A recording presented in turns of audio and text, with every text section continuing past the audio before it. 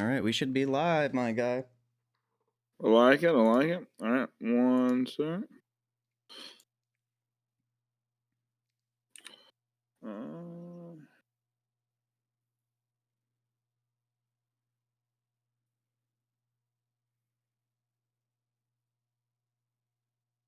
Day three. Make my post real quick.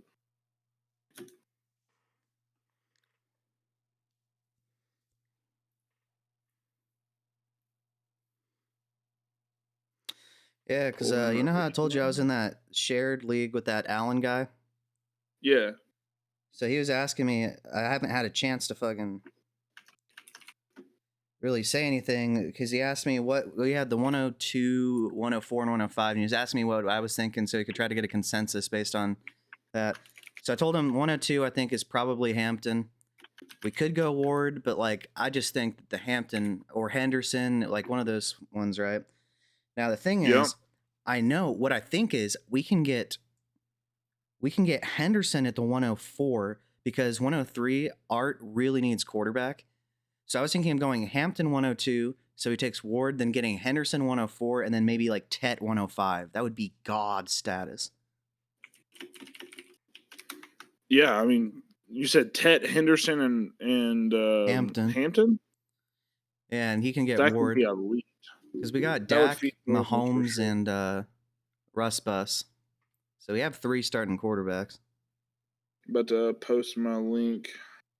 Post the link to everybody. Discord's got it.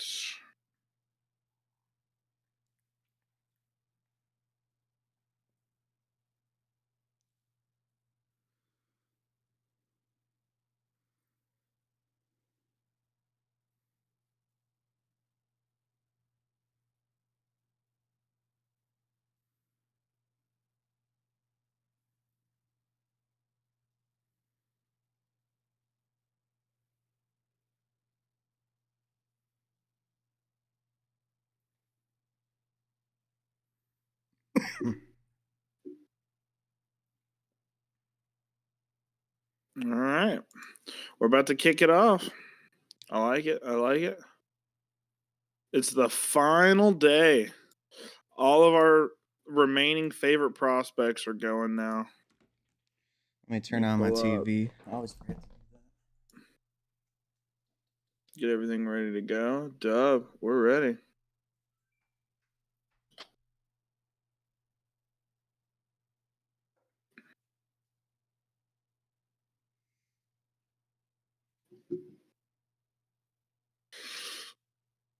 You're Connor, that's a very good question, man. Probably, you know, I didn't hear of any character concerns. I don't know if he necessarily had great interviews, but he's coming off of injury, unfortunately. Maybe that scares some teams a little bit away. The level of competition may have scared him away a little bit. Um, Multiple things, honestly, but can't deny the talent, can't deny the yak ability and the speed. Uh, I would be surprised if he falls out of round 4. Maximus, what's up, big dog? Yeah, Connor, that's depressing as one of the biggest defenders of Jalen Royals. It's crazy, man. What's up, Maximus? Yeah, and I will say, in all honesty, like if he lands here in round 4, as long as the fit's like not terrible, I think he could be. I think he could still be, not dead. I mean, we've had Puka players like Antonio Brown. Now, he's probably not going to have that end of the outcome, but we've had players be good that were late round draft picks at receiver. Yeah, Running back for is where sure. you're screwed if you don't get the DC, most likely.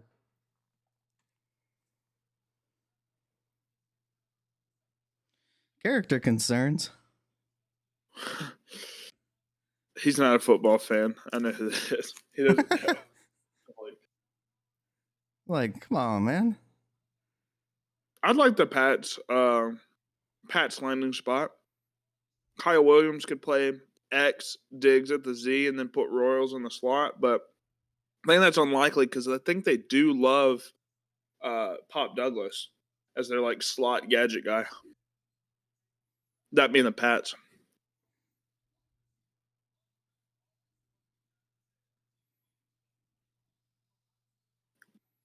Not as many people here for day 3. Jeez Louise. Yeah, it's all good.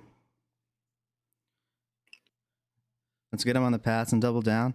I You're could so not. big, I could brother. not agree more. Could you imagine?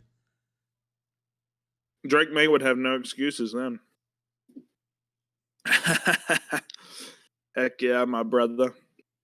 Shout out to you. Thanks for showing. All right, let's see. Goodell's back with, geez Louise, dumpy dump.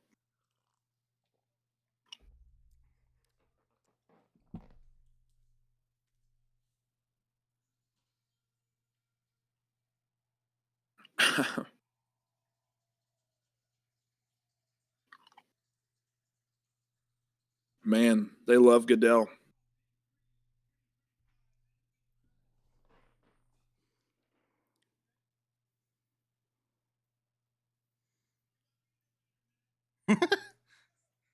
You can do better than that. You can For boo me real. louder than that. Interesting.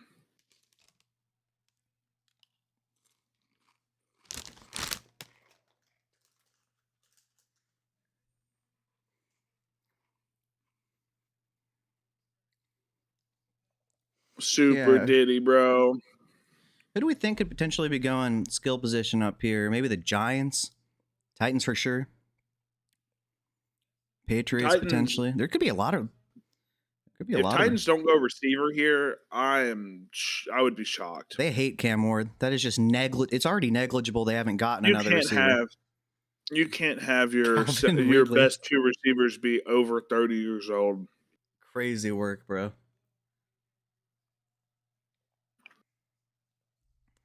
The Giants definitely. I mean, maybe they like Slayton because they did pay him. Wandale's not terrible. Neighbors is obviously. I'm against them taking a skill position player unless it's a running back. I want Neighbors to get all them targets, boy.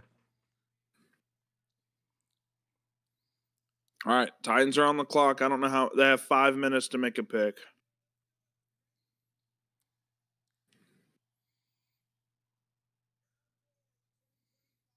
So they went edge and safety, and then they obviously went Cam Ward at 1. So interesting draft class thus far for the Titans. Would have really thought that they would go offense a little bit more here, just because. I mean, they were worse on their defensive side in PFF grade than offensive grade. So we'll see. It's bizarre too because Callahan, offensive minded head coach. You would think like he would have some semblance of control and would want his first overall pick to not be screwed. But maybe he doesn't care. I don't know. Sometimes the way the GMs and coaches draft is confounding. Interesting thing to note, right? Russell Wilson, a quarterback that people thought would go a little bit higher than he did. He ends up going day 3, I believe. I think he was a fifth round pick. Third. If I'm not mistaken. He was a third? Yeah, Russ Bus. So, fun fact, people thought he was going to go much higher than what he did. He fell.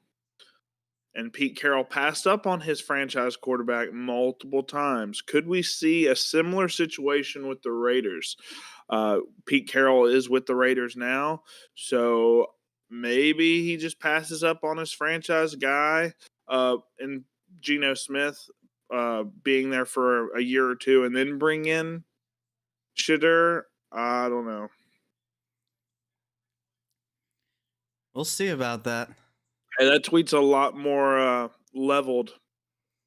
I'm just glad that we appear to have been correct on Samson. I don't know why he was supposed to be a second-round pick. It made no sense to us. Yeah, he was very inefficient to me on film. Shedeur Sanders gets drafted, right? Like, there's, as funny as it is that like he hasn't been taken, so there's like no way he goes undrafted, right? No way.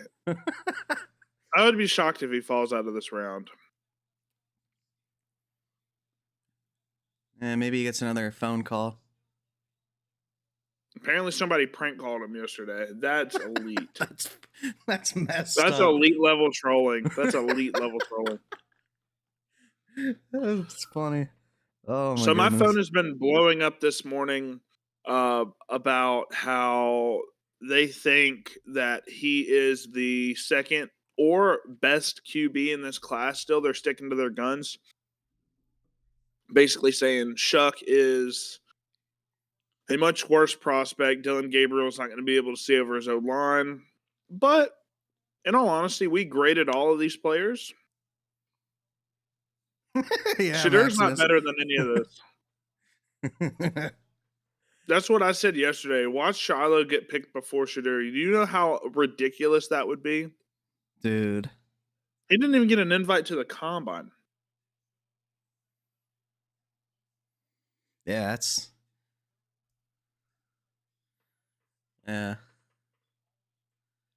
Come on, Titans. What are we doing?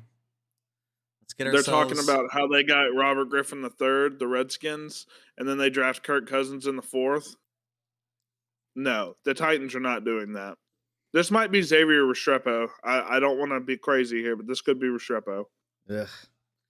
Limited upside.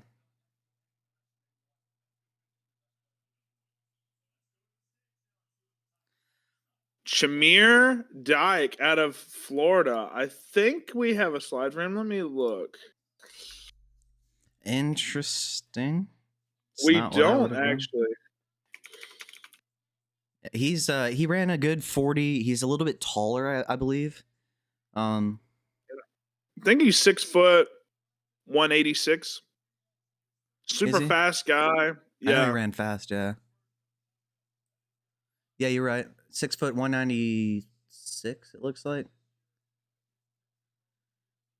I want to say we graded him, but maybe we just didn't get a slide for him. This is shocking that he's going over some of these other receivers, but interesting for sure. At least they took a receiver.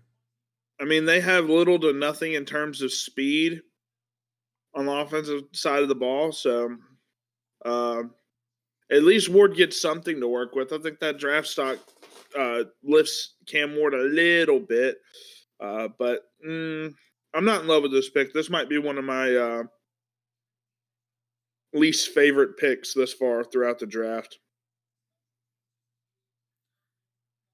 Yeah, I have no idea. Getting a quarterback first overall and then not surrounding him with any talent at all is malpractice, in my opinion. It's not like Tyler Lockett's bad. He's just really old. He's And completely Calvin dropped off in Ridley's efficiency. really old. Well, with me, like even if they are productive, he's going to have a completely different wide receiver room in 2 years. So all the chemistry that he develops with Lockett and Ridley, it's useless. So, I'd much rather you have a younger offense, just like how the Bears have done with Caleb Williams, surrounded him with a bunch of young talent, Yeah, I'm not gonna lie. That might be the case, He's honestly. probably the second best wide receiver on the team right now with how far Lockett's fallen from grace. And I don't even like DK that much. That's He'll probably play sad. the Z, put Tyler Lockett in the slot.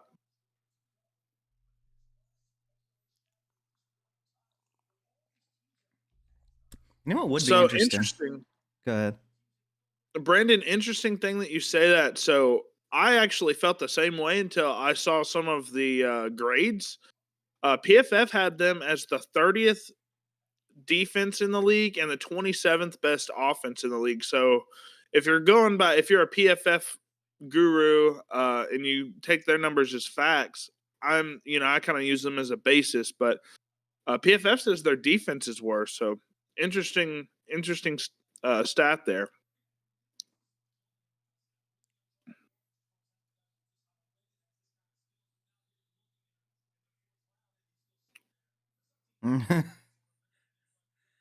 Yeah, Treylon could, rise from the dead after the third day, I guess. At this point, Burks and wide receivers shouldn't even be in the same sentence. Royals. If Roy, Bashal Tootin yo, to the yes. Jags. Okay, yes. Okay, I like this. I mean, who does he have to? Who does he have to worry about? Travis Etienne. I mean, Tank Hank Bigsby. Bixby. None of those two would particularly concern me. I don't think either one of them are particularly great. I think Bigsby's better than Etienne, though. At this point, yeah, probably. Yeah, go ahead and talk about Bashal Tootin. We liked him on film. We saw some elite level speed. Obviously, he can take it to the house anywhere on the field. Fumble problems kind of had us lower on him, but yeah, go ahead and give us some insight on the speedster out of Virginia Tech. Yeah, so he ran a 4.32, as everyone's aware, and then everyone said, "Oh, wow, this guy's good and fast." Well, we do agree. As far as the positives, he's very fast. He accelerates extremely quickly. You'll see on these highlights that are showing if you're watching the draft right now that he doesn't even need to run as fast as he can the entirety of the field. He can just slow down halfway because he's just so much faster than anyone else. Nobody's going to catch up to him. He was a little bit inefficient. He had, I believe, like 23 receptions for 81 receiving yards this season. But for the majority of his collegiate career, he was very efficient through the air, and he should have the passing game role should he get enough work to see the field. His deceleration, his stop-start ability is very good as well. Now, as far as the negatives, he does have ball security issues. Unfortunately, with running backs, that's just one of those things where it could just destroy your career, and you just may never get a shot if you just can't hold on to the ball. And he does struggle from time to time with vision. When there's a wide open lane, he's going to hit it though. And if you don't have a good angle on him, he is taking it to the house every single time. But he definitely could improve his vision and ball security. Anything else to add? Yeah, yeah. So with like you said, he can take it to the house if he gets into a zone gap scheme running offense. I'm not sure if that's what the Jaguars do. I thought they were more like inside zone uh, types of They mixed inside offenses, zone but and gap with Bucky and Rashad last year. oh, Liam Cohen, yes, yes, yes. So yeah, I mean, he could definitely be their zone gap guy. And if he gets some good holes, I mean, he can take it to the house and be one of the more electric playmakers on this offense. But the ball security's got to get better, or he's not going to get on the field. Maximus, are you talking about Zach Charbonnet and Christian Kirk? Or Kirk Cousins. Sharby, I think, is great. I think he's probably going to be a legit threat in that offense with Kenneth Walker just never being healthy. And in terms of Christian Kirk, he's probably cooked with the two receivers they brought in. Yeah. And Kirk Cousins is also cooked, unfortunately. Oh, I just got spoiled. I got spoiled. Somebody just got. It's a white player. That's all I'll say. No. Yeah. Restrepo? No.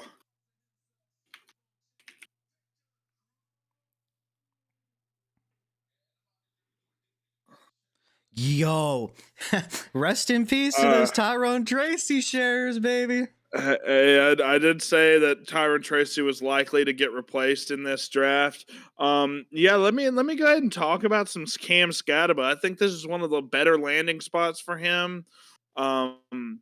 This is terrible for Tyrone Tracy just because of how good of a pass catcher Cam Scatabo is. I don't know where Tyrone Tracy fits into the offense anymore with this guy coming in. Maybe like a change of pace guy at the very best. But yeah, let's talk about some Cam Scatabo out of Arizona State. I got to watch a lot of him this year. I watched him carve up my Mississippi State Bulldogs, just running through them and making them look stupid. I think he went for over 200 yards in that game. But one of the most physical backs I've seen. He's 5'9", so he's got that low center of gravity. Behind Ashton Genty, he is the hardest person to tackle in the draft class. Mm-hmm. Contact balance is out of this world. He led all draft eligible running backs in receiving yards this past season. Absolutely great in terms of pass catching. He's not the best athlete in terms of speed and agility, though. There's a lot to be desired there. His burst isn't all that great either. I will say he's got some solid jump cutting ability at the line. His feet look pretty good there, but yeah, his change of direction, he doesn't even use it really. He just runs through you like a bowling ball, which could question some durability concerns, but yeah, I am a big fan of this. He's probably skyrocketing up our rankings. He's our RB11. He's probably going to be top 6, top 7 in our post draft rankings, if I had to guess.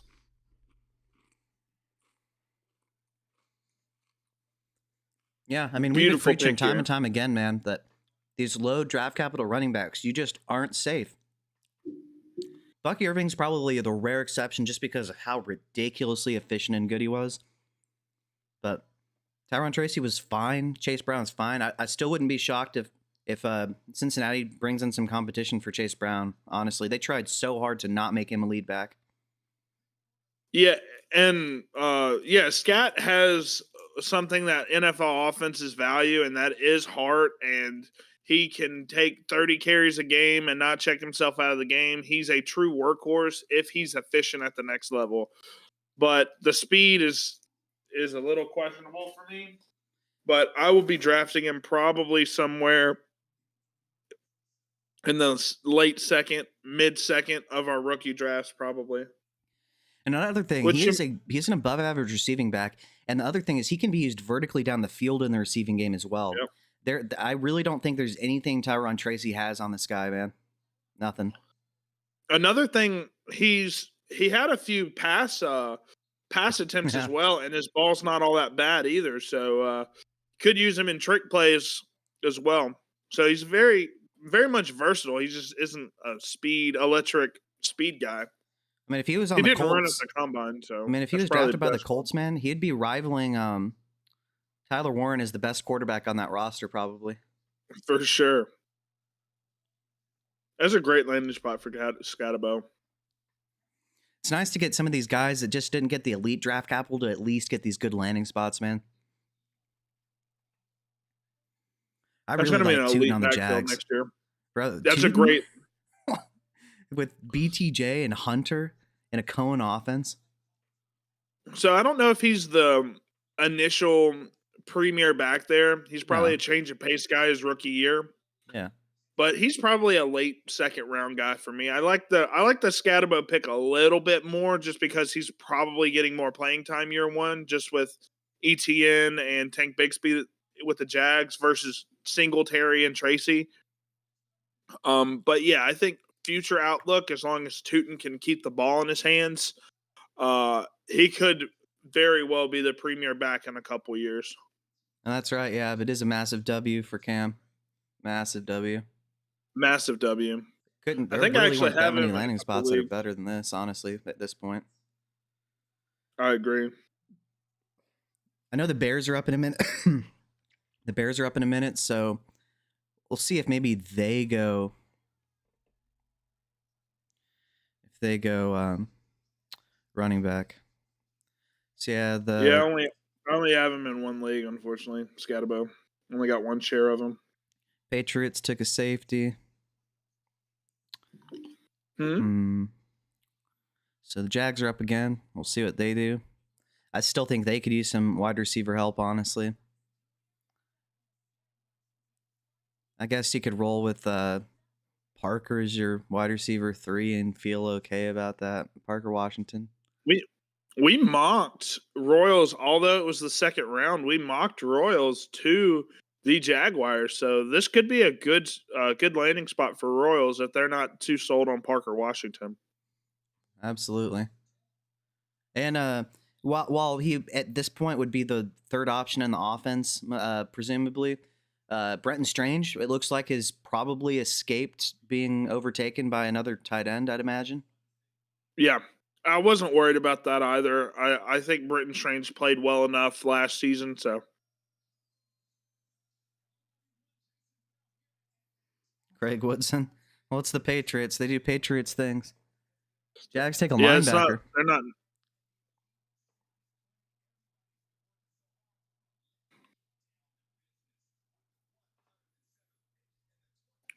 Let's get down to business and go in town to fuck around. What is this?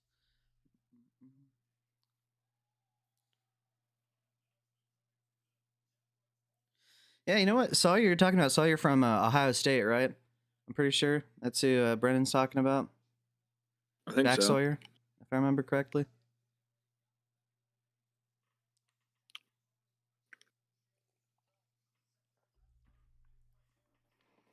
Kaiser's a linebacker with a ton of experience. It looks like 70 games played.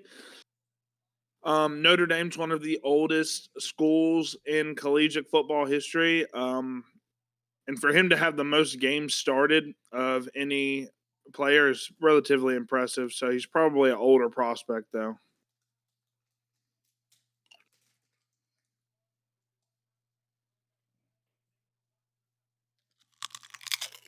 Yeah, he's talking about Jack Sawyer.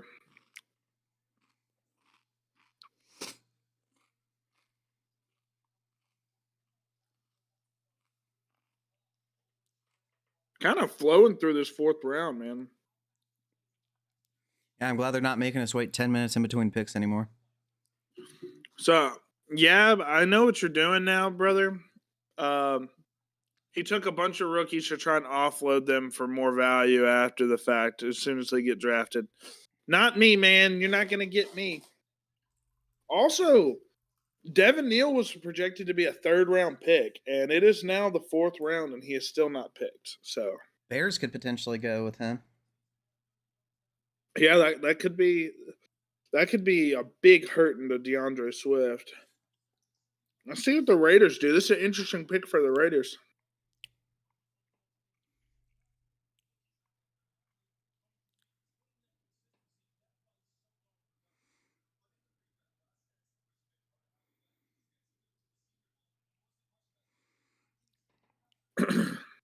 Saints been on that crack.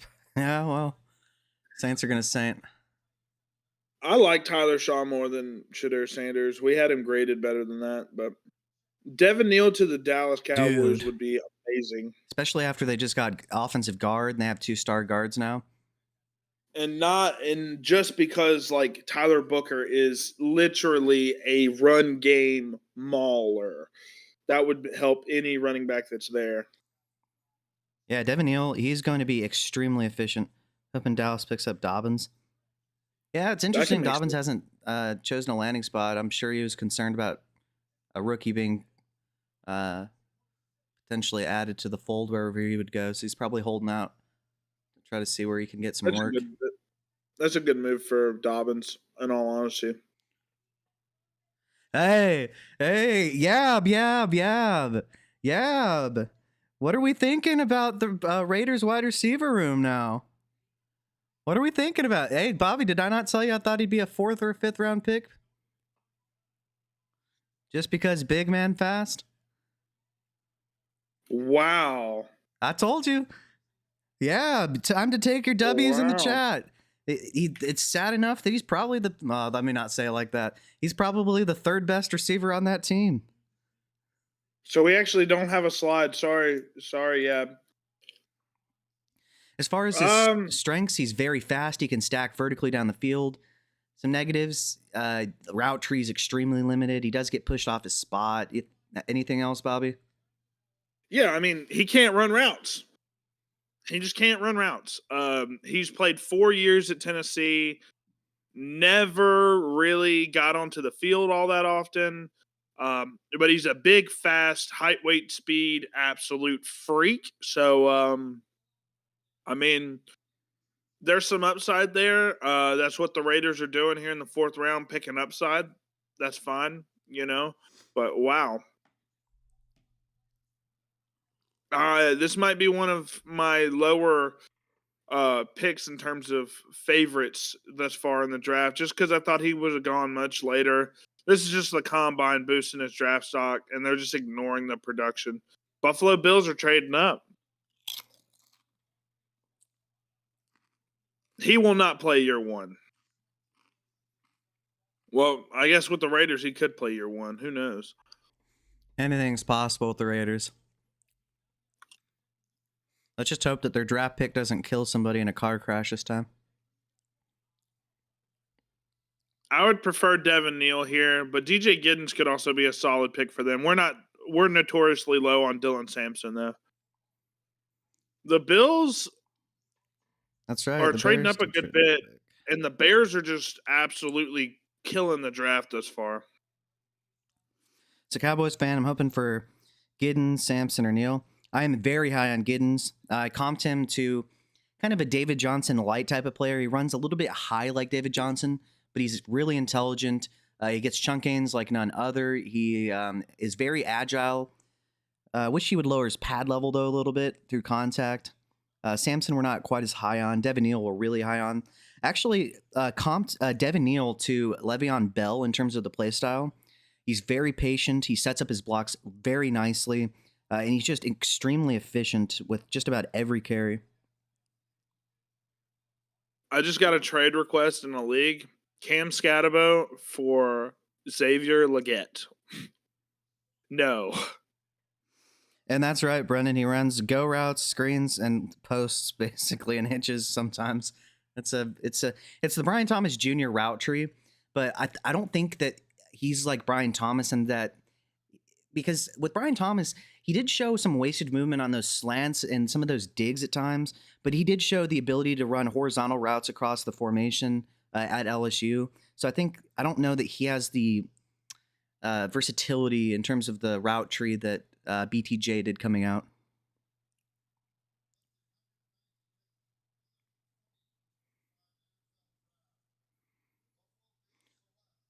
Walker. Is that their second D tackle selected so far? I think. Let me refresh mine. I'm behind a little bit.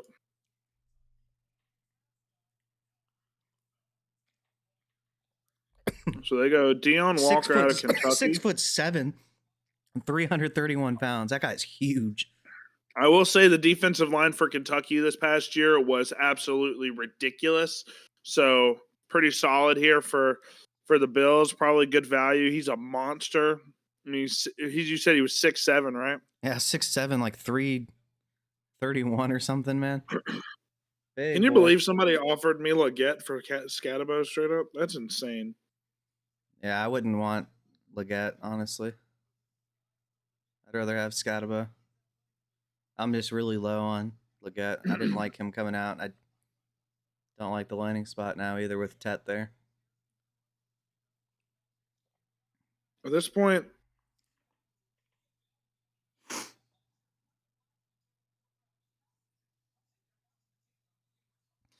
You only saw BTJ highlights and Neighbors highlights and thought he was better than Neighbors.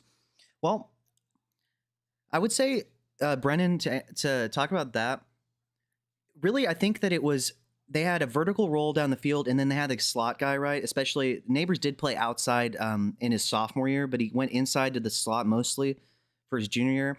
And I really think it wasn't that BTJ couldn't have played the Neighbors role. I think it was just more so that Neighbors is better in motion because he's a little bit more compact. And then Thomas is just better vertically down the field at stacking defenders than Neighbors is. So I think that's the reason for their specific roles in their junior seasons at LSU.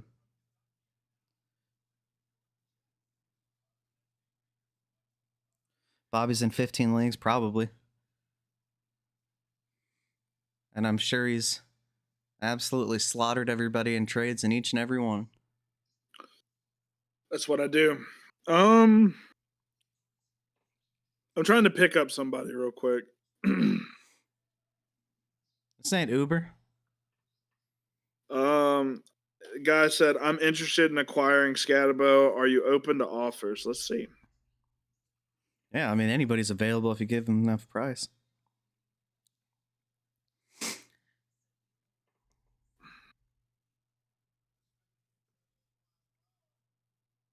Modify him. Let's see.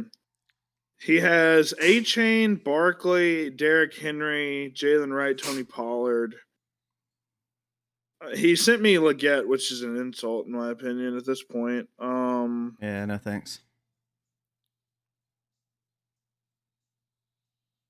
In this league, I have McCaffrey and Jonathan Taylor and Josh Jacobs. So and Jordan James as well. Maximus says it's a lie, and he can testify.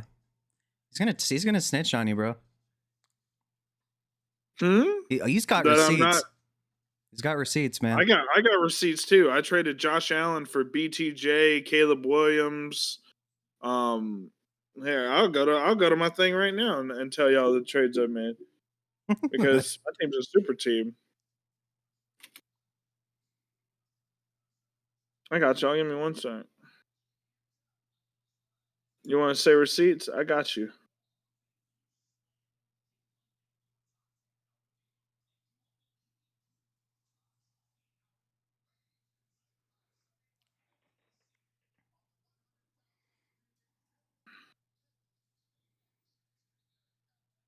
Where's Jab at in the chat? You're supposed to be trolling us right now with that Thornton pick.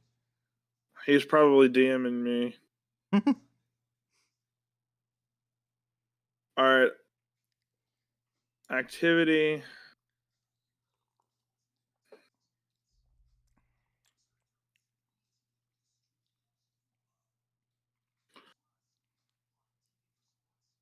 So at the start of the year, I traded Bijan Robinson, Kyler Murray, and a fourth for Pacheco, Geno Smith, and Josh Allen. This is a super flex 10 team league. Obviously, you're smashing the Josh Allen side there. And then I traded Geno Smith for a third, a fourth, and Estime. This is every trade. And then I ended up trading Pacheco and Milton for Najee Harris, Sam Darnold, and Calvin Austin.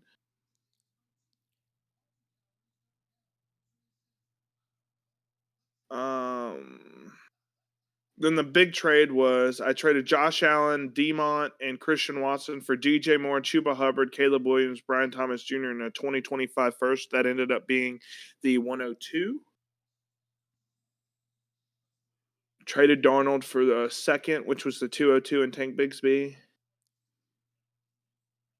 Yeah, I was cooking. Traded the 102 for Trevor Lawrence, Deontay Johnson, Christian McCaffrey in 2/3. Yeah, I'm cooking. 6th place team at best, man. Apparently. Arian Smith out of Georgia. We didn't even watch this guy, and he's a 4th round pick over Royals. He's fast. He's fast, I guess. Cool. Jets gonna Jets, man. I like the release package that I just saw on film there. 10 drops. If he was fast and good at everything, he'd be gone by now. We're saying 10 drops in 1 year? Oh, he's 6'1", 179. You're talking Devontae Smith. Jeez Louise, I'm not in love with that pick whatsoever. I don't even know if he's going to be on my draft rankings because, like they said, he's probably a special teams guy.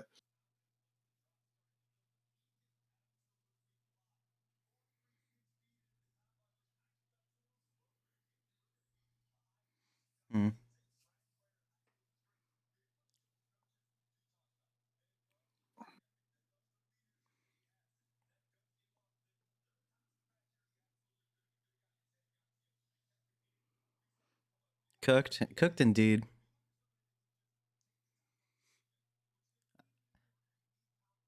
He did win.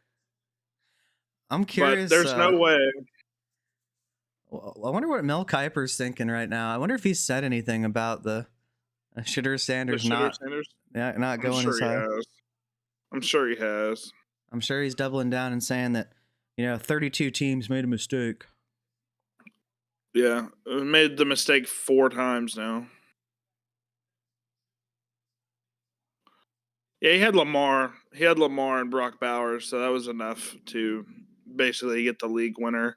But I think with the Ravens not adding anything on offense outside of DeAndre Hopkins, the offense doesn't need that much help. And the Raiders adding 2 receivers now. I think Bowers is going to take a slight step back next year. Nick Chubb is the worst free agent available right now. That's disrespectful. I think there's got to be somebody worse. Zeke's probably available. He is much worse.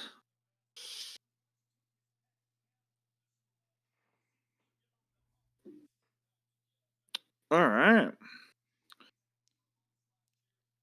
Interesting. So there's some receivers that we didn't do a lot of work on that are getting picked in this round. DK and the Georgia guy. That's interesting. Why would you want signatures on your jersey from Roger Goodell? What? Yeah, I'd be good on that.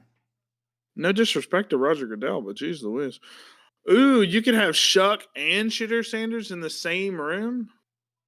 Huh? Huh? Anybody? Any The takers? Saints are gonna Saint.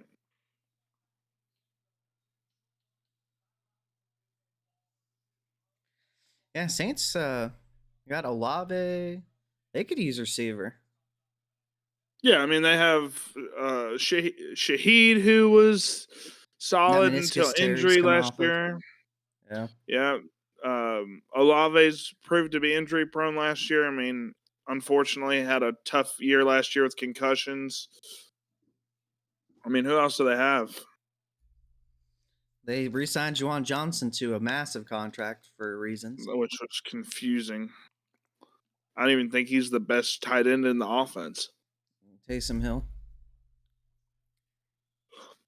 What? How do you feel about Royals here? Um, Hmm? it would probably be poor quarterback play, but I mean, at this point, there's really just who knows if he's even going to go somewhere where he can get any chance. Well, so for me, Shuck was one of the better short passing guys in terms of how we graded the prospects. He was one of the better short passing accuracy quarterbacks. A lot of check downs, a lot of screens, things like that.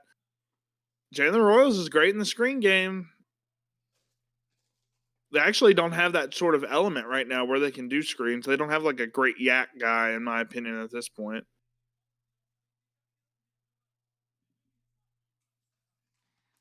That they do not.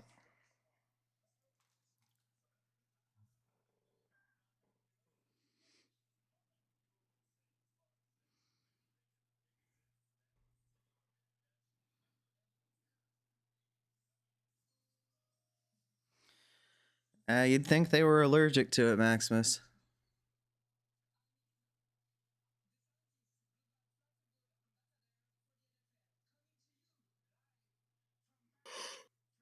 A linebacker, okay. They Interesting. I just find it so interesting, right? That teams will take positions like quarterback and then just do nothing to surround them with any semblance of talent at all. We're Like, seeing that with the Titans. We're seeing that with the Saints. makes no sense, man. Like, but I mean, you see what the Bears do. They already had plenty of firepower on offense. What do? They got Loveland, and then they also got Burden because they want to have way too much talent rather than not enough. They I mean, they did revamped get the Banks line. in the first round, right? But It's crazy, man. I just seems these people, the people that make these decisions, are paid so much money, and you would think they would have the common sense enough to try to protect the assets that matter the most, but maybe they like the receivers that they have there, right? Let me pull up their depth chart real quick. I think some of it's also they have to prove that what they did was right, so they try to make things work even when it's just a bad idea. I think that's also what goes into it to a degree. So their current receiving room, okay, it's not as bad as I thought. So Olave, Bub Means, who looked bad last year. Dante Pettis is not a NFL wide receiver at this point. Brandon Cooks they did bring in, so he's solid. Yeah, Rashid Shaheed and Cedric Wilson Jr., Mason Tipton as well. That's like their whole receiver room. that's a bottom 5 unit. But in my opinion, it's the same thing. You go back to what we said about Cam Ward and the Titans. If you want, whether it's Rattler or whether it's Carr or Shuck, it doesn't matter. you want to develop chemistry with your wide receivers, and none of these guys are going to be there long term. Yep. Olave's probably going to spend half the season in the hospital. Sheed coming off that meniscus, and everybody else. And Brandon Cooks is old as dirt. It's interesting. So we get a D tackle for the 49ers. What is Patrick Willis doing in Mexico? Living his life, man. No. I think Shadur, we thought he was the QB 10 in the class just based off of talent. In terms of a fantasy relevance, right? Yeah, I think he deserves to be drafted. I think, in my opinion, he should have been drafted before this. But the problem is there's very few teams now that need a quarterback. I mean, literally the only two teams that I can think of are the Raiders and the Steelers are the only two teams that could possibly think of getting a quarterback right now. Maybe the Rams. But yeah, those are three teams. Nobody else is really going to take him with the intentions to start him relatively early on. And Yab is back here. Dante to the Raiders is goated. What I will say, That's a good Yab, is landing that spot. if there's ever a place where he's probably going to see the field, it is the Raiders. They have still probably the worst skill position group in the league, I'd imagine, in terms of actual With wide Besh. receivers. They got And that's Besh. with Besh there. Yeah, yes, that's including somebody we really like and are high on with good draft capital. But Yeah, Dolphins, you know, I wouldn't even hate that, honestly, as a backup for Tua. they're very similar in terms of prospects as well, in my opinion. Lack arm talent, good accuracy. He just is much worse than Tua in terms of his pocket awareness and he just loves to make his offensive tackles' lives living hell by dropping too far down. I don't think the Jaguars need a quarterback. I think Trevor Lawrence is going to make you really question why you ever doubted him next year. See, the thing is, I think the reason people think Trevor Lawrence is so bad is because he was just supposed to be this GOAT prospect. I think if he was just supposed to be a fine prospect, people wouldn't hate him at all. I think a lot of the hate that some of these guys get is unwarranted just because some other people decided that they were this good, and it's not really their fault. They didn't say, "Hey, I am the GOAT quarterback prospect. I'm this good." That's personally what I think some of it is. Also, yeah, I think T-Law could live up to the hype next year. He doesn't have any excuses now with Travis, BTJ. Now you got Bashal Tootin in there with, you got a good running back room now. You got two solid wide receivers, or one of them's elite. I think both of them are elite. I just don't know how much Travis Hunter plays on the offensive side of the ball. Hopefully he plays a lot, but it's definitely a big question mark. But and another thing, you have Brenton Strange. Yeah, and another thing is like a lot of these quarterbacks that play well, right? What do they all pretty much have in common? They have good head coaches, and they're a lot of times protected with good assets in the passing game. When you think about Trevor Lawrence, right, as a rookie, he had one of the worst head coaches that we've ever seen. I mean, he was busy in the club rather than coaching his team. The offensive line was horrible. Who was the best person to throw to? Oh, and they were supposed to have Travis Etienne. Well, he missed the entire year with that Linsfranc injury. So, first year, put in a horrible situation. Then they upgrade to Doug Peterson, which is, I guess, better marginally, while still having Christian Kirk as his wide receiver one. I mean, that's laughable in my opinion. So, like, bad coaching, the offensive line is still terrible, too. So, like, I just think it's like Mahomes, right? Mahomes went to the best situation imaginable. So, I think that some of these quarterbacks just have way everything working for them to help them hit their ceiling that some of these other guys just don't have. I do agree with you. If he does not show up to be good this next year, oh my goodness. The Carolina Panthers did go skill position here. They go Trevor Etienne that is probably the worst landing spot possible for him. We're not super high on him as a prospect, anyways. He's not playing. Between him and Rico Dowdle and No. Jonathan Brooks, this makes zero sense for the Panthers, in my opinion. Yeah, another thing though, Maximus, is there are worse quarterbacks than Trevor Lawrence. He will be starting for quite some time, whether it's with the Jags or someone else. He may never be the Yeah. quarterback he was supposed to be, but you're telling me that the Giants, like the people the Giants have been starting for all these years have been better? I don't think so. The Browns, I mean, there's plenty of teams that have worse quarterbacks than Trevor Lawrence. He will be starting. Let's talk about Trevor Etienne for a second. I do have some things to say about him. Um, so in terms of he's painfully average at everything. He's kind of like the Xavier Restrepo of running backs for me.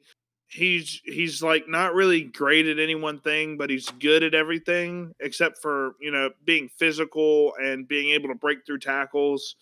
And then his pass pro ability was very bad, but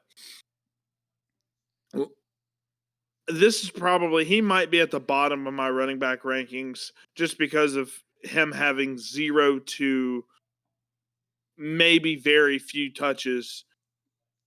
This is interesting. This makes no sense for me in terms of landing spot. I would have thought the Panthers would need many other needs, not running back though.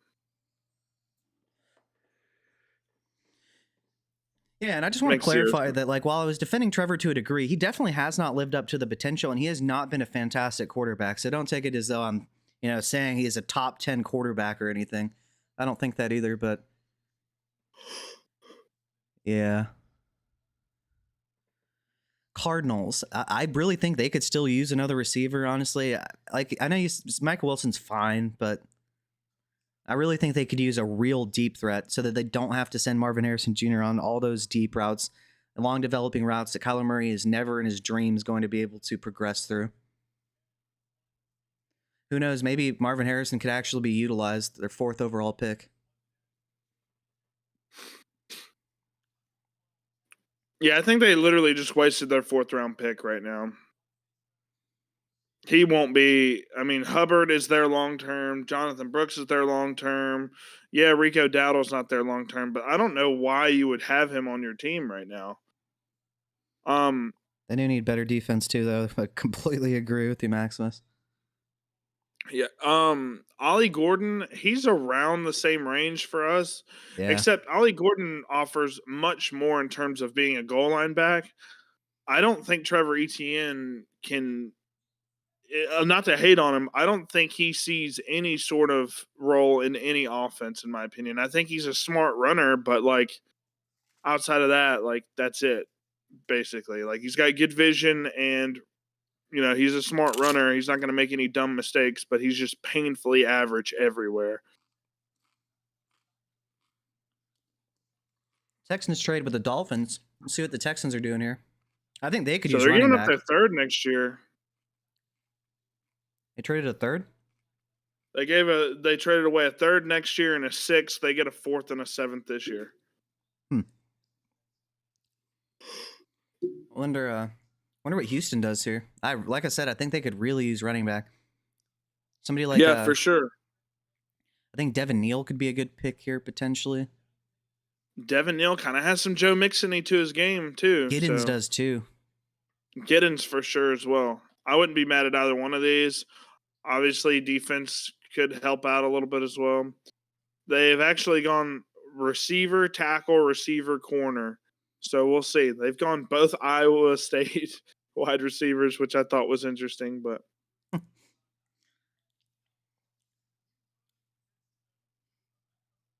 yeah, I mean, at least while they didn't really help Stroud out very much on the O-line, at least they're getting him some passing game weapons so that once Nico Collins gets hurt again this year, at least they have somebody else to throw to.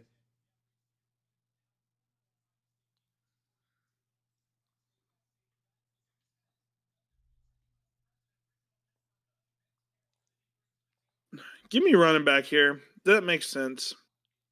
I don't really want to shoot my shot because of how the running backs have been falling this far. Like, there's just some running backs that don't make sense to me. So at this point, who knows what these GMs are looking at? But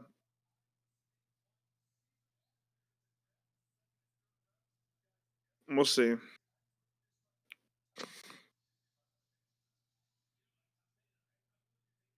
So this could definitely be an offensive pick here.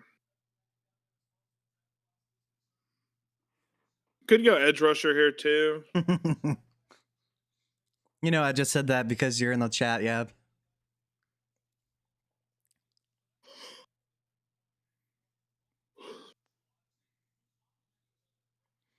We're actually halfway through the first round now, which is insane. Almost halfway through.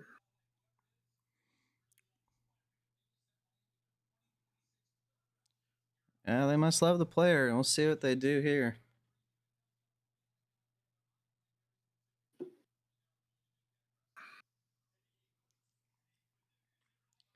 Certainly taking their time. Better go O-line. Yeah, They already grabbed tackle. man. They grabbed Ursery out of Minnesota, which I thought was great value at the time.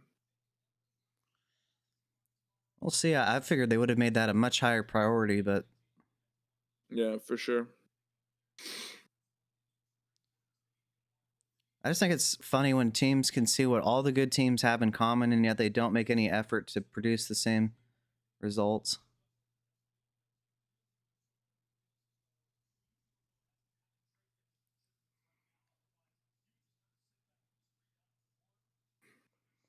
Trying to think.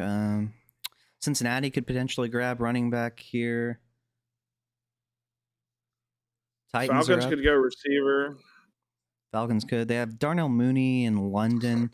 Yeah, like Ray McLeod. I think he's easily replaceable personally. Packers could go receiver. Hey, let's add another wide receiver too, baby. Wide receiver 2, you.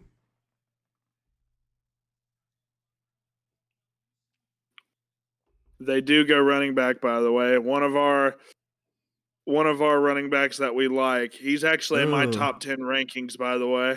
Ooh. Okay. I like this for CJ Stroud.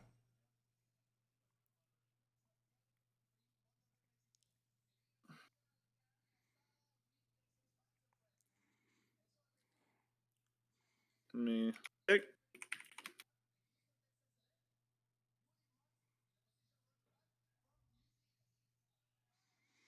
Yeah, so Woody Marks, I think we can both say that we are high on him in terms of Yeah. some of his strengths.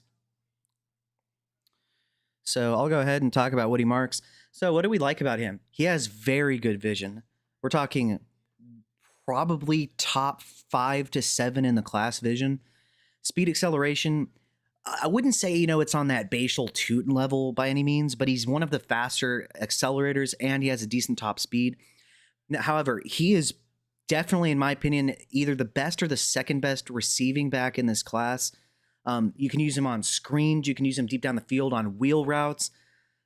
I'd kind of liken him a little bit to James Cook in a way as a runner. However, we watched, I think Bobby and I watched, like 4 games, and we didn't see him break one tackle. It's shocking, honestly. So his contact balance just is not very good. As soon as he's touched, he falls down. But like we said, very smart runner, has great vision, very fast, accelerates quite quickly, and one of the better passing assets in this draft. You got anything else to add, Bobby? Yeah, before we talk about Jarquez Hunter to the Rams up next, yeah, I love Woody Marks. I think he's one of the more explosive athletes in this draft class. Like you said, at Mississippi State, he was used like as a third down back and had a ton of volume in terms of pass catching. Love this fit for him. Don't think he's going to be an exclusive part of that offense. I think he's their third down back, at least at the next level starting out. But I think he easily could get some work in if he shows off that athleticism and that elusiveness. Love this for him. Probably taking him early third round in rookie drafts right now. Let's go ahead and move on straight to Jarquez Hunter. I'll talk about some Jarquez Hunter, a guy that kind of, surprised us a little bit, but kind of came up short in terms of a lot of other attributes, right? Just in terms of him as an athlete, wasn't the best. Uh, but in terms of him being a power back, I love this. Kyron Williams is kind of a power back, but not really. Um, but contact balance and burst looked great, and those are two of the most important things for me in terms of a running back. But he's just underperformed in terms of as an athlete, in terms of his speed, his deceleration, his change of direction, his agility, stuff like that. But I think he could be something on the Rams offense if Blake Corum just doesn't end up working out. It's a little weird to me because I didn't think the Rams would take a running back here. But what do you think thus far about the Rams picking up I think it's another nice. running back? Yeah, I think it's a nice depth piece. We didn't. Corum looked okay. Uh, he really just didn't get much action, to be honest with you. So I think it's a nice depth option, but I do think, like we said, there's a couple running backs I think that are better. But Sean McVay, I think we can generally trust him. He's a relatively good drafter, so he probably sees something that Hunter could potentially add. Yeah, for sure. He's probably a late third round pick for me, just because the landing spot's very rough for him. Yeah, he'd need an injury to even see any work, and two injuries to really see work. Yeah, but I do think he offers some upside as a power back for sure. Yeah, Bowman looked at some of his counting stats. They looked very solid. Is this Devin Neal? Could the Bengals be getting Devin Neal here? I definitely think running back's in play here. This would be my last prediction. I would be 3 for 3. So I had the Giants picking a running back in the first 4 rounds. I had the Bengals picking a running back in the first 4 rounds, and I had Shadur falling out of the first round. Those were my 3 hot takes, even if the other 2 aren't really hot takes.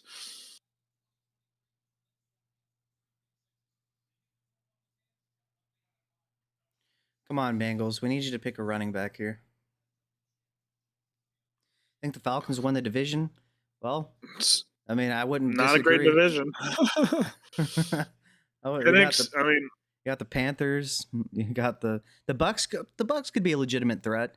I think the Bucks win Saints. that division, in my opinion. I could go either Bucks or Falcons. I wouldn't be shocked with either one, honestly. I will be curious to see if we see any decline from the offense of the Buccaneers with Grizzard calling the plays now as opposed to Cohen. But I imagine he probably tries to keep the playbook similar because why fix what isn't broken, you know? Unfortunately, they do not go running back. They go linebacker, the Bengals. Apparently they liked the inefficiency of Chase Brown. They said, "Sign me up for more." I'm still selling him. His value probably even goes up after the draft. I'm still selling him. He's not good. His value probably goes up to a late first now because his value was like 203, 202 for Chase Brown. I'd much rather have the 109, 110 than Chase Brown. I do find it interesting. I thought Tyrone Tracy was better than Chase Brown, especially when you consider the disparity between their situations, and yet he got replaced. Yep. Yeah. You guess the first 4 players for the Patriots? Hell yeah, brother, man.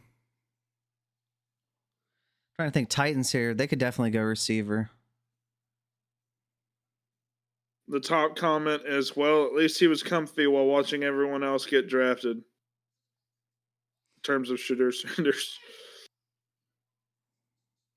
Yeah, so would I, Maximus. I agree. Not a bad pick, though.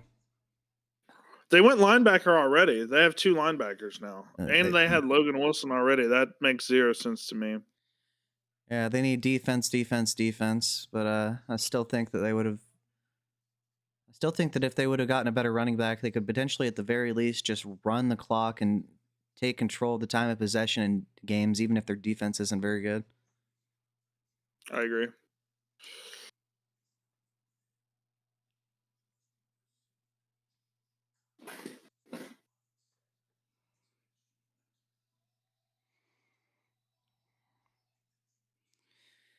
Curious what Tennessee does here. They went Gunnar Helm, huh?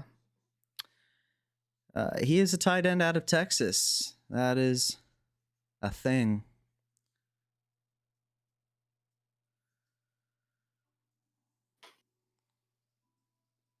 Gunnar Helm.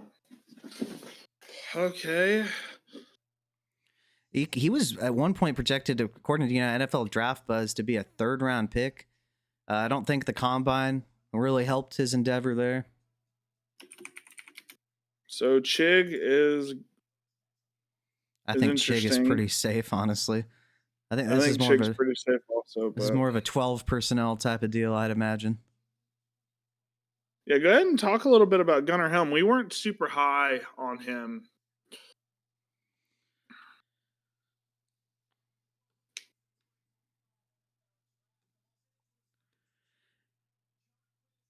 Yeah. So as far as Gunnar Helm's concerned, he's a very good blocker, which is probably what I think the Titans are looking for here. They still have Tony Pollard and Tajay Spears. I'd imagine they're probably going to try to help take the pressure off of Cam Ward instead of getting him players to pass the ball to. Let's just run the ball to help him a little bit, is I guess their angle here. He does have good hands when it comes to his catch and traffic ability, but the negatives, he's just not very fast. He's not good at yards after catch, and his snap down on some of these short routes and the wasted movement is kind of annoying, honestly. So I just think he's a really high floor as a blocking tight end, but really low ceiling because he just doesn't have the athleticism or yak ability that we want. And so, as far as for fantasy guys, this is a 100% avoid. There's just really not any upside. You got anything else to add? Yeah, I mean, maybe you want to run 12 personnel since you only have 2 good receivers. Makes sense, maybe. He's probably a blocking tight end at the next level, though. He didn't offer too much in terms of a receiver at Texas. Thought he had some decent jump ball ability, but yeah, you're kind of hit it on the nose there.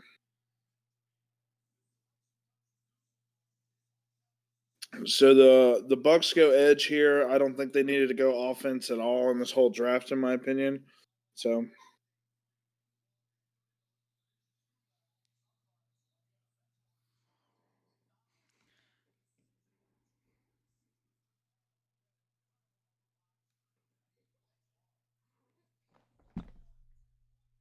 interesting. Small school, a lot of production.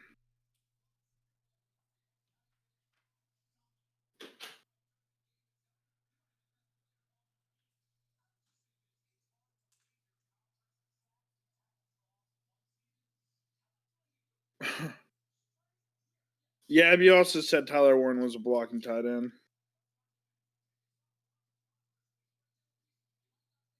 Yeah, I do think it's always worth to grab guys from smaller schools that ball out, right? Like the Memphis guy, the Memphis quarterback. I think he might be solid at the next level if he gets a chance. So we're looking at Dylan Sampson as a big time faller. We're looking at Jordan James as a faller. Uh, Interesting.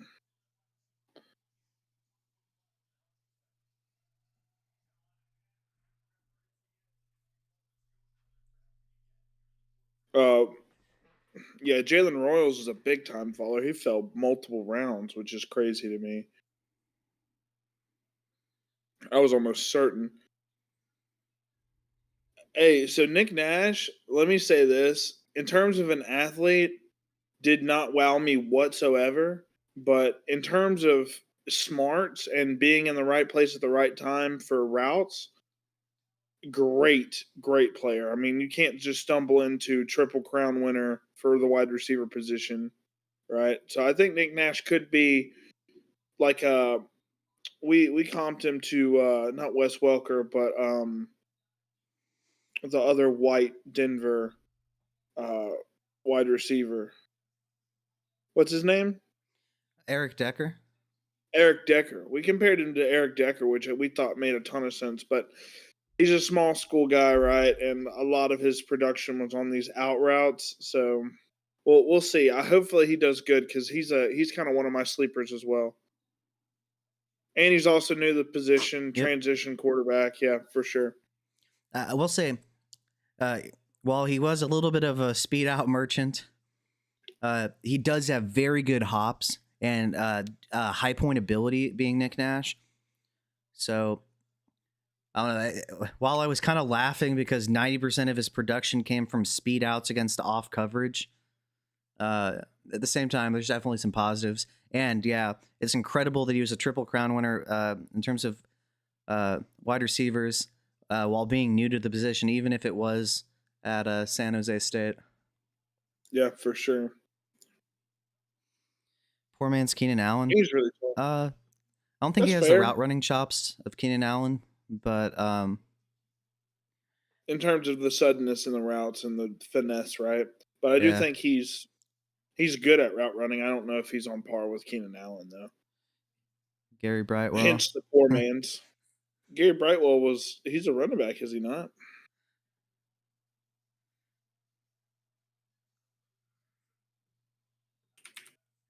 Yeah, he's a running back for the Bengals. Yeah. It's Chase Brown and Gary Brightwell and Zach Moss currently. That's their running back room. Bengals gonna bangle. That's interesting. Looks like during the break, the Panthers drafted Lathan Ransom, the safety out of Ohio State. I think that's solid value Mhm. for the Panthers. Ooh, the Steelers got a baller as well.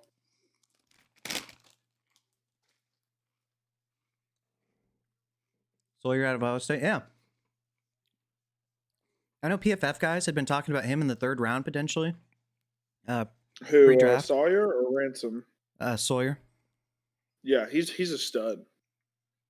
Zach Moss is still in the league. He was the premier back for like the first 4 or 5 weeks for the Bengals last year. He actually did some solid work when JT was out for the Colts. Yeah, and so Zach Moss, they tried to make him the lead back in a committee with a 60-40 split over Chase Brown. And then he got hurt, and so they were kind of forced to start Chase Brown. So I'm guessing they probably think that he's going to be back and fine, I guess, and they'll probably go back to a committee, I'd imagine. But I think we could all agree they could have used a running back in that offense because it's kind of incredible, actually, that Chase Brown wasn't very efficient considering all of the talent that he had around him. Well, you use the word efficient. The most efficient running back in the draft behind Genty and probably Travion is still available right now. So we'll see. I know who you're talking about. Yeah, we'll see. At this point, I don't know of a good landing spot for him in this round. Maybe the Chiefs. I would love him going to the Chiefs, but maybe the Ravens to sit a year and then maybe take that offense over after Derrick Henry leaves. Potentially. Do you really think that the ESPN got it wrong, Maximus? Gary Brightwell might be the most talented back on that roster. Do we know that Chase Brown is more talented? I'm a Chase Brown hater, and I still think he's significantly more talented than Gary Brightwell. I'm trolling, bro. But yeah. I agree with you, yeah.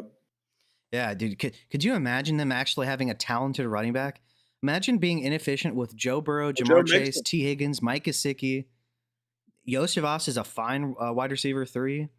Like, imagine not being efficient in that offense, man. It's crazy work. All right, is it another receiver here for the Packers? Yeah, let's see who we can ruin next, guys. Is it Jalen Royals? I hope not. I would cry. You will see a grown man cry on stream. He would be off our draft boards.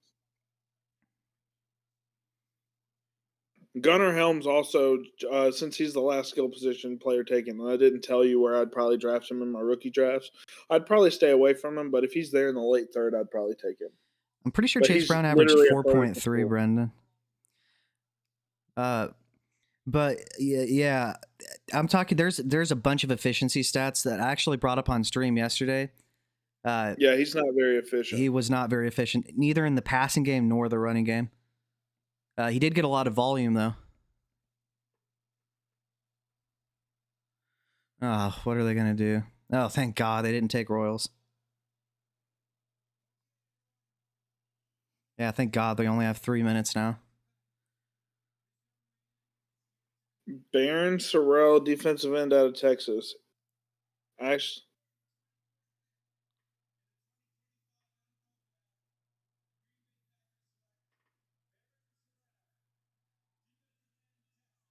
interesting.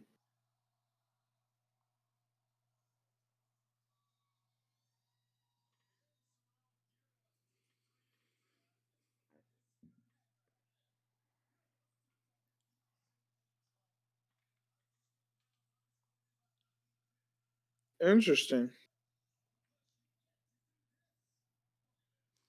What did he know he was gonna be picked or something? Well, he was invited to the green room. Really? Yeah, he's been here for 3 days. What the hell? Yeah, bro. I love that though. The Packers are Yeah. cheering him on. Love the fan base. Good stuff. Hell, I mean, yeah. I mean, I don't blame him. If I got invited to that and I had the chance to walk up on the stage, I would too. Yeah, for sure. Good moment for a 4th round edge rusher. It would have been terrible if they took Royals, Brennan. You would see me cry on stream here, like real tears, man. This guy had more of an ovation than Matthew Golden. Ain't that crazy? Said he has what? He had more of an ovation than Oh, Royals. Not Royals, oh Golden. yeah. It's interesting. Did Washington Washington, grab an RB yet? No. they did not. They should though. I mean, B Rob's fine. It's incredible that he was able to do much of anything after being struck with a metallic object at a high rate of speed. Oh, we didn't even talk about it. The Steelers skipped Shadur Sanders with that last pick, grabbing Jack Sawyer. I mean, we're at this point we're not even concerned about him because the Browns got Gabriel. They're not drafting a quarterback. I mean, maybe the Colts. Maybe. taking Shadur. Yeah, maybe. So I will say one thing about the Colts is they are one of those teams that just looks for high upside athletes. He's not that. I know he's not. But yeah, they're a team that just wants the elite athlete. They are less. They value production and talent a lot less than most teams.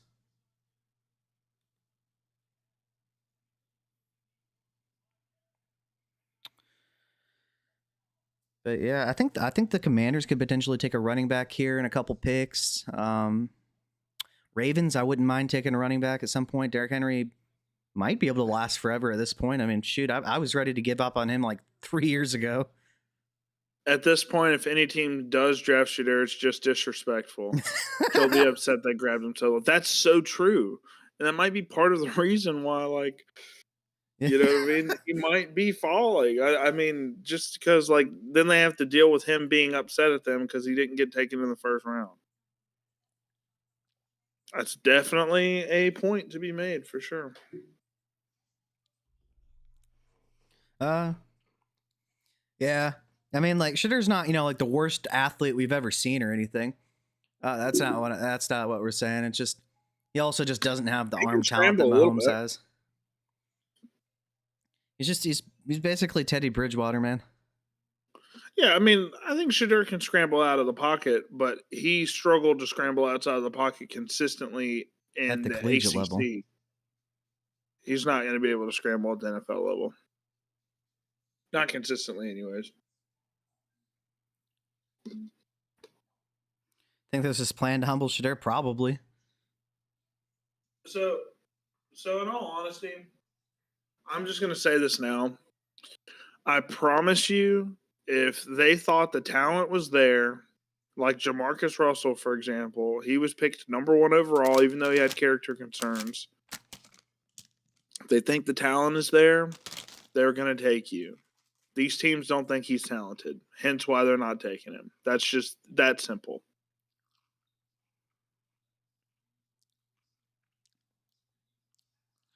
That's a realistic chance, yeah.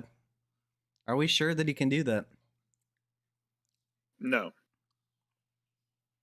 In the NFL, yeah. So I will say Tom Brady kind of relied on it, but I mean, he modeled his entire game around being smart. Shadur does so many things that just aren't smart. The 15-yard sacks, the holding onto the ball too long. Yep. He does so many things that are the exact opposite of Brady. Now, Brady is super smart, gets the ball out quickly, makes the right decision every single time. Shadur just doesn't do that.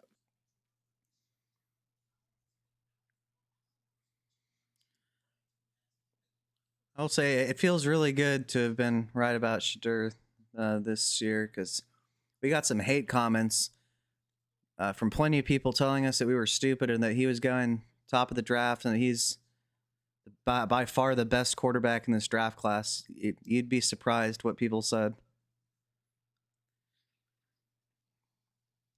Just say it, Bobby.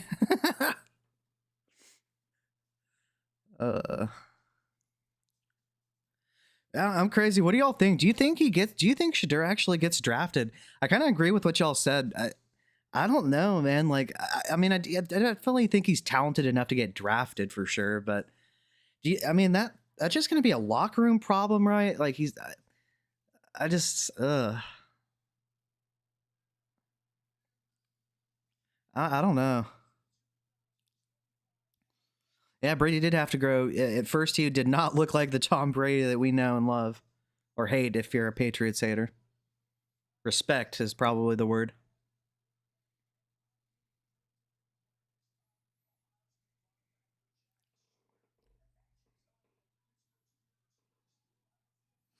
Savion over Shadur is not something you're expecting? Me neither. I mean, like, I didn't think he was going to fall like this, to be honest with you. I figured he'd probably be a late first, maybe in the second round of the draft. I think we had him as, like a 4th or 5th round talent in terms of how we actually graded him. But, I mean, he is, in my opinion, he is the most accurate quarterback in the class. It's just there's so many other big negatives. And then, like everybody said a million times, the personality, the entitlement. Yeah, kind of a potential locker room cancer type of deal, in my opinion. Let's see who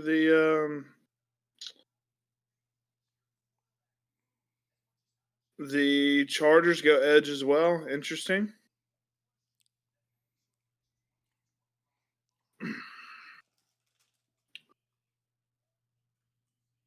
Let's see. Yeah, Savion over Shadur, to your point, that's absolutely crazy. I thought he was going to be a 5th or a 6th round guy. But upside, Kyle Kennard.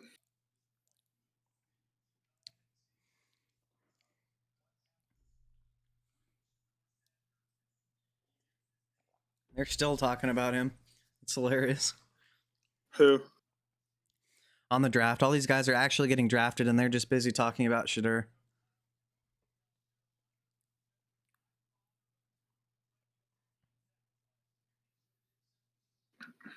Well, I will say there's more quarterbacks that aren't going to be thrust into the starting spot immediately than there aren't in this draft. I think Gabriel is going to take a little bit.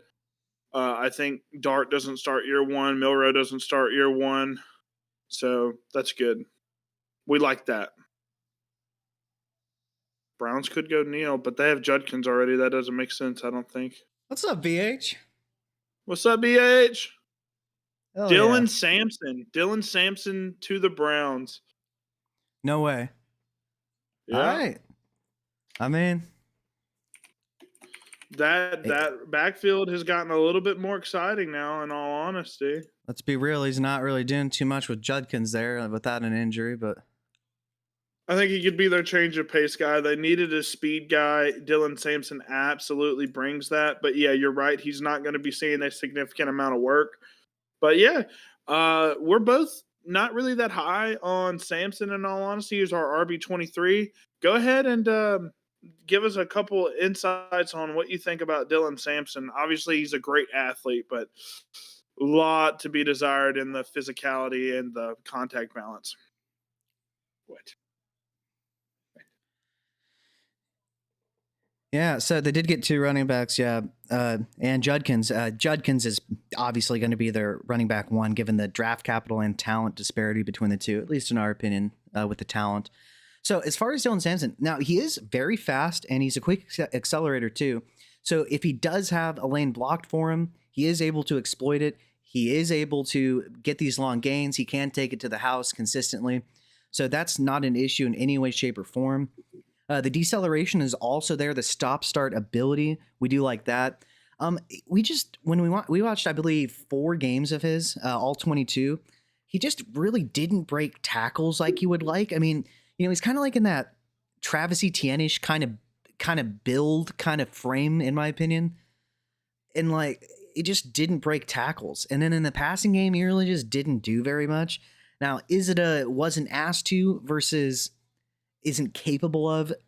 That's up for debate. I don't think he's an elite backer. He probably would have shown that in the passing game, but just kind of a change of pace back, like Bobby was saying. Jalen Lane out of Virginia Tech, another guy that we didn't really get to look at a lot on film.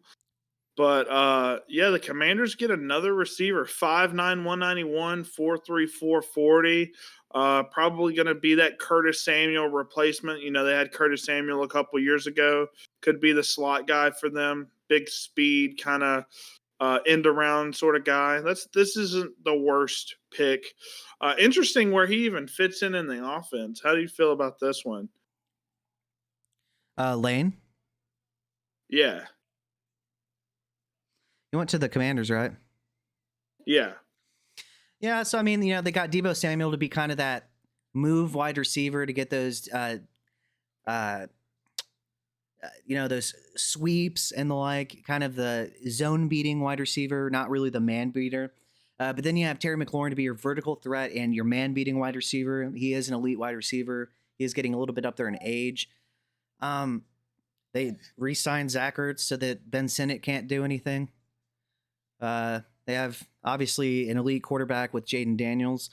As far as his role in the offense, he's probably 4th or 5th in the pecking order, I'd imagine. Yeah. So probably not a difference maker due to, the his role in the offense and his lack of elite depth chart positionality. But so yeah, I want to talk about Sampson just real quick.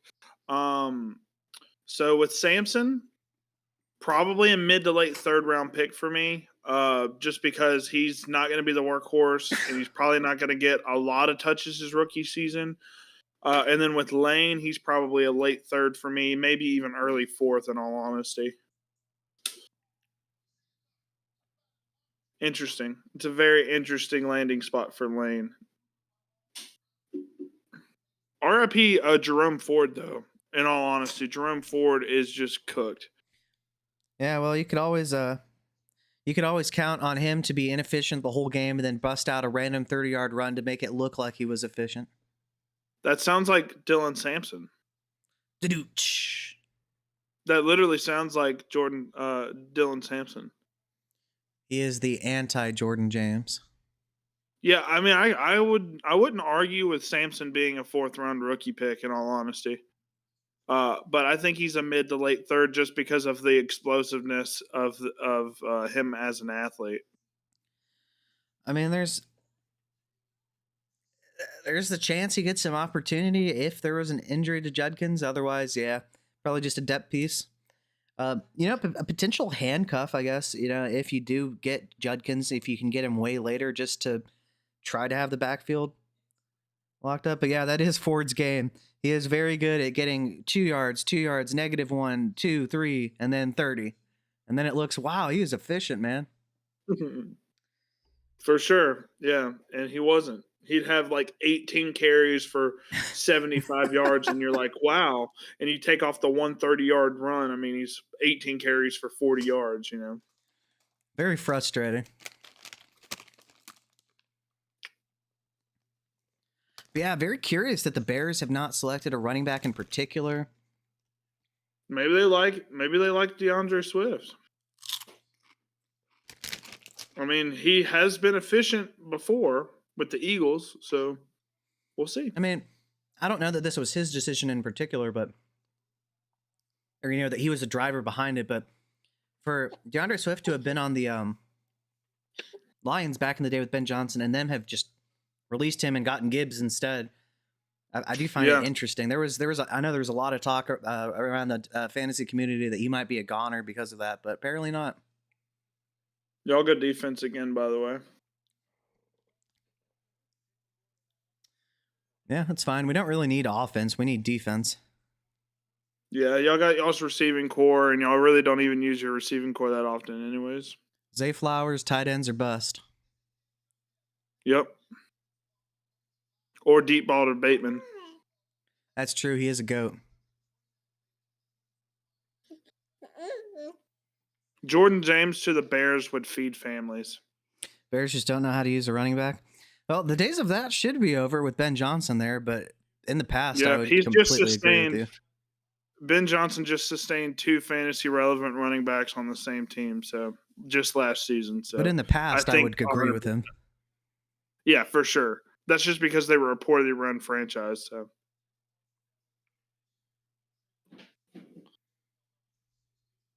I mean, I'm assuming Brendan is a Patriots guy. Why do they need more online? They already went. Hey, this is blasphemy, my friend. He is a Raven, whether you like it or not. I don't know why. They have a very solid borderline Pro Bowl level center. They have 2 Pro Bowl guards. They just drafted a tackle. How much more O-line do you think they need? They could use some depth. I wasn't sure what they were going to do with their first round pick. I thought if Kelvin Banks was there, which he wasn't, that they could have gone with him. I know there was talk about Genty. If he had fallen, that just wasn't going to happen with the Raiders in front of him. But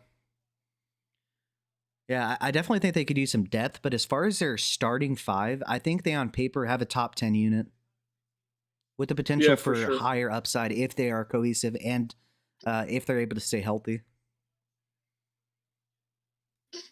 It's incredible what one Ben Johnson can do to a franchise. Yeah, for sure. If they bust as an offense, though, man, I don't know. I highly doubt they bust as an offense just because of the amount of talent that they have now. But geez Louise. And that would be a major disappointment. Bobby and I were talking about this, I think, if I'm not mistaken, yesterday. This is going to be one of those offenses where, like, yeah, you maybe want the first or second option, but they're probably still going to be inconsistent. This is going to be one of those you want Caleb or the running backs kind of an offense, in my opinion. Yep. Caleb, the running backs are Rome, in my opinion. I think DJ Moore and Luther Burden are going to be the same basically guy. Competing for a lot of targets. Yes, sir. But I think Rome will get a lot of the deep shot plays. Are the Raiders dark horses next year? Probably not. I would never consider a team with Geno Smith at quarterback a dark horse. No disrespect to Geno, but at best, the Raiders are a first-round playoff exit team unless they get another quarterback. Well, then the problem is they have the Broncos in that division, the Chiefs in that division, the Chargers in that division. 3 teams that I think are better than them on paper right now. Exactly. And, it was so funny. I heard all these people saying, oh, Ben Johnson's going to the Raiders. He's going to the Raiders. Tom Brady's there. Why in the hell would he want to go to a division where he, no matter what, has the 4th best quarterback and every other team is at the very least a playoff team, and the Raiders have no talent and no way to get a quarterback? It just made no sense. For sure. Also, with Loveland over Warren, I don't know. So I'm a big Tyler Warren guy. I think the landing spot's way worse, but like you said earlier, you want Caleb or the running back in that offense, and he's going to have to compete with Cole Kmet, who I think's dynasty stock literally just plummeted. But Loveland, I mean, it's kind of hard. You don't think you're going to draft a player top 10 and not use them immediately. So maybe they use him a lot. But I would probably prefer Warren at his current price, which is a late first, to Colston, who's like the 106 or the 107. I'd rather go Warren at the 110 or something like that. I would personally choose Loveland first. I think it's close, but I do agree that I think you will be better off selecting whichever of the two you get at a better value later in your drafts, because the crowded nature of each offense is just so similar that I would just prefer whoever goes later, in my opinion, between the two.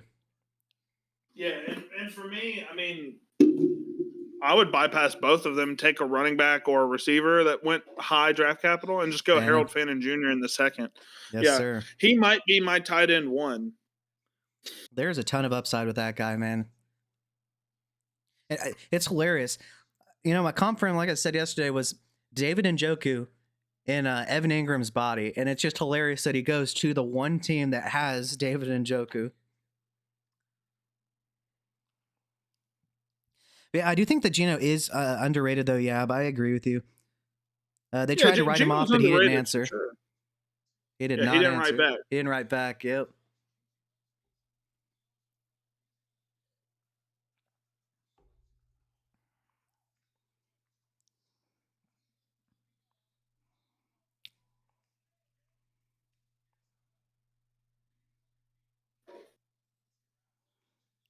Quincy Riley out of Louisville. Okay, cool. Pass up on receiver once again. Running Pass back. up on running back as well, by the way. Running back. Kamara's not getting any younger. Kendre Miller has been underwhelming, unfortunately. They need a running Saints back. literally have Jordan Mims, Kendre Miller, and Kamara. Bears are up next. This could 100% be Jordan James. If this is Jordan James, he's sticking and as a top 5 running back for me.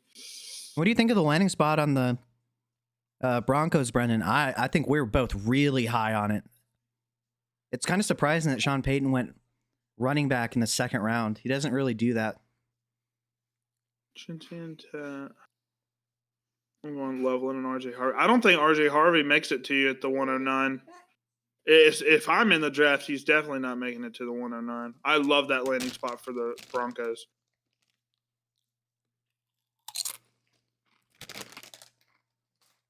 And I love the Milrow value in the second. If Dart makes it to you in the second, that's amazing. I don't think he does. He's probably a late second. Yeah, if Jordan James goes to the Bears here, Please. I'm going to be running around my house screaming. Same. We need that, yeah. Please, will it into existence.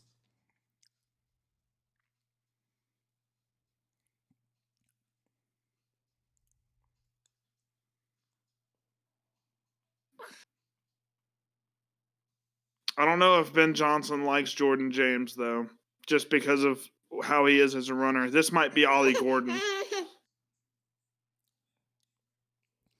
Yeah, same, Brennan. We were really, I mean, I don't know if exactly top 5, but we thought he was really talented. We were way higher on him than the consensus. He's probably a top 4 back for us. In terms, yeah, with the combination of the draft capital, landing spot for sure, like post draft, yeah.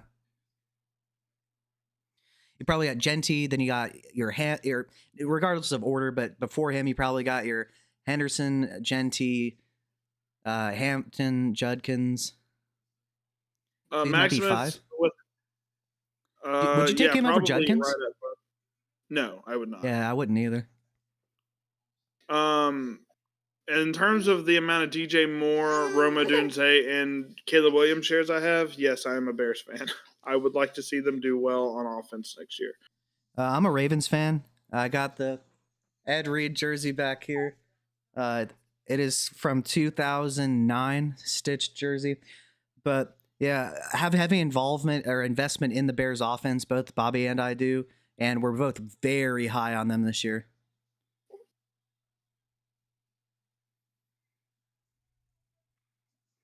Ruben Hippolyte, the second linebacker out of Maryland. So they pass up on running back once again.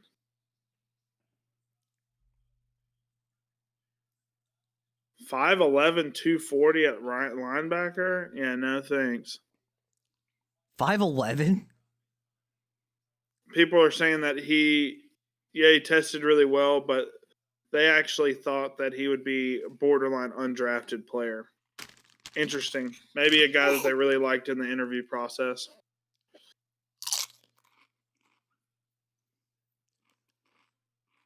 Saw Graf saying he faced one of the most loaded boxes in college football and doesn't have much of a dip. Who are you talking about, Brendan? You talking about Jordan Probably James? Jordan James. If you're talking about Jordan James, when we watched Bobby, in the like 10 to 12 games we watched, did he maybe lose yardage one time? Maybe. I don't even recall him losing yardage one time. He did not get tackled. He just doesn't get tackled for loss. He fights for extra yardage, gets the maximum amount of yardage out of every single snap. Great acceleration. Yeah. So. Oh, RJ Harvey? Yeah. RJ Harvey? Because UCF runs the ball a bunch. That makes sense. Yeah, he's very good. He creates yardage extremely well. He does have a tendency to bounce runs outside that we noticed, but I mean, it worked consistently for him. So I mean, I don't even blame him if it was going to work pretty much every time. We comped him to Shady McCoy. Good luck tackling him in a one-on-one situation. That's just not going to happen. He will make you miss in a phone booth. You better have an angle on him and additional help.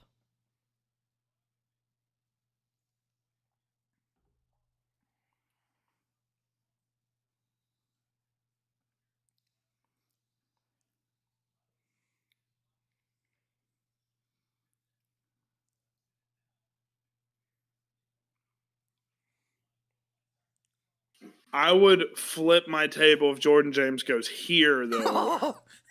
First round pick, late first round, early second to me. Like, the draft capital sucks, but man, like there's no way he doesn't take over the backfield. There's no way. It's just Kareem Hunt and the ghost of Isaiah Pacheco and Elijah Mitchell, who might not even make it to the regular season, in all honesty. He is made of glass.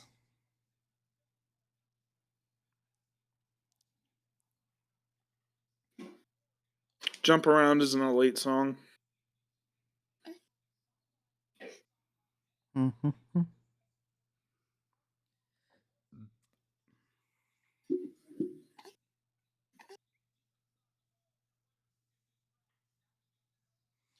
That's crazy work, bro. Apparently Royals is a bum. He's not a bum. We just saw a film saying he's not a bum.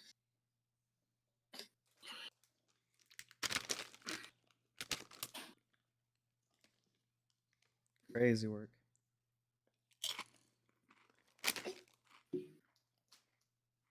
Don't you mean Henderson 2.0? Maybe Henderson like 0.000000001.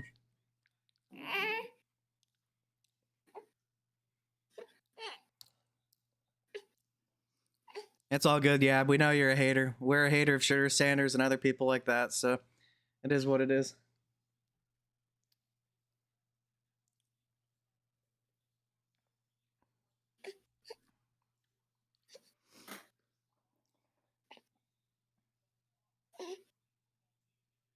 Dude, Jump Around's going crazy right now with the people.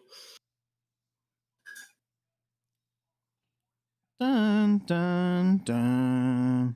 I don't care about my running backs being smart. I like my quarterbacks to be smart, though.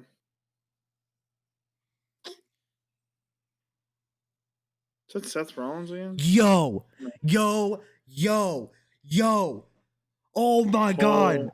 Yes. I love this.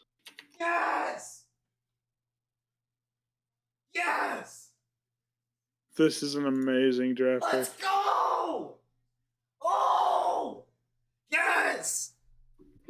Let's go, chat. That is an elite landing spot for Jalen Royals. I'm not letting him slide out of the mid-second round for me. Let's go. Wow. If anybody knows how to use him creatively, it's going to be Jalen Roy. It's going to be Andy Reid. Oh Absolute elite landing spot. Wow.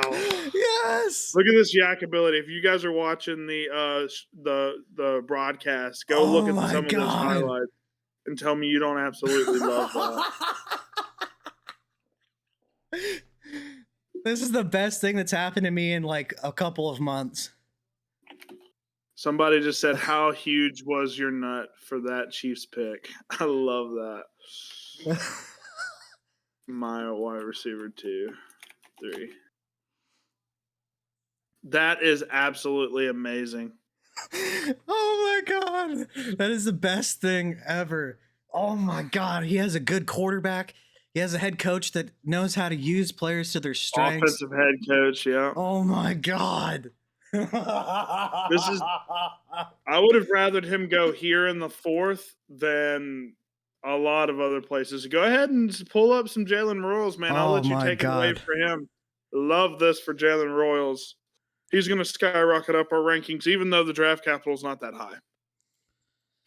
He's our wide receiver 4. He's my wide receiver 3, I believe.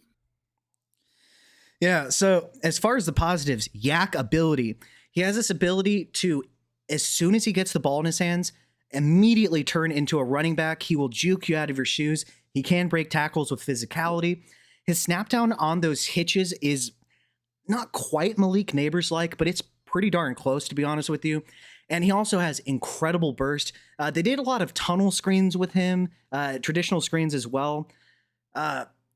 You'll just see the burst up the field. He's immediately running back. He reads and utilizes his blockers incredibly well. Now, what are the negatives? He did play at Utah State, so the level of competition in general wasn't very good. But I will mention, when he played Boise State this season, he dropped 200 yards and 2 touchdowns on them while being the only threat on that offense with horrible quarterback play. So when he did play ranked competition, he smoked them. And then he also has an issue with drops. He kind of gets moved off of his spot when defensive backs get physical with him at the catch point.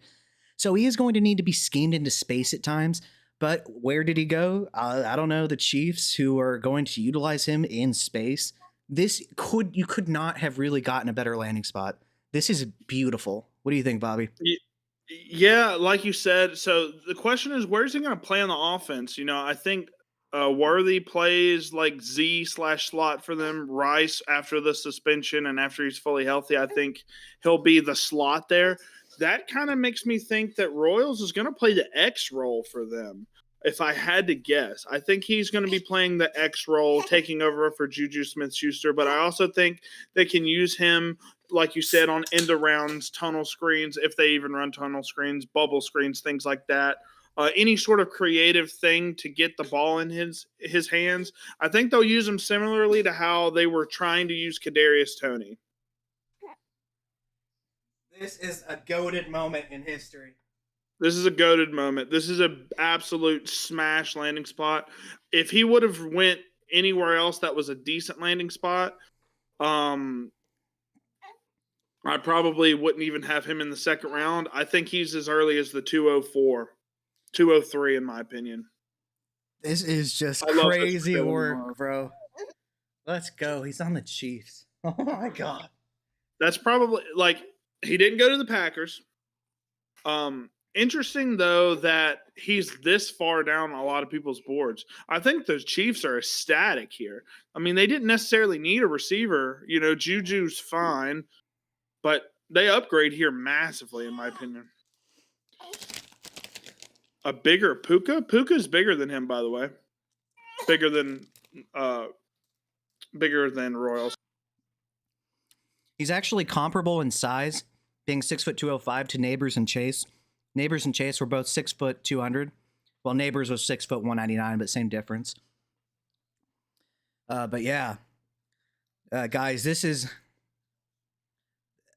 awesome.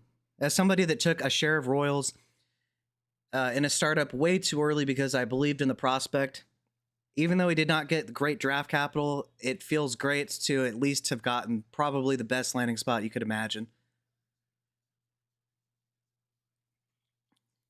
Oh, this is crazy. Good things have to happen sometimes.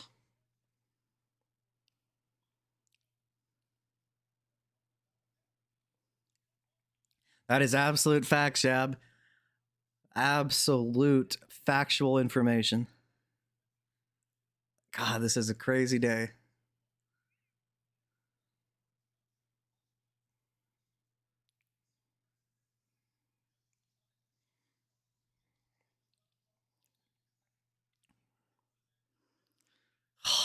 is a great day. Oh, I'm gonna be laughing about this for quite some time. Oh, this is wild.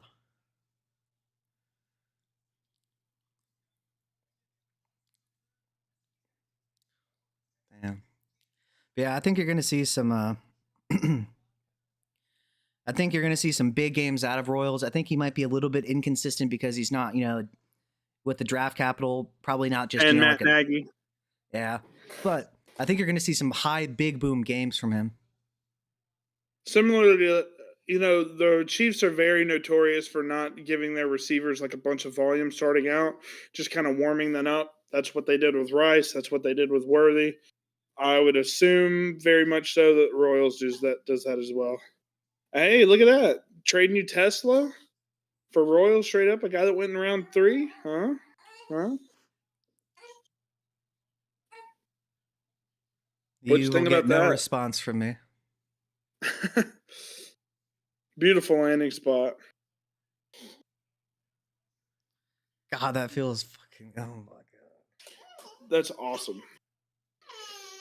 Now we just need Jordan James to somewhere where he can just immediately take over a backfield, please, like the Bears. Somewhere.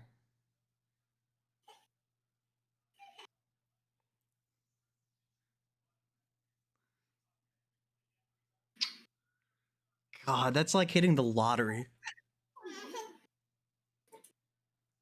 So the Tennessee Titans traded up. Yep. Ravens traded out to get even more draft picks this year, so they'll probably have 8 or 9 draft picks now.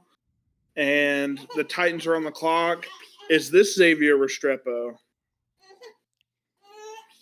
Good. I'm trying to think of who the wide receivers that we like that are left are. That Let me Royals pull is up like our data set. Royals is one of the last.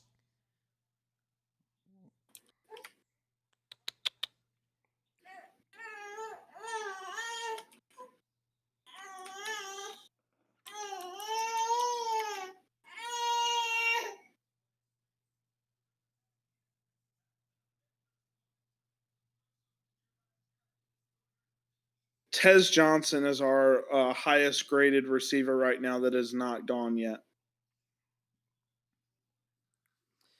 Then after that, we've got Bond. Bond's probably going to fall a little bit just due to the legal situation.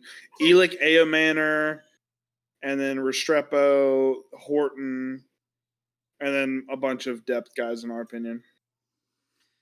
Yeah. Also, we'll see if Isaiah Bond. I was saying Isaiah Bond. I wouldn't be shocked if he's. I mean, he's probably a 5th or a 6th at the earliest, probably.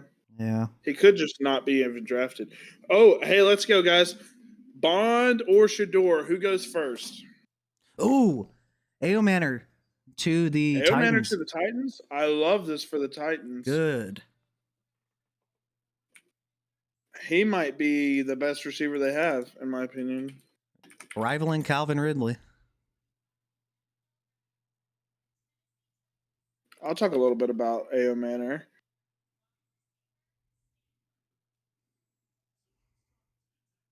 You said his name wrong, but that's okay. Yeah, let me talk a little bit about Elick Ayomanor, or who knows? We'll see how he pronounces his name. I think it's called Ayomanor, is how you say it. But man, this kid, first thing, very very young, very young. He's our wide receiver 12. He's not a fully polished product, but if you watch his highlights, he's got some of the sickest highlights that you'll see. Had some elite level production as a true freshman. He went over 1,000 yards and 6 touchdowns at Stanford, where you don't really get that type of production because they are a run first offense, a lot of QB runs with bad quarterback play as well. This past season, as a sophomore, had a great season. I think he had 800 plus yards, 5-6 touchdowns. In the same offense, but worse quarterback play, more quarterback runs. So in terms of his releases, he's got like a top 5 release package in this class. Great deep routes, can separate downfield vertically. Has some spectacular catches on film, like I said. but he does have, it's not super consistent. He shows flashes of being an absolute dominant vertical X receiver, but the snap down's not that great. The change of direction, his yak ability's not all the way there. He's kind of like your prototypical jump ball type of receiver that has good speed after the catch if he catches in space, but overall, not going to be making people miss all that often. I like this guy a lot. Kind of like some Terry McLaurin aspects to his game. Yeah, I love this pick for the Titans. More talent to surround the Cam Ward pick, the better, and they traded up to get him, which makes you think maybe they utilize him more than you'd think.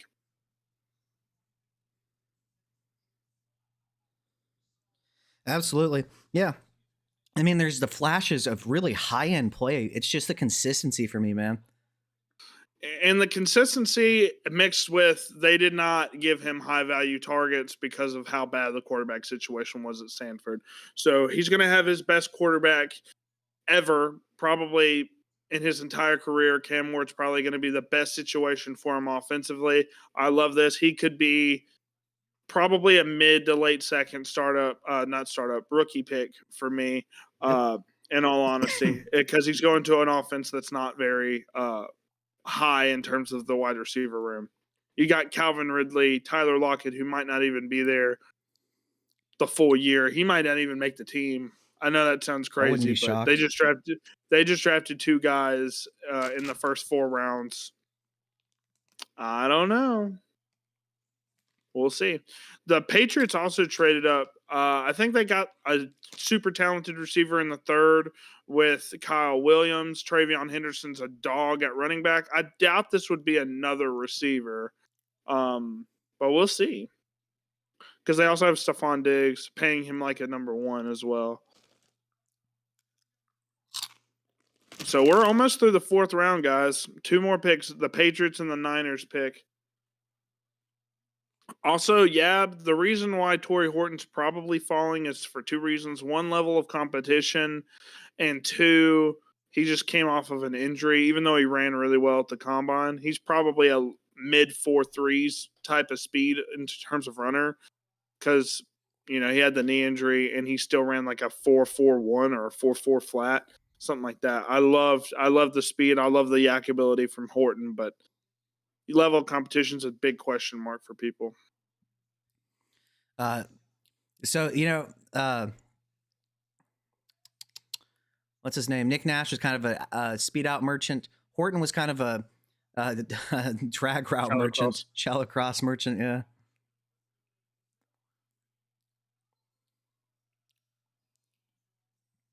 Okay. Defensive tackle. Didn't expect them to go offense, the Patriots, so.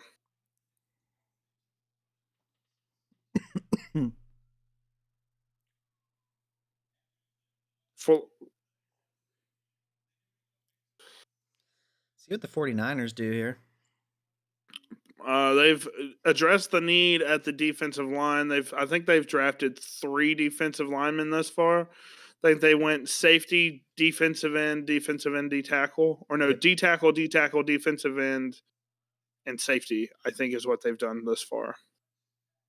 I mean, to be fair, as somebody that I like Pearsall, I'm glad for that.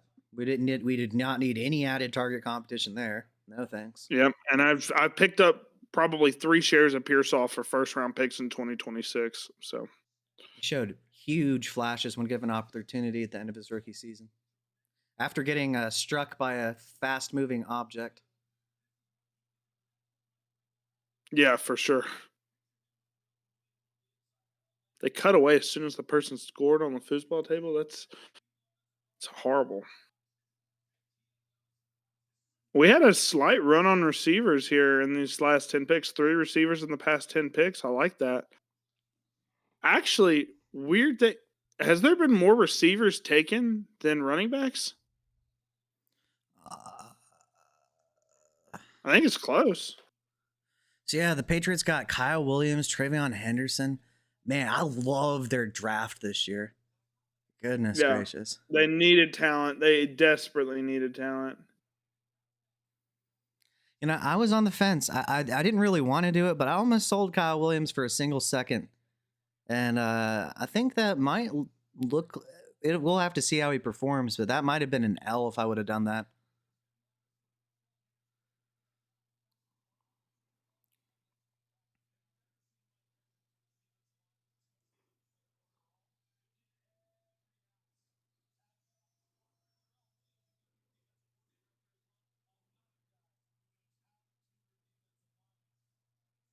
So there's been 18 wide receivers taken thus far.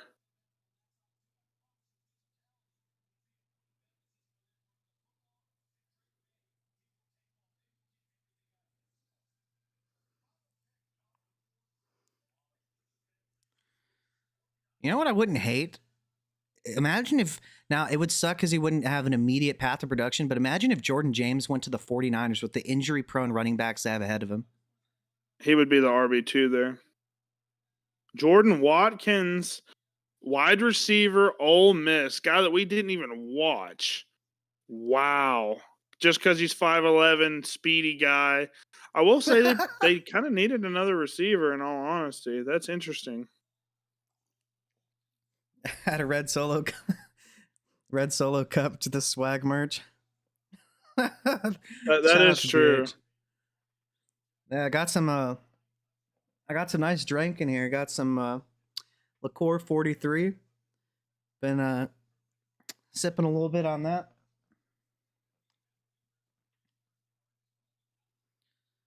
You love the pick? You I said will he's a great say slot. Okay. he's an Ole Miss guy. Maximus says. So I will say, whenever I was watching, I didn't know the guy's name. That's a bad thing on my end. But I was watching Trey Harris film. I watched a lot of Ole Miss this year, obviously as a Mississippi resident. Uh, he made some catches deep from Dart. I'll be honest, man. He made some plays for Ole Miss, especially deep down the field. He's a field stretcher, obviously, with that speed. So, um, I don't know if he gets on the field a lot, but R.I.P. Jawan Jennings if he does. Maximus says he legit filled Trey Harris' spot when he was hurt and kept him alive. Yep. Which also questions his ability to be, maybe an X, because that's Jawan Jennings' role, right? Is the X. So maybe, he's the long-term replacement for Jawan Jennings. Depends Obviously, on if they want to keep Ayuk there. Yeah, but Ayuk more so plays the Z, right? So it's a mixture. They switch Ayuk between. Well, Ayuk plays all three depending, but yeah. Jennings is a lot of times. He was kind of a slot when Pearsall was hurt, and wasn't playing, but then Pearsall kind of took over the slot role.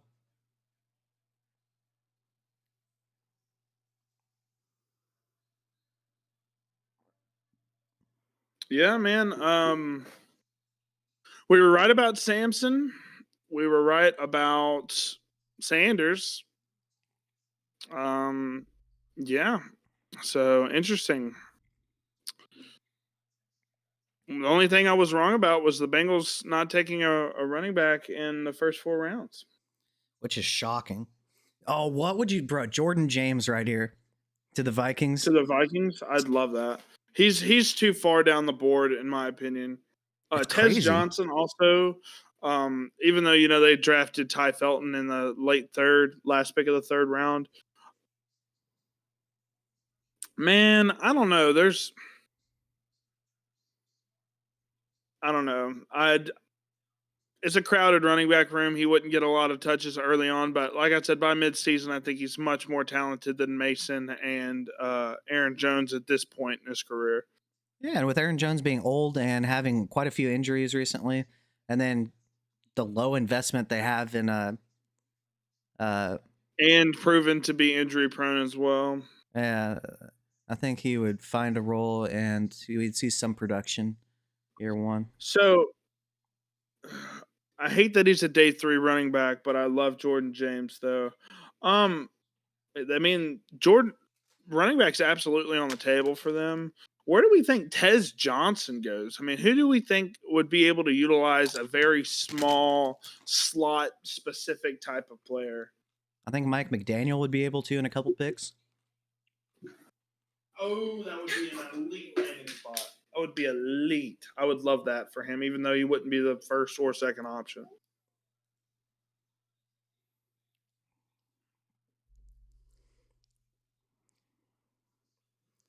Yeah, so that was an eventful fourth round.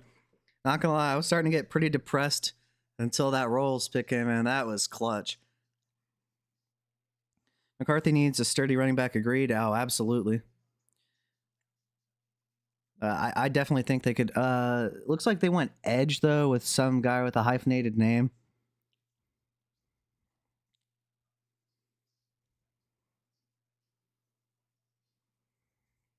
Fun fact: hyphenated named edges have a 0% hit rate. I think. In this case, correlation is causation.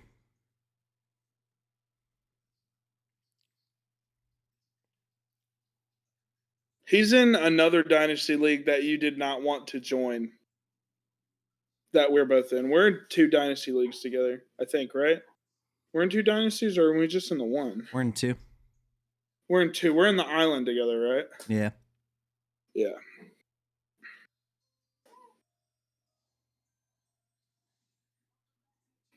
Which one is Matt? What? I'm trying to think. Is Maximus in either one of the in the island? He's not. He's just in one dynasty with me. He's in my main dynasty.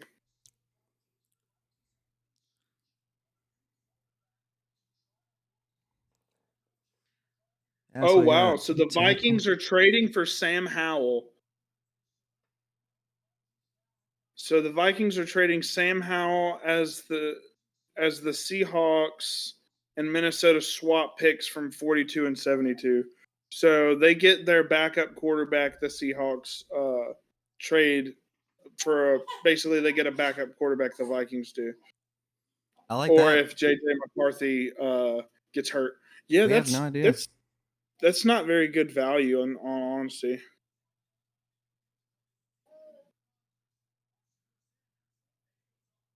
I figured you'd get more for a guy that was almost a league leader in passing yards just a few years ago. Yeah. I mean, we don't know that JJ McCarthy is any good. He's already been hurt and missed an entire season. We don't know that he stays healthy.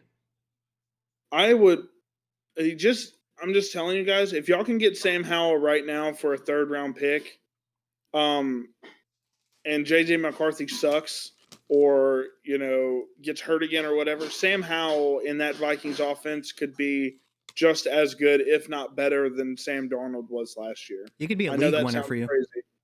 He could absolutely be a league winner, and I'm sending out flyers in every league that I'm in right now. I'm going to try and see if I can trade for Sam Howell.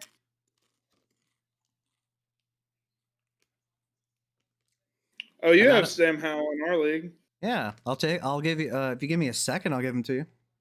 Absolutely not.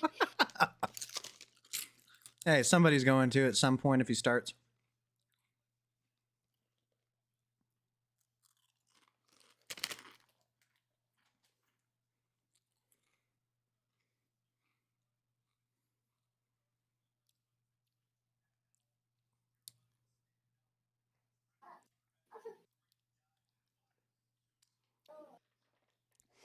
But yeah, if anybody in the chat has not liked, please like the stream. If you're not subscribed, we would appreciate it if you would subscribe. We like making content for you. We're having fun. We hope y'all are having fun. Even though it's day 3, there have been some wild picks so far. And I'm sure we still have a couple more yet in the incoming rounds. We still got Tez Johnson. We still got Jordan James, right? Ollie Gordon is a guy that we're not too high on, but definitely could have a good landing spot. I just sent out a bunch of flyers right now for Sam Howell.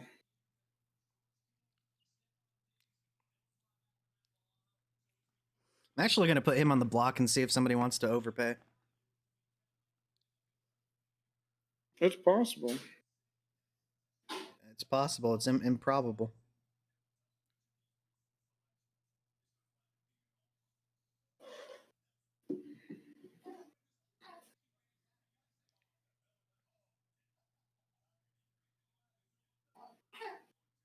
High upside, low school tackle.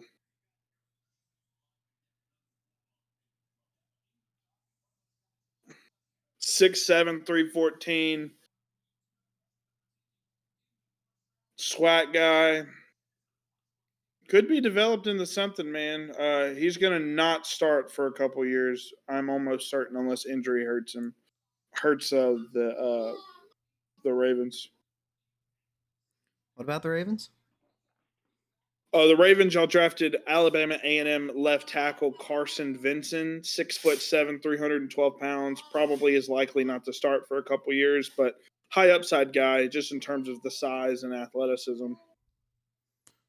Yeah. I mean, We got this Ronnie is a good move for Stanley back. Seattle.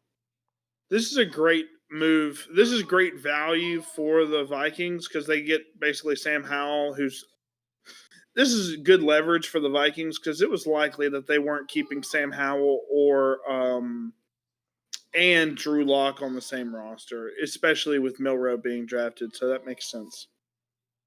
Yeah. I love the Seahawks draft thus far. Gray Zabel, probably the best guard in the draft, probably best center. You had Nick Emanwari, who's probably the most athletic player in this entire draft. Elijah Arroyo was a dud pick for me. And then Jalen Milrow to sit behind Howell and Locke for a year or two. That's great. Absolute awesome draft by the Seahawks outside of the tight end pick.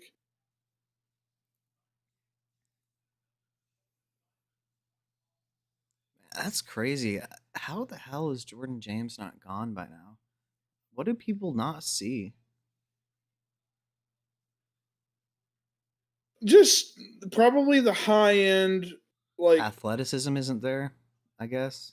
no, I think the athleticism's fine. It's just that the high end plays on film were not there. I mean, I would want somebody that always makes the most out of every attempt, never loses yards.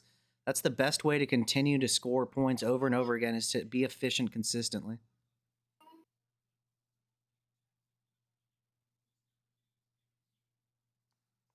Although apparently, they didn't appreciate Aaron Jones coming out either, so it makes sense that they wouldn't appreciate somebody with a similar level of talent.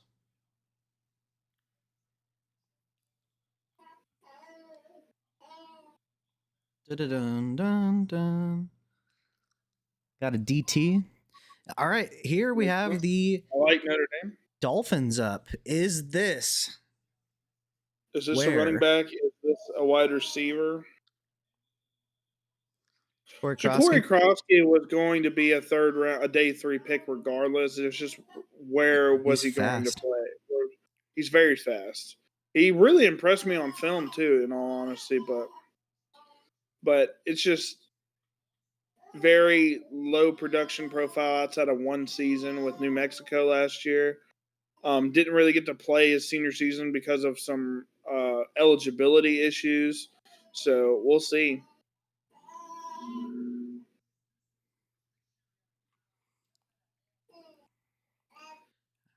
I'm really hoping this is a Tez Johnson pick. To the Dolphins? I mean, there's places where you can get their slot. Like, I don't know how much that makes sense for McDaniels, but he's definitely a McDaniels pick for sure. I mean, I don't know how many other spots there are where he has a creative play caller and a path to potentially at least see production right away. For sure. Could be a running back as well. I mean, they lost Mostert, so all they have is A-Chain, and I think that's it. Could be Krosky here. He likes fast people.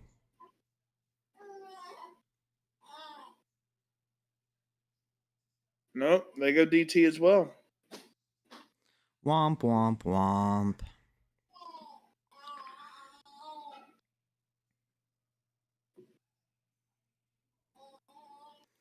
Browns are on the clock. Browns are on the clock. They're definitely not going running back.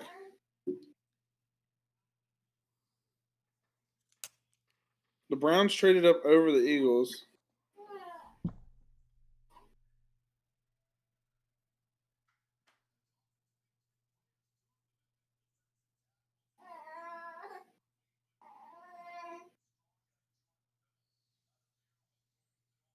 This could be a receiver.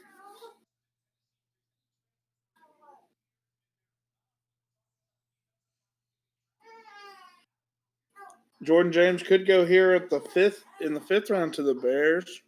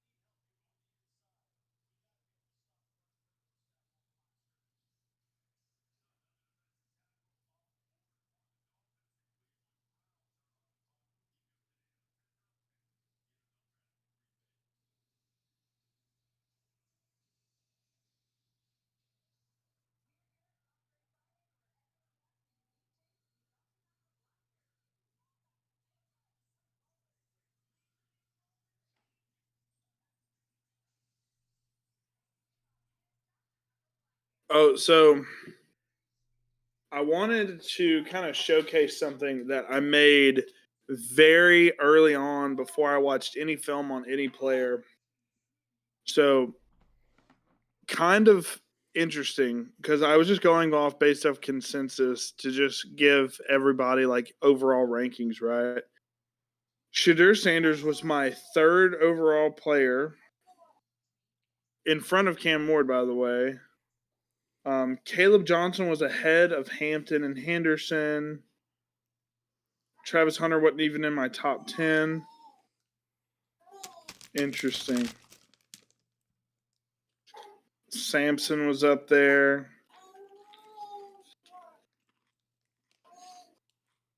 Interesting. I wasn't actually that far off, in all honesty.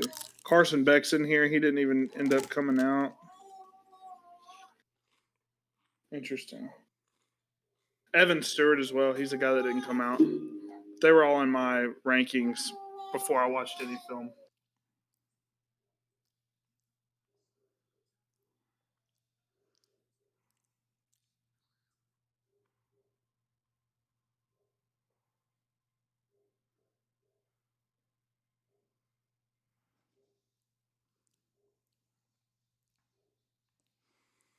That's crazy work, though. Let me see if the draft picker is stuck. It does not appear to be the case.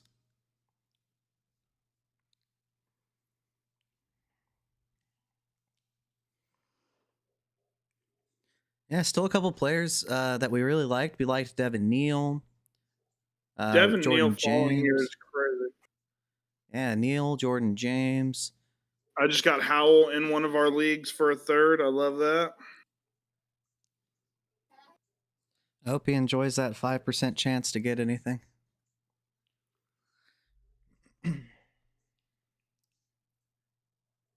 That's just to play on getting a possible starting quarterback if JJ McCarthy sucks. So 2026 third, by the way. Yeah, it projects to be a terrible class. There'll be some good players like there always are, but no early declare type of profiles that we really like in that class from any wide receivers at all. Yeah, I'm telling all y'all right now in the chat, if you need wide receiver, you need to get it now, or you need to be prepared to potentially wait until 2027. If Oh my goodness.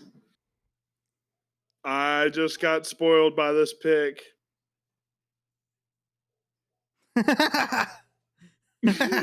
I'll let you talk about your future GOAT.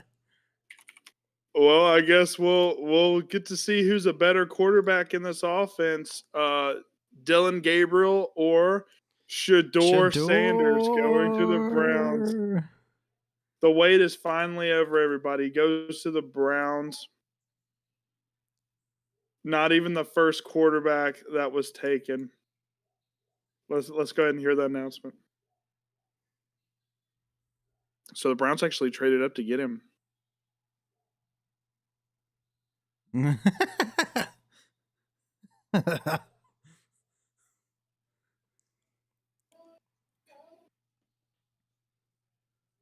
Wow. So they got 2 quarterbacks in this draft. So what in the world? You got Joe Flacco, Kenny Pickett, you got Shador Sanders, and Dillon Gabriel. One of those guys is not making the team. You only want 2 quarterbacks on your starting roster. Are we saying Shador Sanders is a practice squad quarterback? Is that what we're saying? BH, real quick, the early declare model, it's not so much necessarily that it is a combination of that has been historically true, but I do agree with what you're saying and that it could be the case with some late declares now.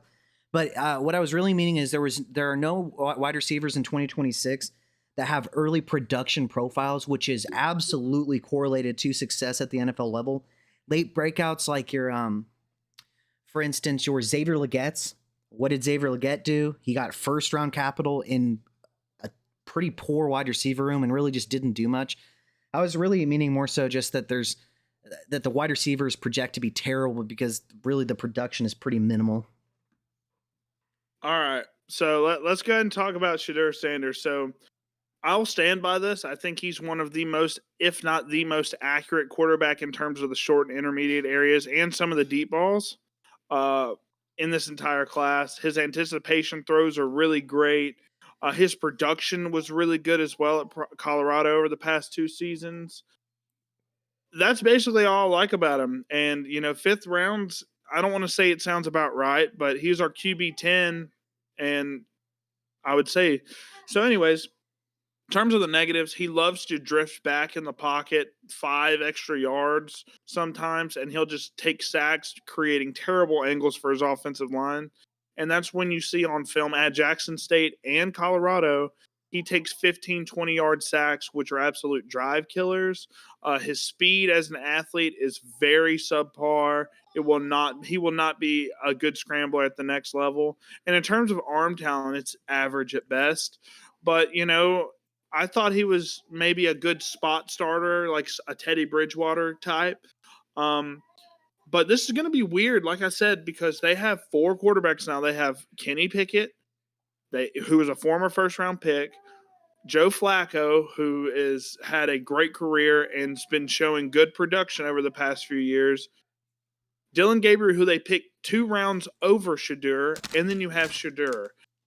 If my spidey senses are correct, Shador Sanders will spend a year on the practice squad, which sounds crazy to me. Yeah.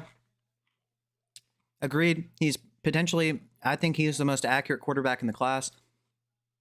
He lacks elite traits and he has some very worrying issues like drifting back. It really stresses his tackles and makes their lives living hell. He struggled to get outside the pocket consistently at the collegiate level. We even saw with Caleb Williams. While Caleb Williams is more athletic and does have the ability to generally be able to get outside the pocket, Caleb just wasn't able to do what he did in college 100% because he's just not, Lamar Jackson, right? And then the arm talent just is not there. You'll see on some of these deep balls that it just kind of floats out there. And let's be honest, the close speed for some of these safeties at the NFL level is just so much better. He's probably going to be throwing interceptions if he leaves balls hanging out there. Yeah, Zip down the field is not there, and I think he's too cocky to not understand that. I think with this, I think he might be shipped around a few teams. This might have just been a value pick and trying to get some hype in camp and trade him before the season starts. That could be very well the case. Yeah, Chris, what do you think though? Chris is a friend of mine and he's a Browns fan. So That's if he's still in awful. the chat, well, we stole his team and won 2 Super Bowls. But yeah, I'm just curious though. I mean, really, like, it doesn't hurt at this point. I mean, if you get something good out of either Gabriel or Sanders, then you didn't have to pay very much. I mean, it's not like you spent the second overall pick on either one of these guys. And I think Chris and I were talking last night. You know, like, if it doesn't work out, there could just be in potential range to get a quarterback next year, 2027. So as far as the team investment involved, I think it's fine.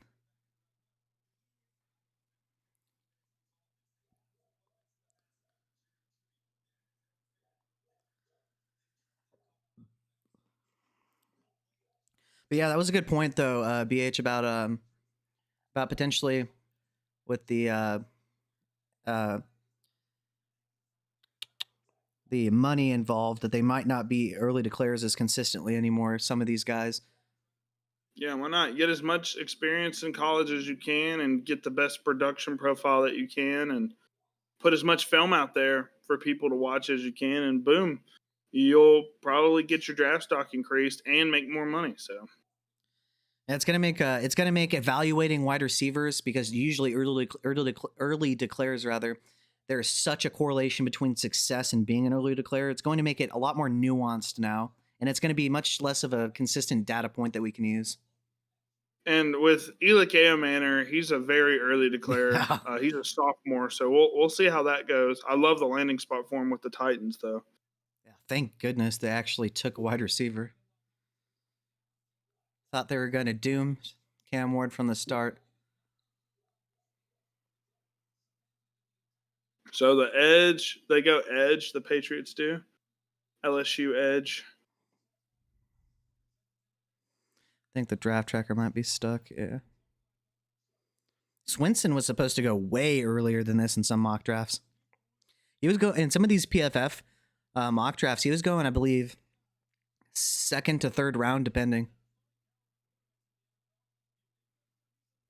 5th round pick for Shedeur Sanders. That's absolutely crazy.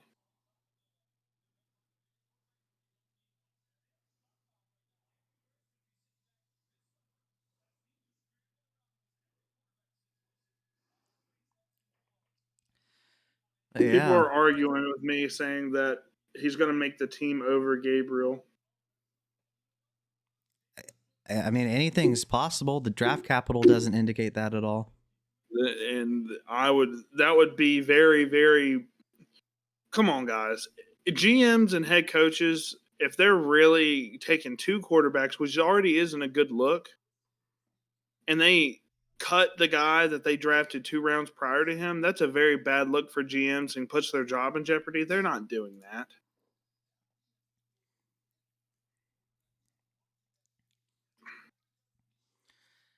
Hoping to get some more excitement. Let's get some more skill position players, NFL. What are we doing? We just got Shedeur 2 picks ago. Skill. Oh no. That wasn't very nice. Yes! Yo! Yes! Yes! Skill position? Who do you think it might be? And who do you think he might have gone to? That is elite. I love that. Hey, Yab, you in the chat still? Yab, you see that? Look at the draft tracker. He's their Dude. second best running back in the draft. This is great value for them also. Bro, how did Royals and James get elite landing spots like this? That is crazy work. Yes. Kyle Shanahan knows what's up. Oh my goodness, this is amazing. All right, I'll talk about some Jordan James. He is our RB3. Yes, in front of Judkins, in front of a lot of high end backs that were drafted ahead of him. Draft capital is going to hurt him a little bit as a day 3 guy, but I will say he is one of the most efficient backs in this class. I love this. The long speed, is a question, but I thought his long speed looked fine on film. He didn't have any weaknesses. Great elusiveness. Maybe won't make you miss in a phone book, but in a phone booth rather. But he has great speed and burst that can turn into power in an instant. Has a great stiff arm. Very efficient. Did not get tackled for loss on film from what we saw. Did not fumble at all in his collegiate career, which is insane. I love this pick. If Christian McCaffrey goes down, Garindo has proved that he is not a volume guy that can stay healthy. Jordan James will be the RB2 in San Francisco, mark my words. And if Christian McCaffrey goes down, guess what? Jordan James is going to be a RB1 in fantasy, in my opinion. Yeah. And to add on to what you were saying, the burst, especially at the goal line.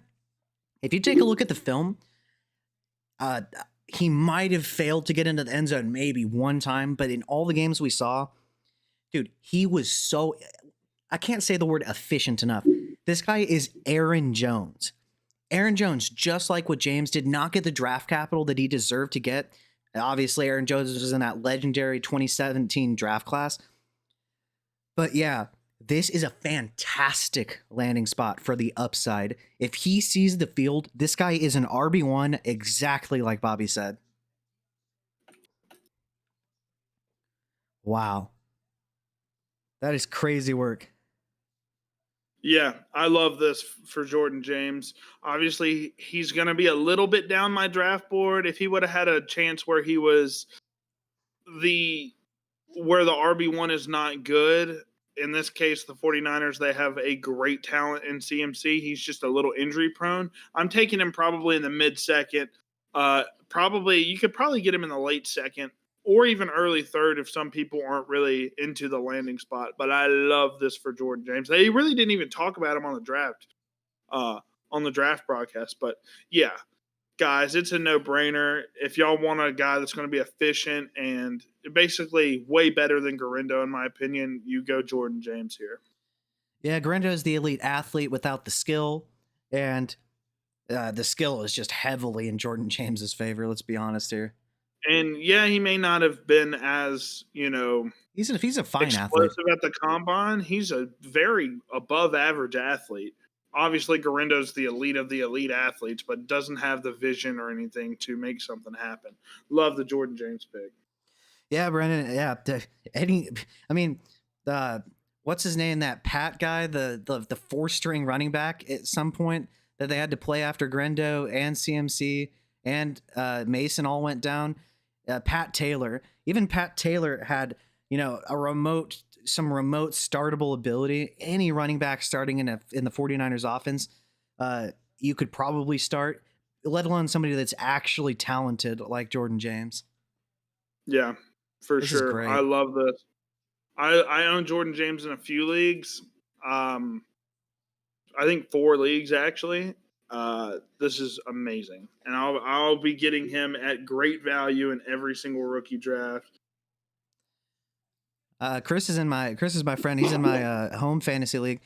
Chris, I swear, if you snipe him before my 302, I will be very upset with you, Christopher. Please don't break my heart. Nah, but yeah, I might be able to get Jalen Royals running too. backs in question here. I just tweeted out Shedeur Sanders isn't a practice squad quarterback. So. Good luck. I'd kind of laugh if anybody tried. Oh, there's Mel Kiper, the genius himself, the most accurate predictor of NFL draft capital ever in the history. He's the Nostradamus of NFL draft. He actually is the Nostradamus. Somebody that doesn't predict anything meaningful.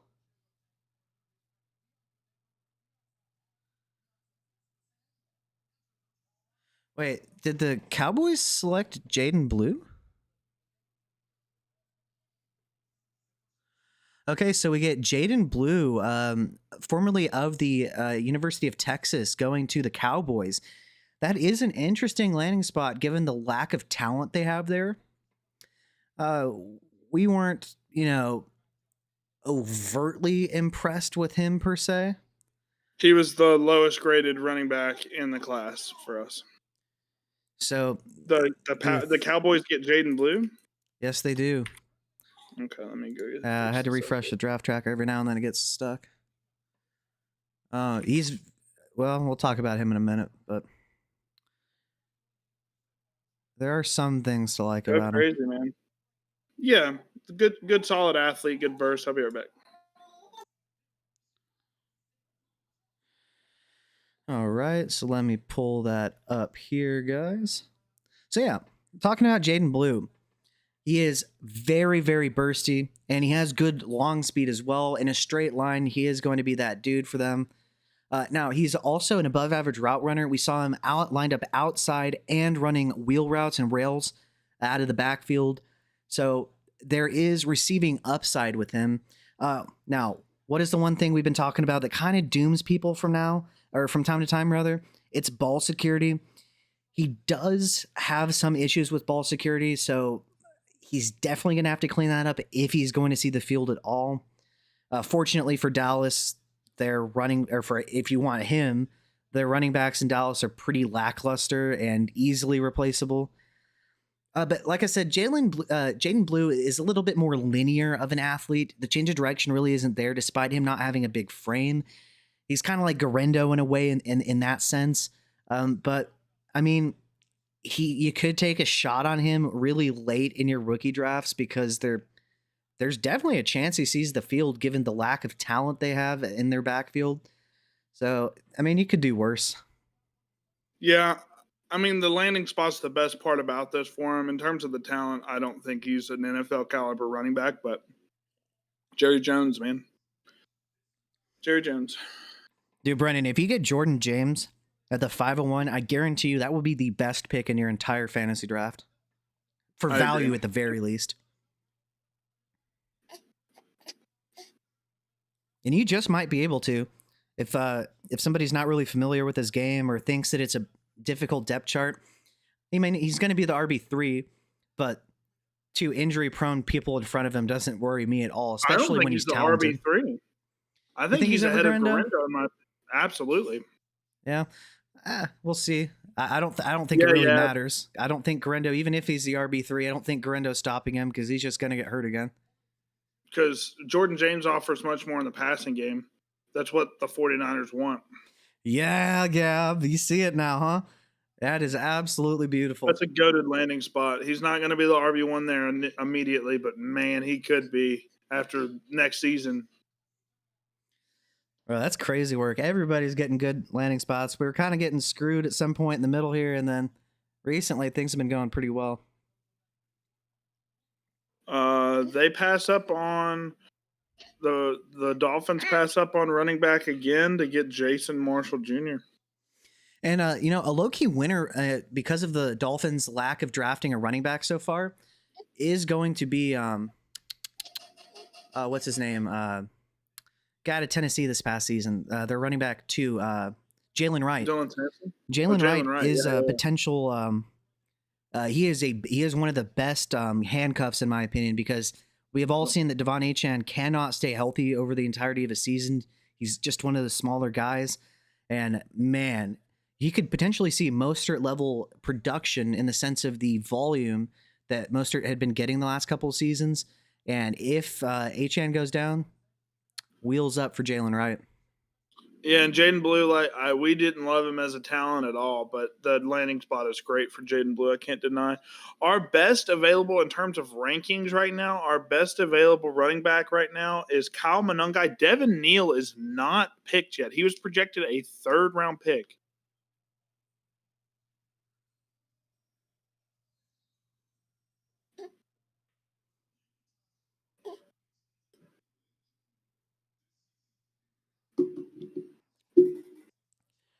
Cooking with grade A grease.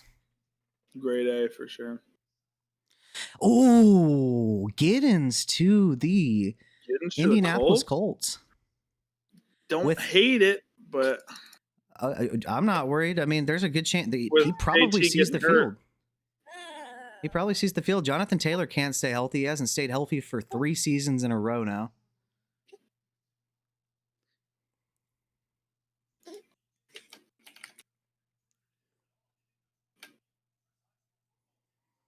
I'll let you talk about Giddens. I love him. Great vision, agility type of player. We comped him to kind of like a. Who did we comp him to? Yeah. So we comped him to a David Johnson style of player. If you're Yep. watching the draft, you'll see some of the highlights. He runs upright. He's a taller running back. Now, what are the positives? Despite him being a taller running back, his change of direction is definitely above average. I wouldn't say quite elite, but definitely above average. His vision is absolutely superb. He sets up his blocks nicely. In terms of his agility, he has the make you miss in a phone booth ability. What are the negatives, though? It is going to be the long speed. You'll notice that, yes, he did get quite a few of these long runs. You can even see it on these highlights they're showing on the draft, right? He just gets tackled from behind. He just doesn't have the long speed necessary, despite running a 4.43 at the combine. And the contact balance leaves a lot to be desired. He doesn't really break as many tackles as you would like. He just kind of gets you the yardage that you want before he gets contacted, and then it's just kind of over from there. But yeah, we comped him kind of at David Johnson. Yeah, his long speed was very underwhelming to me. But in terms of his overall agility at the line, his cutting ability, his vision, that's going to make him a high upside type of runner, at least in terms of efficiency. Wasn't that bad of a pass catcher either. Was a big part of why Kansas State was ranked this past season. I love this for him, especially with they have no RB2. And he's probably their third down back at worst year one. We got Shamar James to the Cowboys, apparently. Linebacker out of Florida. Not loving the Cowboys draft outside of Tyler Booker, in my opinion. I think they've had some pretty weak picks overall. I'd have to review their draft class, but yeah, Jerry Jones is a lot more excited than we are. Yeah. You see Jerry Jones celebrating? Pro Bowl level guard. Did you see that clip of Jerry Jones going like? He was dancing and stuff. Yeah. I forget what he picked. I think it might have been that after that Booker pick, the guard, which was a good pick, but after that, yeah. I don't know how you can have production score for Gabriel being fourth. He literally has the record for most college. His stats were great. If he was just taller, man. And he never threw like more than, I think, 7 interceptions in the season. It was like a crazy low number. His fumbles were the issue, not his interceptions. Yep. But he did clean it up this past season. Could this be running back for the Bengals? Is it finally the Bengals picking a running back? Kyle Monunga. So going back to our rankings, just so we can be transparent about who we think are the best available players right now. In terms of running back, we have Kyle Monunga, Devin Neal, Damian Martinez, Corey Kiner as the best available running backs right now. Ollie Gordon is still on the board, which is interesting with his production profile in 2023. Brashard Smith is a guy that should be noted right now. Taj Brooks maybe as a power back. And then in terms of quarterbacks, Kyle McCord was our quarterback 2 in terms of pure talent. He's still not on the board right now. Hopefully he gets picked soon to a QB needy team like the Rams, something like that. Will Howard still not on the table. Riley Leonard, guys that we were relatively high on. In terms of wide receivers, we got Tez Johnson, Isaiah Bond still on the board. Restrepo still on the board. Torrey Horton are the notable ones. In terms of tight ends, we didn't expect Brant Keithy to be drafted, but we were really high on him in terms of his athletic ability and yak ability. Oronde Gadsden still on the board. Big jump ball, sure-handed tight end. Mitchell Evans is another one to note. But yeah, there's definitely some good players, in my opinion, still left on this draft board.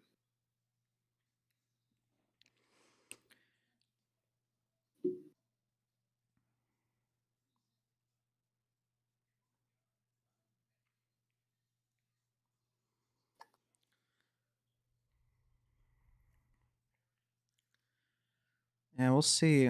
I wonder if Giants go skill position here. Could make sense. I'm thinking the Bengals. Oh, the Bengals go guard.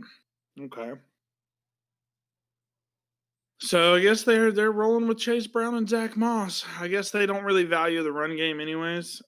The Giants also don't go skill position; they go guard as well. They need they need offensive line help too. Good pick for them, probably. I don't know much Help about Dart him. out. Went to Purdue. I liked Purdue in terms of their running ability. They're kind of like a military style type of triple option offense. So I do enjoy that. They're guards that you got to have guards like that in order to block. So solid pick there if I had to guess. Yab, if you're in the chat, man, I'm not giving you a fourth rounder for Jaden Blue and all. Well, I'll give you a fourth rounder, but I wouldn't be giving you a third. That's how low I am on him as a talent. But Somebody else might like in the terms landing of spot. the landing spot's amazing. Yeah, that's the kind of thing that sucks about everybody knowing our opinions. It makes it quite hard to get things at values when everybody knows what we think. Yeah. That's the downside of being a content creator, man. It is the downside.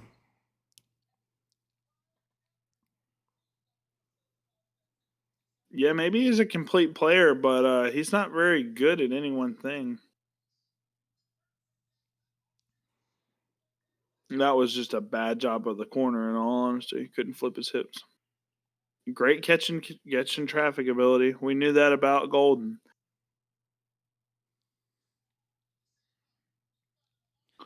Ball Yeah, skill's man. pretty good. I'm curious because fantasy community is really high on. There's a lot of people really high on Golden, man. I just don't see it. I think he's probably their leading producer, but I don't even know if that's really You more than think the. so? You think he produces over Jaden Reed? So I think that he's not as limited as Jaden Reed in the sense of the position on the offense, especially given the draft capital. I think he's going to be given more opportunities. I just not high on Jordan Love at all, and I just don't think he's that good. So Yeah. If they want to triple down on speed here, Isaiah Bond would I take would Jordan be a James or pick. Royals after the draft? I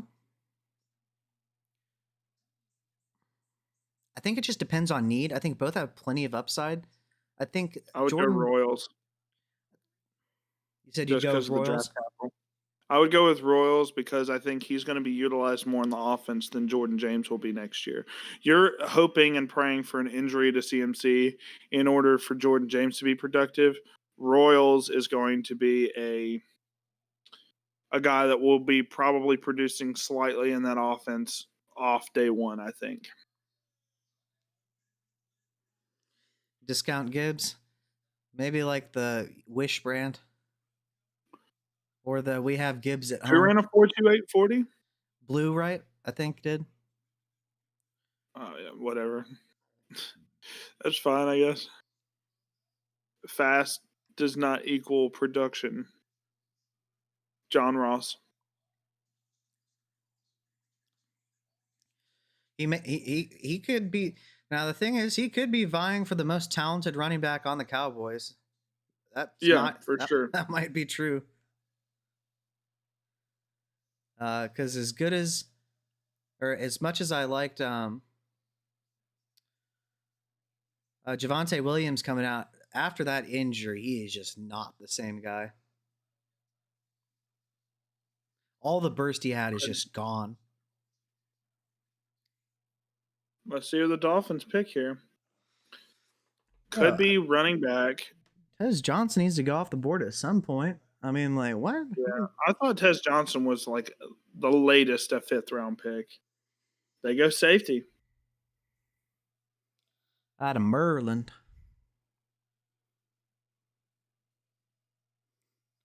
Dun, dun. Ooh, Chiefs. Did they just trade for that pick? Or the Chiefs just up naturally?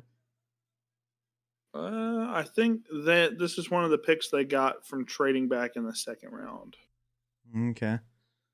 Curious where they go. They could probably use some depth in the trenches, maybe.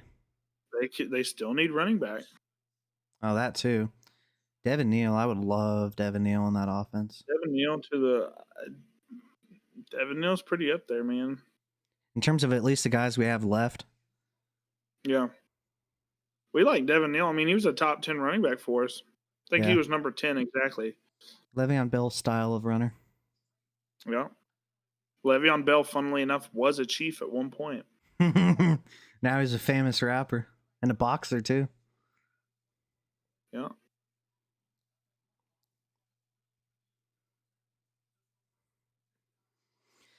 But yeah. I mean, Jaden Blue, if in terms of going somewhere where you could potentially get opportunity, the Cowboys are probably coming into the draft, one of the weakest backfields imaginable. They have just Javonte Williams, I think, right? I mean, they lost Rico Dowdle. Deuce Vaughn and Javonte Williams are their only backs. And Deuce Vaughn's a midget. Deuce Vaughn is a literal midget. He's 5'7", I think, or 5'6". Crazy work.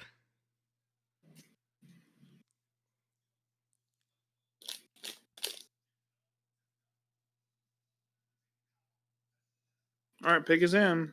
Let's see who they grab.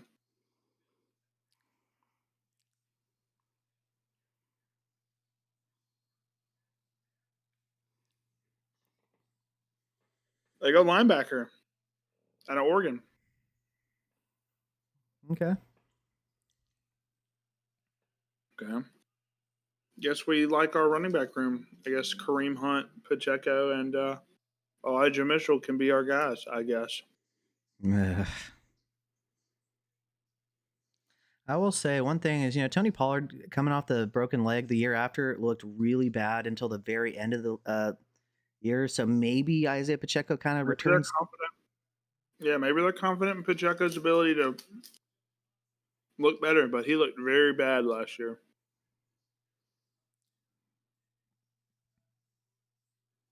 So, highly doubt the Buccaneers go offense here. Got plenty of depth at receiver, plenty of depth at running back. Quarterback's not a need. Ooh, McCord going here? What, he went to the Bucks? The Bucks? Could you imagine? Oh, I thought you said he did. That would be a cool landing spot because our comp is Baker for him. That would be a perfect landing spot in terms of a scheme fit for them. You basically have two Bakers on the same team. The real question is which one believes in themselves more? Which one's more confident? Baker, probably. Because this draft capital is going to mess with Kyle McCord's head a little bit, I think.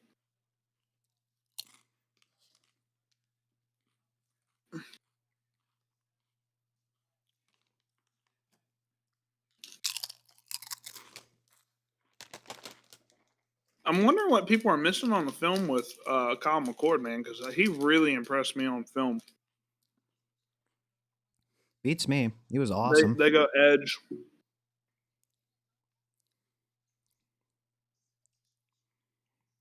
Chargers could use a backup quarterback, in my opinion. Herbert's had some injury concerns at times. The Packers could use a QB1. I think McCord could step in the Green Bay quarterback room and immediately be the most talented quarterback. As a certified Jordan Love hater.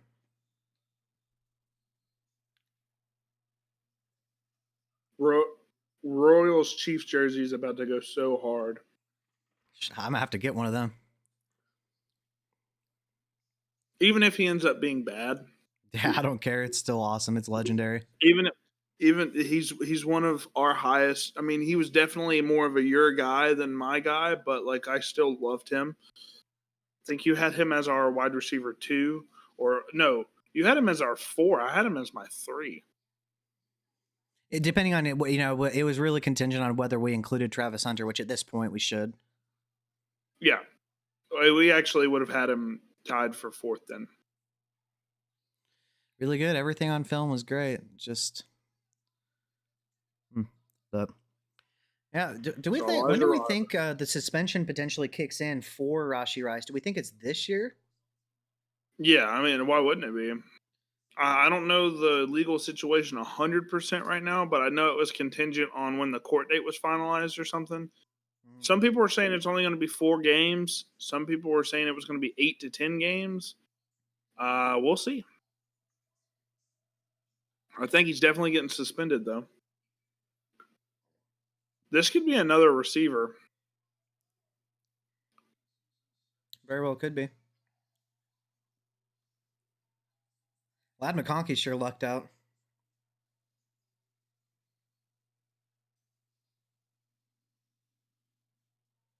McMillan's wearing 25. Tet? That's the jersey he's wearing. Ew. Let me see.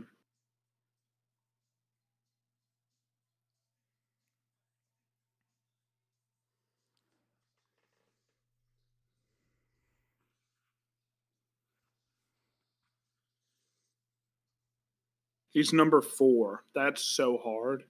Mm-hmm. He's listed as number 4 for the Carolina Panthers. Yeah, there are quite a few.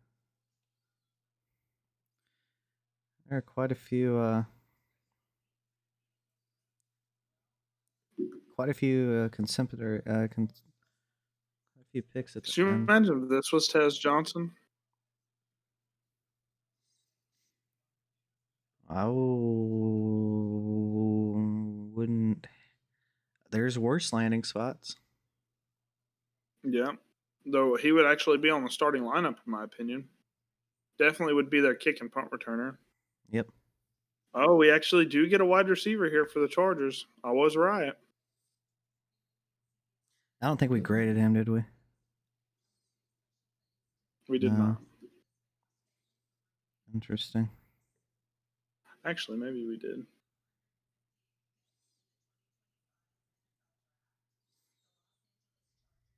We did not.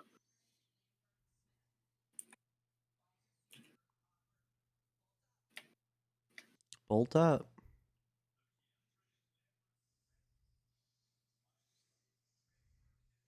So he's 6 foot 190, not massive.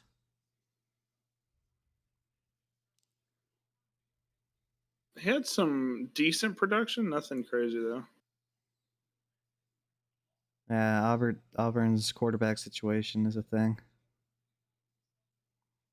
Love SEC receivers. Can't hate that.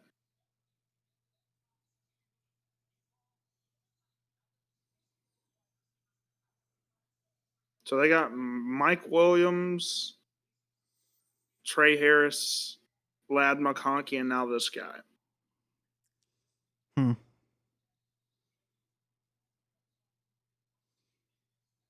All right, is it another wide receiver for the Packers? Yeah, who are they going to run now? Golden Becton out of NC State was a high upside tackle, probably likely not to start. Savion Williams is a bust. Baron Sorrell was a falling edge to them, so that's kind of cool. So now what do we see in the 5th round by them? Kind of a hit or miss draft class. 2 decent picks, 2 very poor picks, in my opinion. You know, I kind of smashed in the Island League with the rookies. Caleb Johnson got a good landing spot. We'll see about Tootin. I don't know about the Loveland and Burden landing spots, but Woody Marks, Jack Besh, Higgins got a good landing spot. Ty Felton got decent draft capital. Kyle Williams, Harold Fannin. There's some upside with them. Yeah, for sure. I'd probably be moving on from the guys that didn't get great landing spots but good draft capital like Ty Felton. If you can get like 2nd round draft capital for him.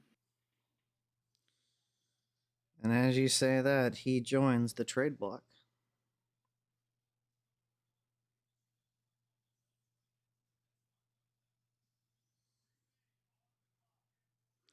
Wish I would have gotten Jordan James in this one so I could have James and Garendo.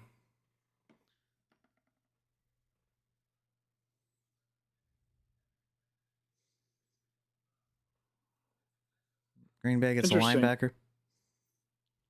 6'1", 240, decent athlete. The 49ers are up next, probably going defensive, I had to imagine, or offensive line, or quarterback. Kyle McCord, anyone? Trade Brock Purdy, get Kyle McCord, huh? Have an actual upside play at your quarterback position.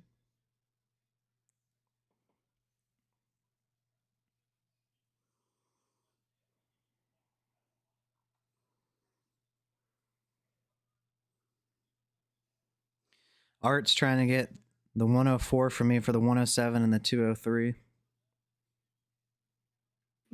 That's not bad. It's not terrible value. I'm trying to think though, right? Because like the 107, who is there at the 107? So you'll have Judkins, Henderson, Genty, Hampton, Tet, Ward, and then it'll probably be whoever's up after that.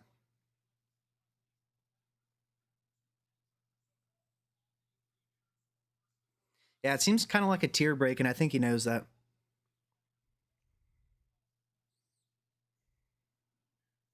Oh, you're giving up the 104? Oh yeah, I would easily sell the 107 and the 203 for the 104. I don't want to sell the 104 for that though. No, I'd rather have the 104 there. Yeah, it's a tier break at 106 in my opinion.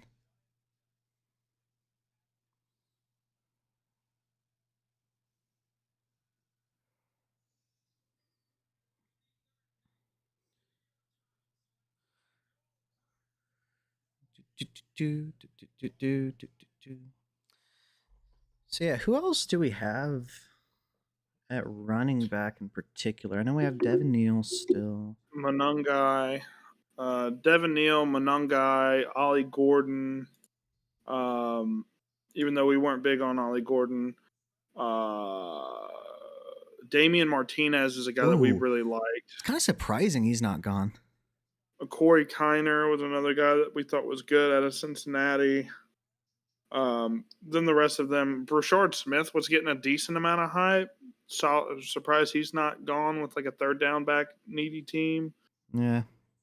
I was under the assumption that Donovan Edwards was not getting drafted. I still kind of believe that, but we'll see. Our favorite wide receiver is still available. Ja'Cory Brooks. Oh my goodness, where does he go? Dude, I swear, if he gets drafted over any one of these other guys we took a look at.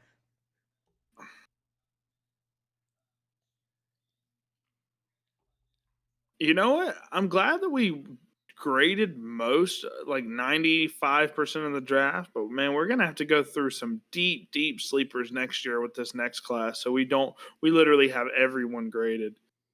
Anybody that's put up a single 400-yard season. Basically, yeah. I mean, we set the bar pretty low with some of these guys. Ja'Cory Brooks That's as low as it gets.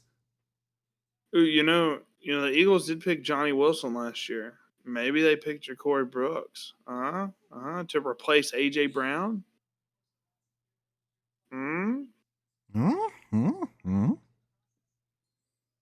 Ever a bit of Ja'Cory Brooks for anybody? Did Tyler Shuck's girls like a 9-piece? Jeez Louise. All right, they go a linebacker out of Georgia. It might as well just be the Georgia Eagles.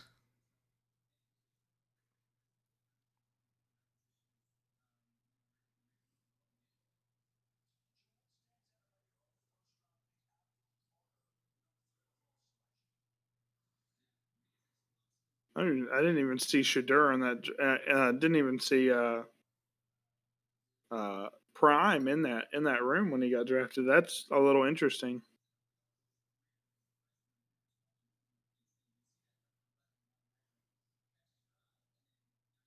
There should have been 4 quarterbacks ahead of him, in our opinion. That is big time factual information.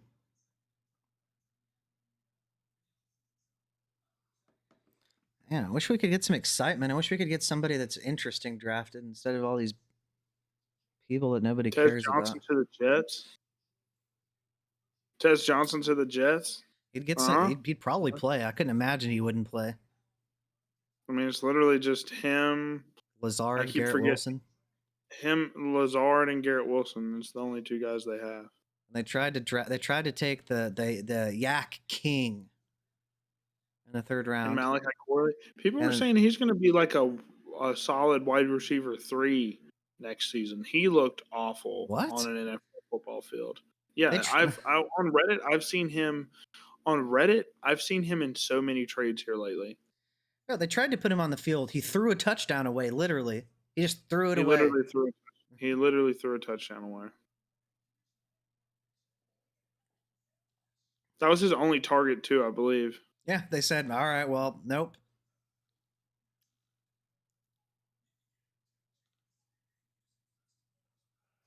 Mac Jones. Wait, what? Who has Mac Jones? No, yeah, I was saying they already have Mac Jones. Mac Jones.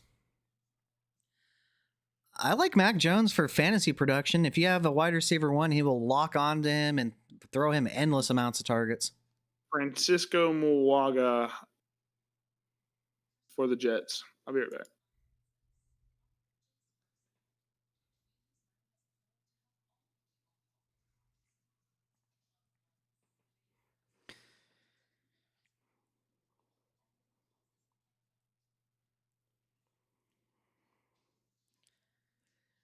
Yeah, so everybody in the chat, who are some of your favorite sleepers so far? In terms of guys you think you could get potentially in the 3rd round or later of your rookie drafts. I think some guys that we could potentially look for, Jalen Royals, depending on how you guys view him. Jordan James is potentially a good candidate for that. Some of these day 3 guys. I think Ty Felton, while it's not an immediately good situation, maybe if there's an injury, for instance, Jordan Addison, or if he ever gets suspended for that DUI alleged incident, he could see some volume.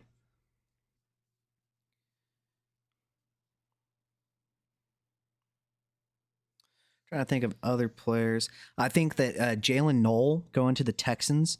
I really like Jalen Knoll. If he in any individual week, if Jordan James is the sole RB1 for San Francisco, he has elite RB1 upside any given week. Just depends if he gets the volume or not. I agree. I think Kyle McCord is a sleeper that's not even being drafted yet. Yeah. What is there not to like? They must have been looking at like his Ohio State film as opposed to what he did recently, with no talent on around him besides a tight end. So the prank call did happen, by the way.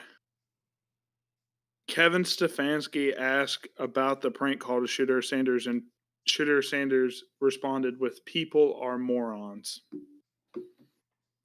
That happened. Somebody prank called him. Wow, that is elite level trolling. The thing is, how did they get his number though? That's the thing. Oh, you'll be able to figure it out. I'm sure one of the teams wanted to troll him because he was so poor in an interview, probably. So they gave his number to somebody. That's Torrey crazy Horton's work. another good one as well. That's we crazy. actually get a skill position player here for the Panthers. You're not gonna like it. JT Sanders, man. I think this guy's more of a blocking tight end anyways. I couldn't be less threatened. Yeah, Torrey Horton falling. Yeah, he's good in the slot. You just give him some space, let him work in open space and run. He's very, very fast. And he could also be I think he could also be a vertical X as well. I'll go ahead and talk about Mitchell Evans. So I'm almost certain Mitchell Evans is going to be a blocking tight end at the next level. He's a very average athlete, probably a 12 personnel type of tight end, if I had to guess. There's not really much to talk about with him. He's this decent jump ball. Uh, oh my goodness, Scotland's distracting me right now. Okay. But yeah, in terms of him as an athlete, he's decent, okay, probably below average for a tight end, which in our data set, any tight end that's not athletic, I'm out on completely. But yeah, Mitchell Evans, he'll be a blocking tight end. I don't even know if he's worth being drafted in your rookie drafts. Yep, good blocker. He has decent hands. Just not really that dude athletically. Not an incredible athlete by NFL standards at the very least. As somebody that is high on JT Sanders, he's shown flashes. For tight ends, it kind of reminds me of Trey McBride, right? Now, I don't think he's Trey McBride talented. Don't take it that way. But Trey McBride, when he was given a little bit of opportunity, did have some production in his rookie season. He was obviously behind Zach Ertz, but we saw some flashes out of JT Sanders. Now, JT Sanders is going to be, if everything breaks right for him, the number 2 target in the offense behind Ted McMillan. Probably more like the 3 to 4, just depending. But I do think he's really talented, and I do think he's an upside play in the Canales offense. For sure. Not necessarily the exciting pick that we wanted, but it was a skill position player. They did so. Yeah, but tough skin to play in the NFL. One thing I will say about Shedeur, I don't think toughness is any worry for him. He is a tough dude. He got beat up because of his terrible offensive line and his inability to help them out whatsoever. Kind of was his fault to a degree, but toughness I don't think is an issue. Oh, one guy we obviously were painfully low on just because we thought he was terrible on film. Quinn Ewers was predicted to be a 3rd round pick. We're almost into the 6th round and he is still not off the board. That's another faller for sure. Obviously, if you just watch the film as an NFL franchise, you'll be like, "Oh, okay, makes sense." Yeah, remember after the combine, people were saying, "Oh, he's shooting up draft boards." Yeah, sure. Watch the film. I don't care what he did at the combine.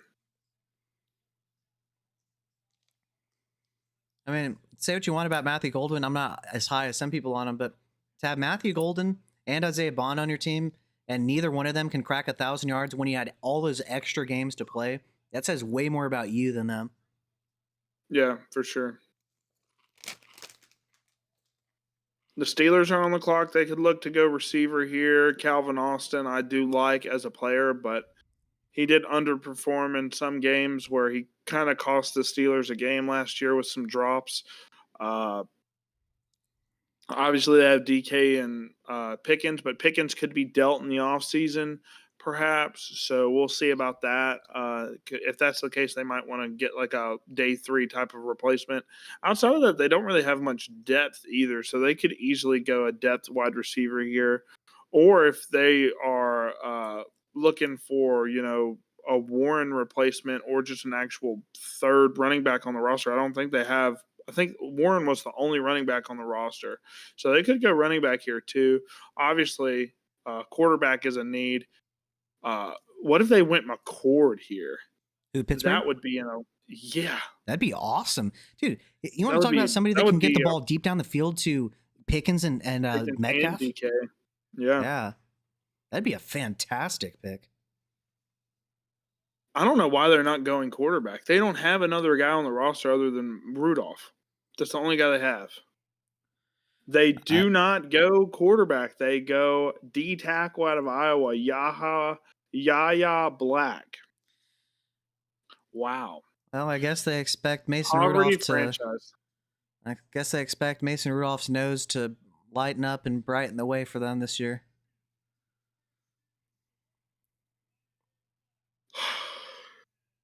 Let me just make sure I don't have that wrong.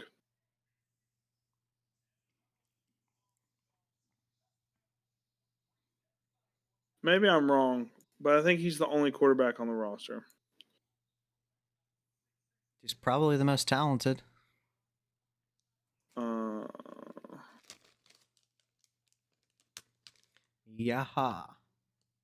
have Skylar Thompson.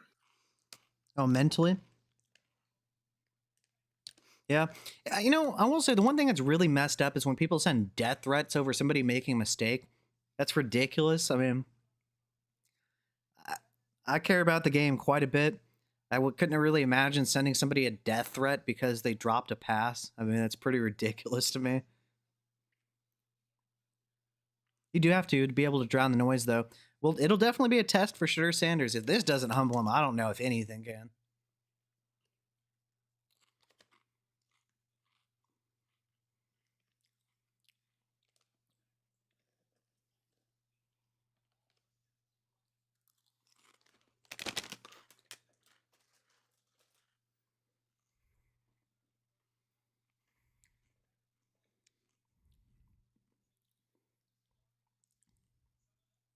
Huh.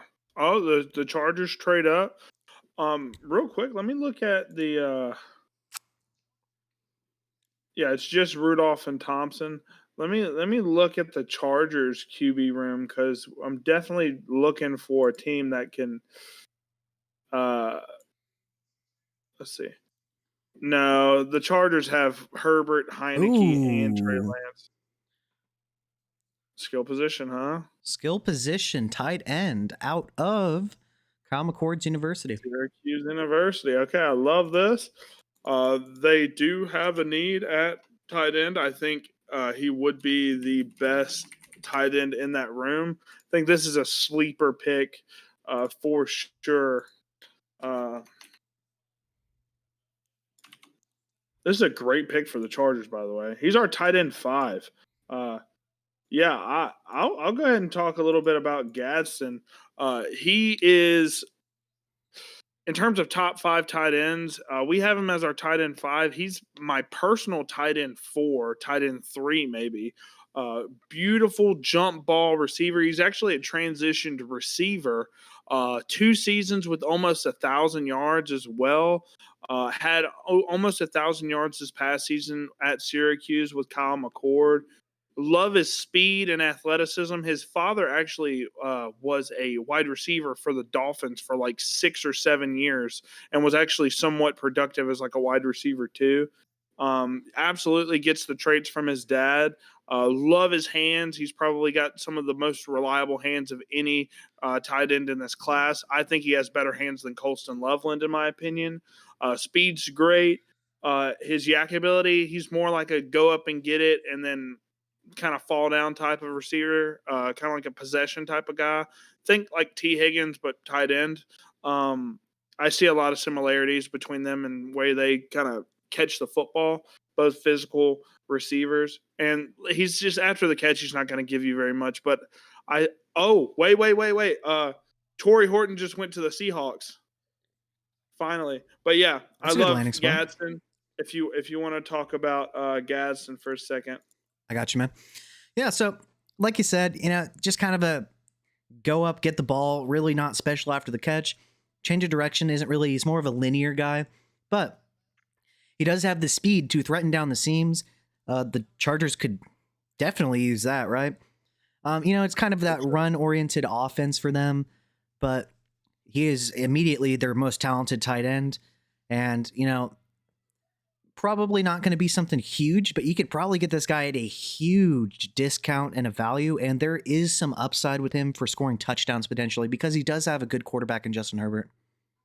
Yeah, I think he's probably a mid to late third for me, but he could easily be the tight end 3 in this class for me.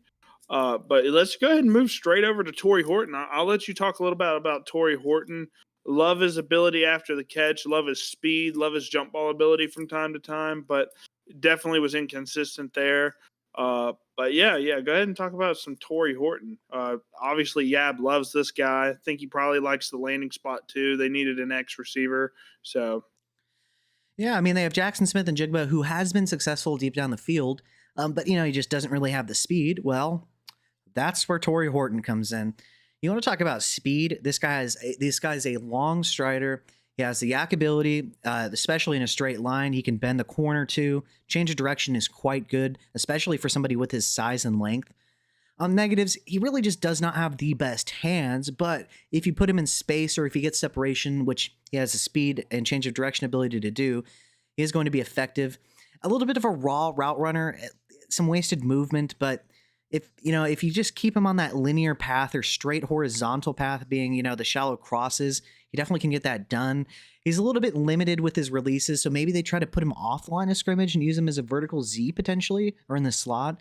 Maybe he improves against press coverage. We'll have to see. But as far as the landing spot, you could definitely do worse. Yeah, I think they have a need at vertical X. I'll look at their depth chart real quick, but Cup's probably the Z/slot. You can interchange JSN and Cup in terms of where they are in terms of on the field, but I don't think neither one of them offers a lot of value at the vertical X position. And the Seahawks for sure. Let me see who their vertical X receiver would be as of right now. MVS, which speedy guy but has a tendency to get hurt. That probably hurts Horton's chances of being on the field immediately. But yeah, like you said, definitely can do worse in terms of the fit, though. I think MVS is, kind of on a 1-year deal, anyways. And I don't. He's not really scaring anybody. He is what he is. He's And a deep threat. also, he got cut from the Bills just this past season. He could be a roster cut. Yeah, I mean, if you could make the Bills depth chart in the wide receiver room they had last year. Yeah. All right, the Bears are here. Is this finally running back, or are they just going to ignore that? Obviously, I want to look at the depth chart for the Bears real quick. Maybe they have a running back behind Swift. Let me look. I'm missing them. Yeah. So in terms of running backs, they have Roshan Johnson and DeAndre Swift, Travis Homer, and Ian Wheeler is who's on there. Cornerback for the Bears. Cornerback? Jeez, out of UTSA, University of Texas, out of San Antonio. I want to talk about UTSA corners. Tariq Woolen was from there. Yeah, maybe they get Woolen. Maybe they get just the next Woolen, for sure. Not Bears. Bills could definitely be going receiver here. They do have a need at that. Interesting. I'm gonna take a look at our sheet with skill position. Tez Johnson is still not off the board. McCord's our quarterback too. He's still not off the board. Somebody that I think has some upside in terms of deep speed and ability to win vertically is Elijah Badger out of Florida. I think he could be a value for somebody deep down here. Yeah, they did draft Jalen Milroe, who does have a pretty solid deep ball when he's able to hit it. So that could be very solid once they move on from Drew Lock and Sam Darnold.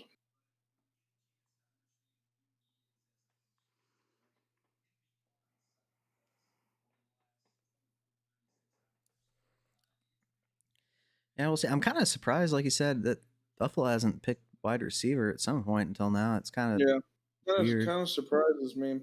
But honestly, he ran really well, even off the knee injury. I don't think he needs any more rehab. I think he'd be fully capable of performing right now if he had to.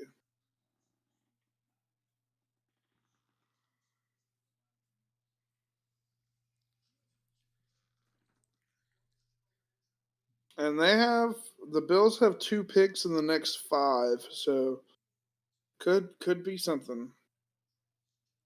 A lot of trades this draft compared to other drafts that I've seen. Kind of interesting.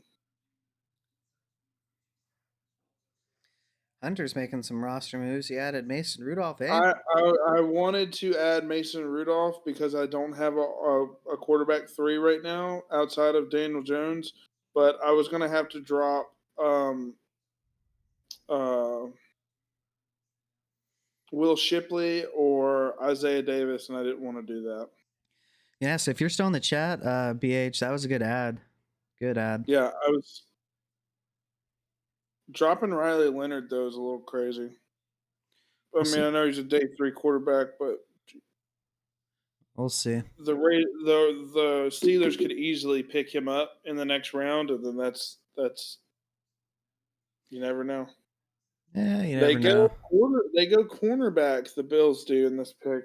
Jordan Hancock out of Ohio State. If How many Chris Ohio is State players have if went Chris in? is listening, what do you think of Hancock, Chris, from the Ohio State University? Is he a big Hancock guy? Uh, He loves his Hancock. He's a big Ohio State guy though, and he is a true fan because he is a Browns fan, and he has been through all kinds of traumatic experiences with them, and he has stuck Well, at least true. you get a natty. At least you get a natty, right? Yeah, well, it's kind of like the inverse. He has the best and the worst.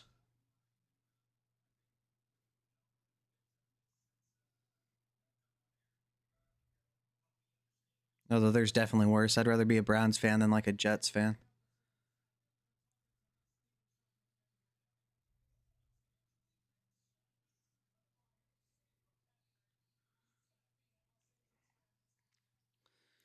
Patriots here, I mean, even this far down in the draft, if they get a skill position player, specifically like a wide receiver, there's a chance that he sees the field.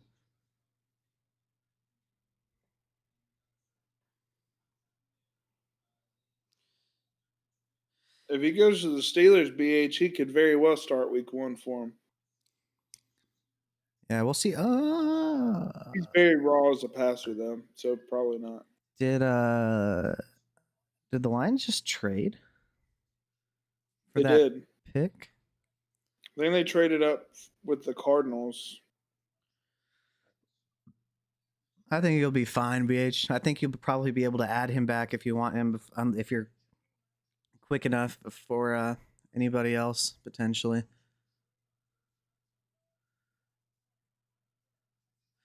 Yeah, So I'm who did curious the what Detroit Lions trade does up here. for? It's always interesting when They teams trade didn't up need this a late. quarterback.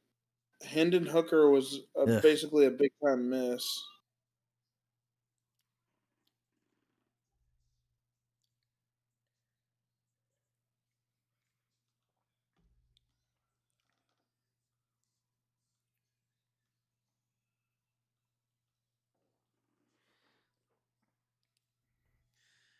Yeah, you'll be fine. Uh,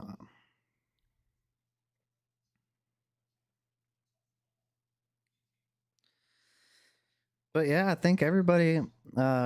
Not gonna lie, I was pretty upset with some of the landing spots that we had a while ago, and some of the first and second/third rounds. But I think a lot of these landing spots we've seen in round 4 have been pretty awesome for us in fantasy.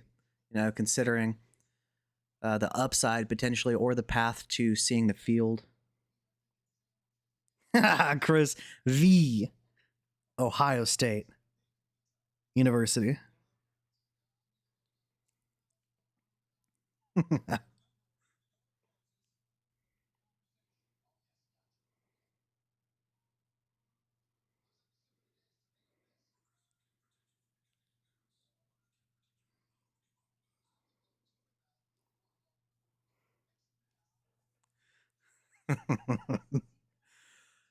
uh, all these commercial breaks.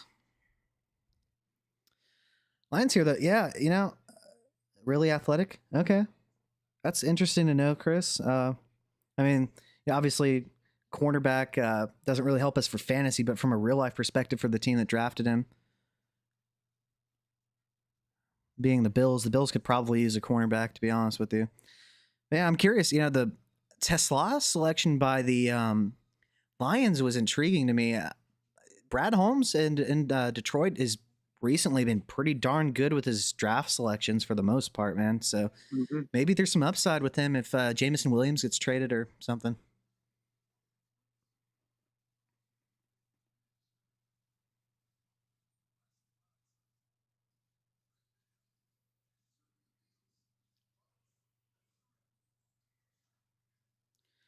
Yeah, we're gonna have to do this every year. This has been a ton of fun. Absolutely. Got to do this next year. Hard hitter. Hard hitter. Well, the Bills probably needed some hitters in their secondary. Yeah, instead of people that get hit so hard that they almost die, or they actually die. Get stiff armed to the ground by Derrick Henry. Oh my goodness. We didn't see any of those ridiculous stiff arms from Derrick Henry this past season like we have in the past. He didn't have to stiff arm anybody. He just ran. He just had to run straight. Yeah. Dude, that read option game with Henry and Lamar Jackson, I don't know what you do, man. It's going to be a rough one. Yeah. You either get gashed for 10 yards by Lamar every time, or you risk the 80-yard touchdown with Henry.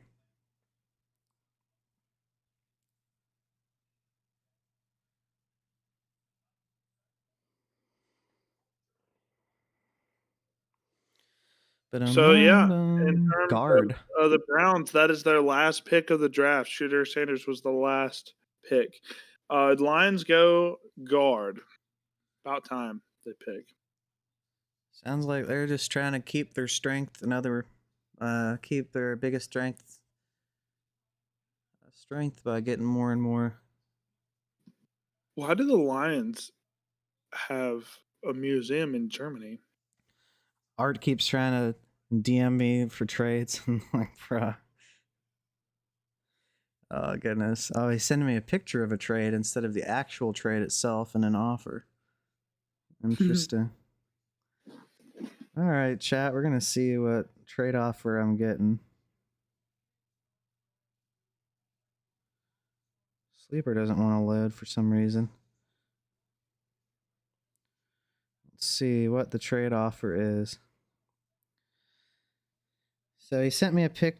So this is a full tight end premium, I believe. 104, 105, and 204 for Brock Bowers. And I believe this is a full tight end premium. Let me check the scoring settings. Well, I like having Brock Bowers for sure. I don't think the total value added is that incredible. Yeah, I like it is a full tight end premium. So it's kind of like our home league, if Chris or Shan are watching, where tight end production is crazy. If you have two stud tight ends, you could get like 60 plus points a week from them. But he sent me 104, 105, and 204 for Brock Bowers. I think I'm gonna have to hold off on that because there's a chance that we see a reduction in volume for Brock Bowers. He was besides Jacoby Myers the only guy on that team, so I don't know about that. You said 104, 105, and 204 for Brock Bowers? Yeah, and this is a full tight end premium, so it's not like it. So I'd take that if I was the Brock Bowers owner. You said you would what? I'd probably take that if I was the Brock Bowers owner. Yeah, I said. I mean, I didn't respond to it. I'm probably good on that. I like tight ends. I like Brock Bowers, but it's not worth it, in my opinion.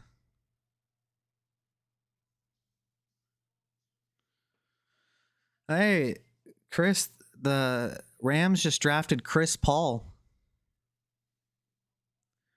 We'll see if his basketball skills, his point guard ability translates to the NFL. He appears to have gotten a little bit bigger and younger. Let's see. 6'1", 222. You'd hold Bowers? Yeah, so I would be getting Brock Bowers in this trade, BH. And I like Brock Bowers. See, the thing is, like, I would personally rather just... He's a difference maker, but I just... He's a sell high. That's a lot of value. He's a prototypical sell high because you just brought in the best wide receiver in the NFL and Dante Thornton Jr. per Yab. And you have Jack Besh, who they just spent second-round draft capital on. Plus, they have Genty. They're probably going to be able to run the ball more. And Genty. He's not getting all those crazy targets that he got last year. I guarantee you that. And Geno Smith does like to push the ball down the field.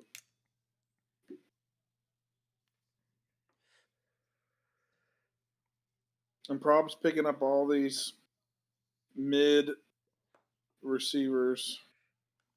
I was looking at all those players, but like I can't even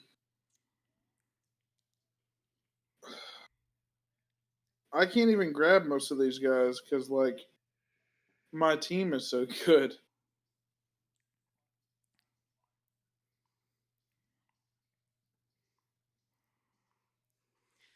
Yeah, it's interesting. It's interesting. Art is absolutely determined to get picks for me in this league. I know some of you guys, you're not. I know Yab and BH aren't in the league that I'm in with this other league with Art, but you know, I have a feeling that I'm just going to be able to continuously reject offers, and then I'm just going to get better and better and better offers. And if I want to take it, I will, but I probably just don't want to be honest with you. We get a tight end here by the Georgia Tech, by huh? the Bills. Jackson Hawes is a guy that was not projected to be drafted. He is a run blocking tight end. I know that for sure, being a Georgia Tech tight end. So, yep, they're getting a prototypical blocking tight end here. So don't draft him in your rookie drafts. He will probably see 8 to 10 targets next year.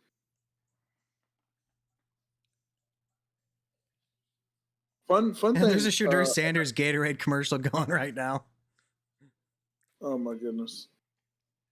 All that investment into him in terms of NIL and commercials and stuff just for him to be a 5th round pick is wild. Watch him become the GOAT. No, he's not.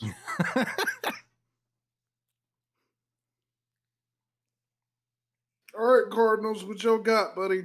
Bottom of the 5th round, the Cardinals do what here? I can see receiver, running back's probably out of the question.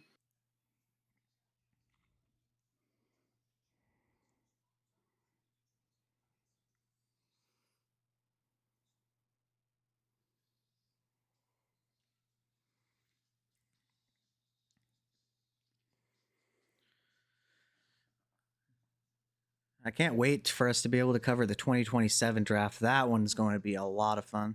That's going to be electric. But we're going to have 100K subs by then, dude. Big time facts. Another defensive back out of Ohio State. Oh, Denzel Burke. Chris, if you're watching in here, I know you're obviously, like I said, Ohio State fan. I'm curious your thoughts on him. I know the Cardinals are desperately in need of cornerback help. Their cornerback room is trash. Their 3rd corner. Yeah, there's a reason they've chosen so many.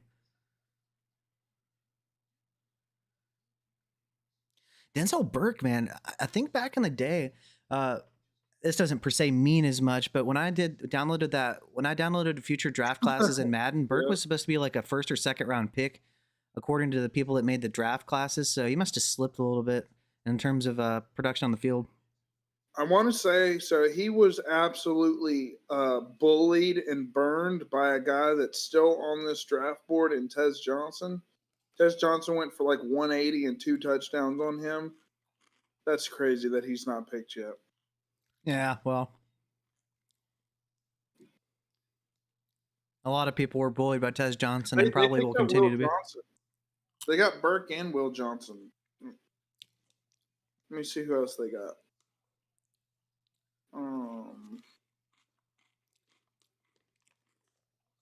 They grabbed linebacker in the 4th. They grabbed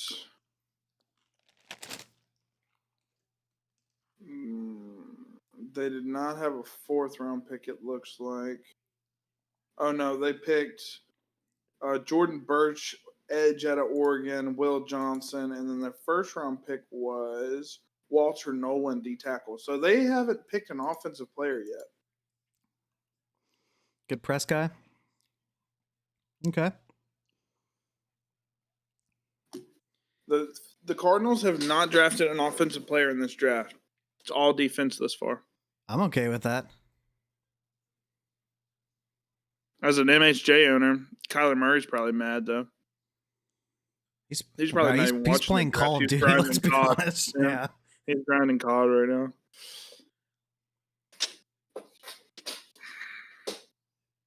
Fun fact. So right after this draft is over, I'm going to a big time concert. My wife's favorite band is Breaking Benjamin. I'm not too big on them, but they'll be in town here, so we're going to be watching that after the draft. It's going to be kind of fun. Breaking Benjamin, Stained, those are going to be the two people that's there, so that'll be a lot of fun. Yeah, Kyler Murray is a COD grinder.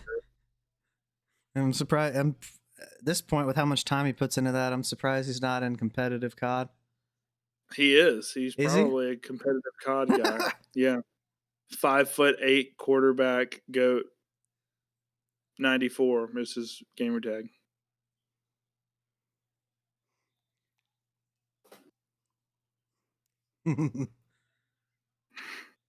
Little bitty buddy.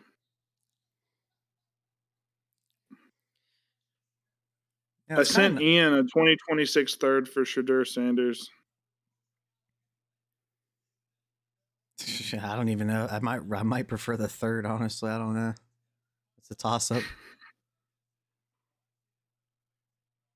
Hey BH, how do you feel about my little trade we did yesterday, where I got Jalen Hurts?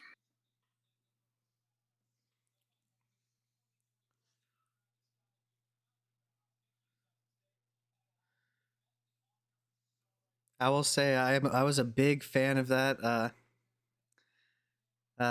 You helped me out greatly. Those firsts and seconds are going to be much earlier than they would have otherwise been. And that man has lost two massive trades to me and you now. Like this guy gets destroyed. Jack Bash went from 40% owned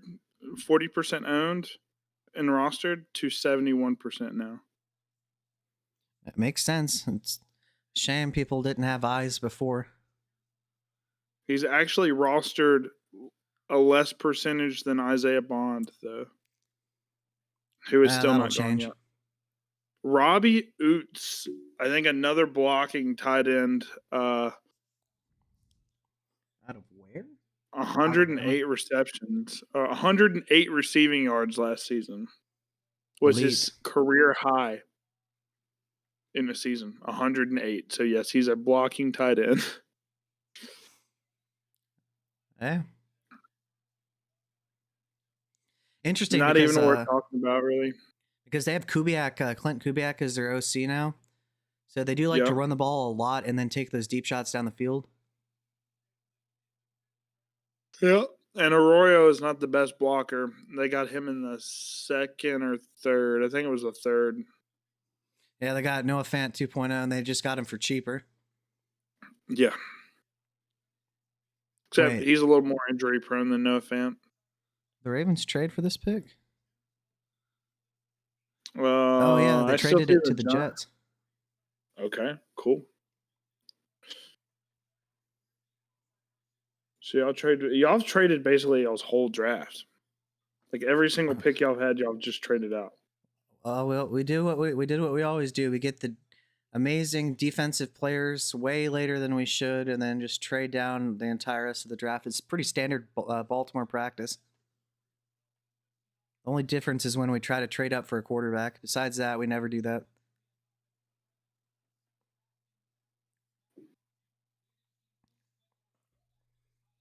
Trying to get my focus back a little bit.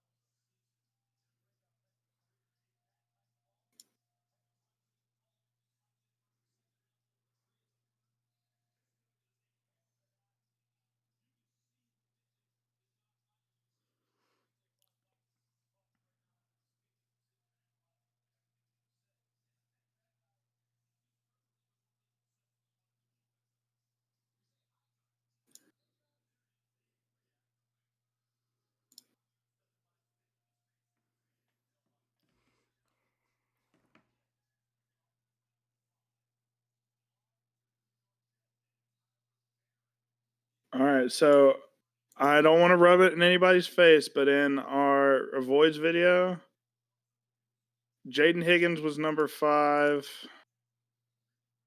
Dylan Sampson was 4. Ollie Gordon was number 3. He hasn't gone yet. Nope.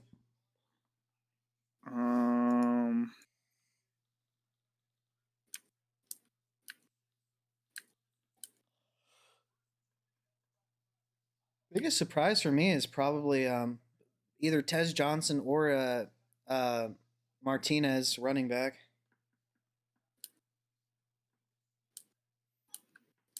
And then Shadur Sanders was our number 1 avoid. Yeah, it's a shocker how that one turned out.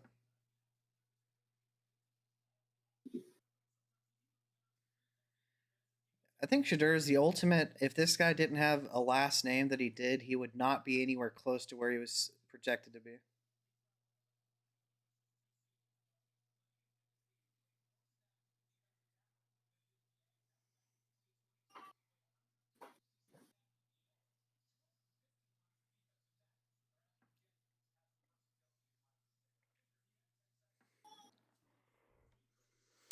What did the Jets do? They picked edge. Meh. Top of the 6th round now. 2 more rounds to go, guys. This is basically the fading chance for all these guys that we ranked relatively highly, like Tez Johnson. Tez Johnson at this point is probably going to be a special teamer, unfortunately, and he's going to have to work really hard in getting on the field now, unfortunately.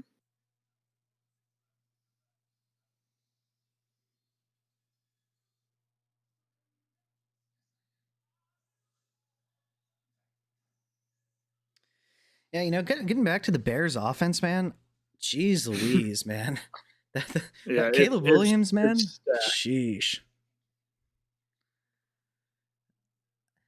He's going to have superstars everywhere, literally everywhere, except for the running back. He might have been. It's hard to be that great of a value per se when you're still, a early to mid second round startup pick. But dude, goodness gracious. And Caleb in terms of being a value at his startup value. Oh yeah, I mean he might sneak into the first by next season. I think so. I think he's probably going to be like QB5, QB4, probably in people's opinions if everything goes as the way I think it will. Behind your Jaden Daniels, behind your Josh Allen's, behind your Lamar's, probably. Then maybe Chris, in terms of Tez Johnson, 156 pounds was very light. He would be the lightest receiver ever drafted, I believe, since a long time ago. Very great, elusive, speedy slot receiver. I mean, he was absolutely ridiculous to watch. He had a lot of shades of like Kadarius Toney and Deshaun Jackson in his game. Tank Dell type of game. He's faster than Tank Dell in my opinion, but he was awesome on tape, an electric return man as well. And since he's going all the way in the 6th round, he's probably just a return man at the next level, unfortunately. But as a receiver, he was fantastic at Oregon. Yeah, I was really high on him. He looked electric. He's one of the best separators in the class, easily. Yeah, so it's for kind sure. of surprising that even given his size, somebody didn't just take a shot. People were just worried about the size. But granted, with his size, he played a significant amount of time for his 3 years at Oregon, did not miss a single game with injury. So yeah, I'm not high on him in the sense of like I don't really think he's going to be doing much given that he doesn't have any draft capital surrounding him and he's definitely a limited player, but I think if he goes and I think wherever he's drafted, if he gets drafted, I guess he's probably going to be the most talented player in this round in which he's selected, most likely, in my opinion. It's either Tez or Devin Neal for me. Yep.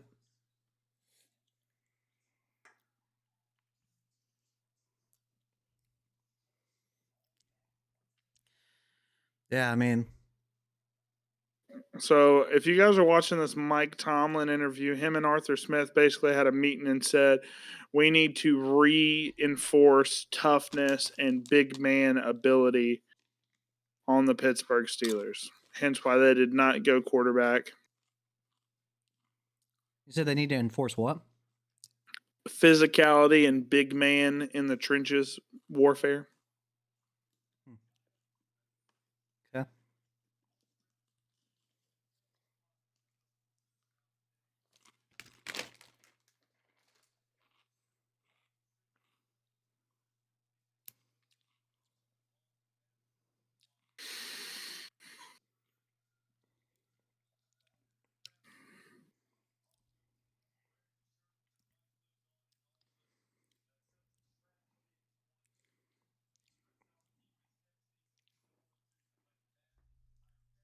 Cornerback at the top of the 6th round for the Bills here. Virginia Tech, 6'1", 185 corner. Prototypical size. We like our corners to be 6'1", 6'2". They do need to reinforce that quarterback room. I mean, it's Skylar Thompson and Mason Rudolph. Like, I don't understand how that's Acceptable. how that's not a need. Bro, like, bro, this is crazy, man. Yeah, I really think they would benefit by taking Kyle McCord. I really don't understand what the NFL doesn't like about him. He is a bit of a gunslinger. I could see that kind of Jameis Winston. I think he's better than Jameis Winston, but he has the arm, he has the confidence, he has the ability to get the ball where he wants it. He had good ball placement. He had good ability in the pocket to move around and extend the play for himself. He did have a couple of catastrophic plays, though, for sure, when pressure got to him. But I really don't understand how some of these quarterbacks that are being drafted. Another player like Will Howard, I'm surprised Will Howard isn't off the board yet. He doesn't have some of those elite traits that you want, but I don't know, man.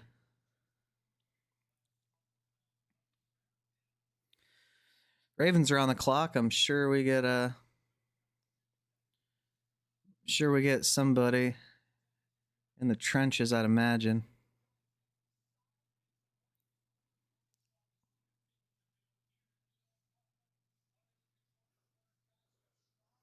Apparently, per Ian Rappaport, Mike Tomlin says that they've had really, in quote, really productive talks with Aaron Rodgers.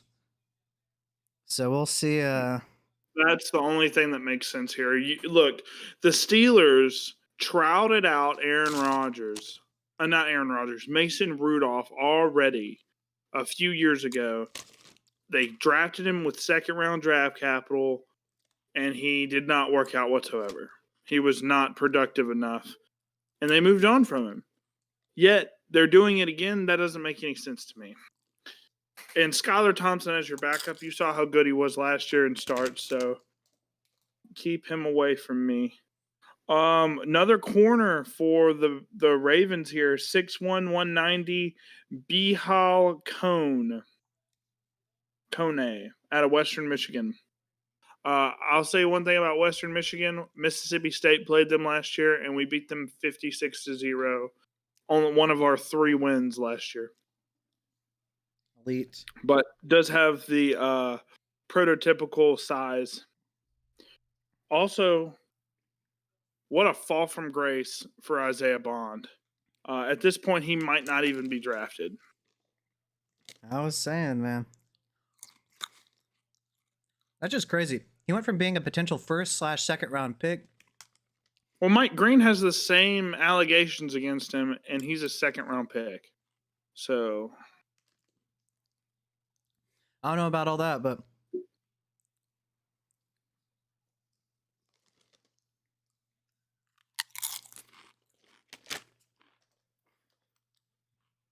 yep, he's from Mississippi. So who?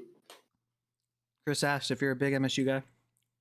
Oh, I am a big MSU guy, unfortunately. And we had the most transfers transferring out of any team in the SEC. We went We only won 3 games last year.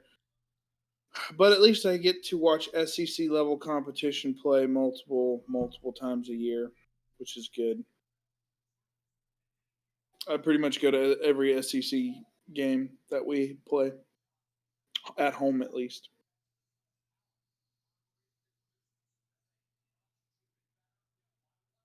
So I got to see Luther Burden in action. Uh, I got to see Arkansas school us. Tesla, I got to see him live. Got to see DJ Lagway throw live. Got to see the massive D tackle that actually has not been drafted yet out of Florida. He's like 460 pounds. He has not been drafted yet. He might not be drafted. All right, Dolphins are up. He's a big guy, Omarion Hampton.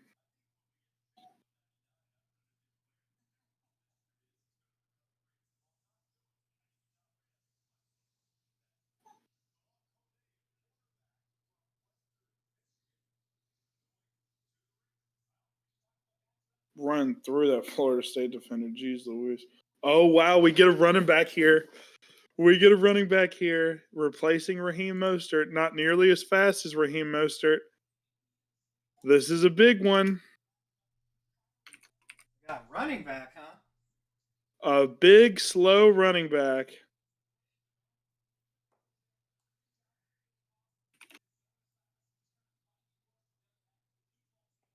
He might sneak up draft boards for me. Is it who I think it is? Oh, It is. It is the guy. interesting. Yeah, I would love to talk about some Ollie Gordon. Ollie Gordon goes in the 6th round, early 6th round, I might add, to the Miami Dolphins. 6'1", 226, 4.6 40 was not very fast, unfortunately. But I love this fit for him because A-Chain is not a guy that can stay healthy consistently. They need a short yardage guy, and I think Ollie Gordon will absolutely take over as the short yardage and goal line back, which is more importantly, he will be the goal line back as well. He might be a late 2nd round, early 3rd round pick for me, even though he's a late day 3 guy, because I think he's actually going to get touches in this offense. In terms of what I like about him, very physical runner, very violent runner. Doesn't really fumble the football that often either. So that's 2 big things we very much value in terms of running backs. Had absolutely elite level production in 2023 when Oklahoma State was very good. They lost a lot of players, weren't very good at all this past season in 2024. And he's very blocking dependent. And I think with the Dolphins, they'll at least be able to block for Ollie Gordon enough to where he can be somewhat effective at the next level. His long speed's terrible. He's very slow and stiff. And then he's not very effective in terms of the pass game. We're not really asking him to do that. That's going to be A-Chain's job anyways. And change of direction, he's a straight line, one-cut runner. So all in all, I love this spot for Ollie Gordon. I would have liked this for any of the power backs. It just so happens that the Dolphins pick him here. Yeah, we comped him to no big play Derrick Henry, which I think is pretty accurate. More of a linear guy, very physical, big guy, but just does not have the long speed that Derrick Henry does. And quite the fall from grace from him, considering the massive production he had 2 years ago compared to what he did this past season. If he would have came out as a junior, he might be a 1st or 2nd round pick, in all honesty. He falls all the way to the 6th. He's a senior? Pretty sure he's a senior. I think he did that in his junior season. I don't understand why you wouldn't have come out with that running back class. You'd probably been first. Let me make sure I'm not lying here.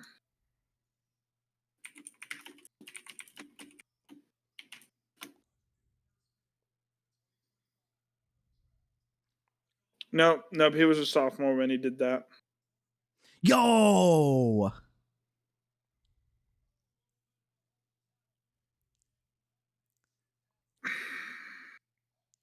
I don't love that landing spot, but I love that he actually got drafted. I will say Jalen Hurts likes to get hurt a lot.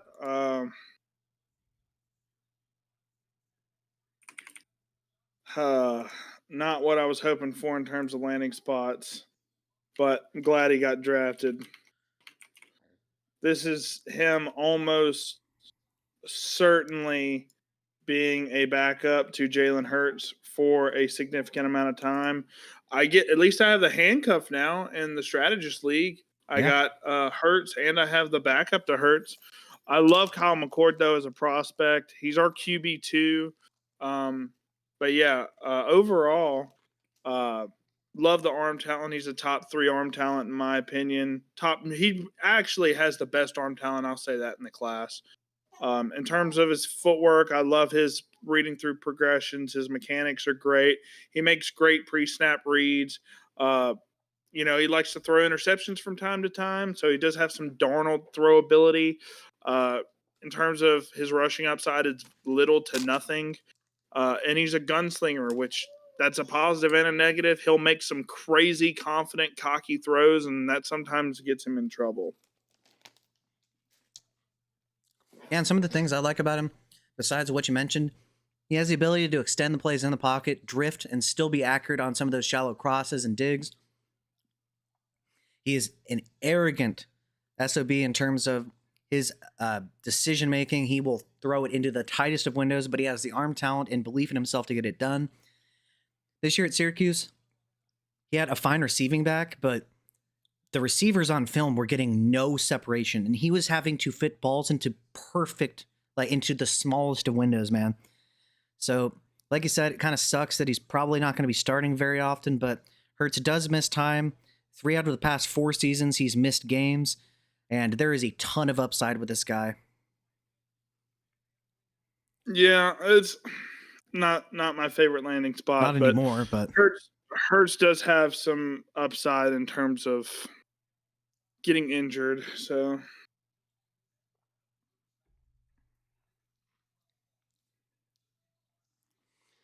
not gonna lie, the draft hacker was stuck, and so when I saw him getting picked, I thought he went to the Raiders, and I was like, oh, okay. Do you know Smith leaves town? But draft hacker was stuck. I thought McCord went to the Raiders at first, but that would have been amazing. Yeah, it would have been amazing. That's tough. That's a tough landing spot for our QB2, but he fell a lot.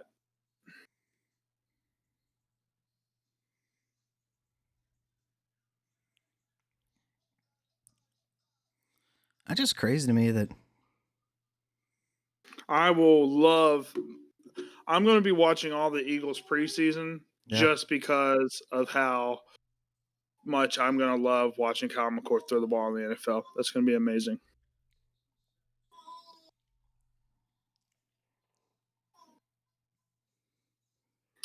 Dang.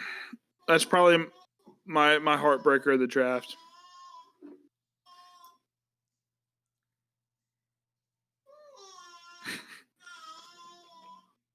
Are you talking over there?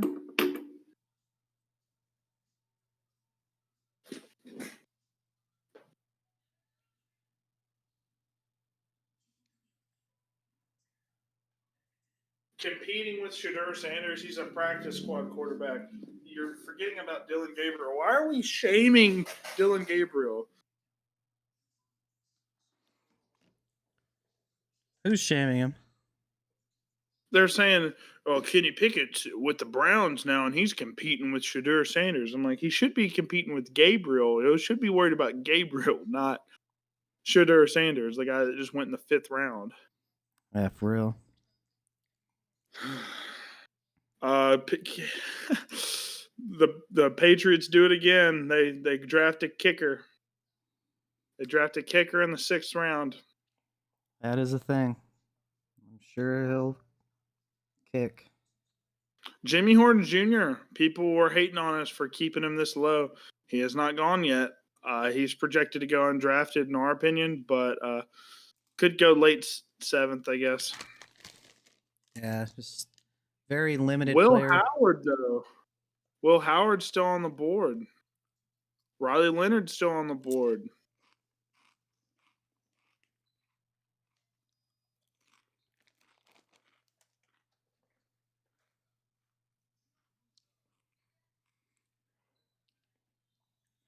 They're gonna be talking about Shadur Sanders so much. Cam Ward's probably just like, whatever, guys. It's We pretty haven't funny talked that about Cam Ward at all the entire draft. remember It's that just been video Shadur. where Shadur and Cam are right next to each other, and Shadur was like trying to troll him and talk crap to him, and then look at how that turned out. Yeah.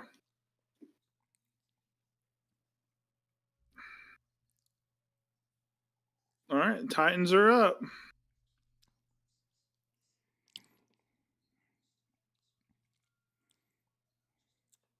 Cornerback out of Cal. Yeah.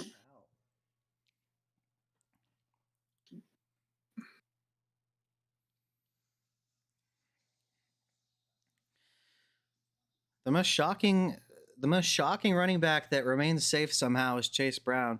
I guess I don't understand.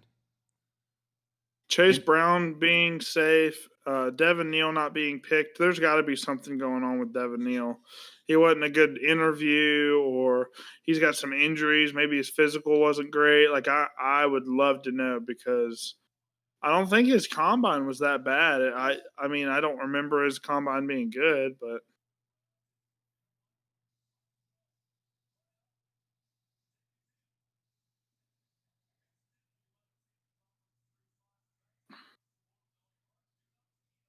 hmm.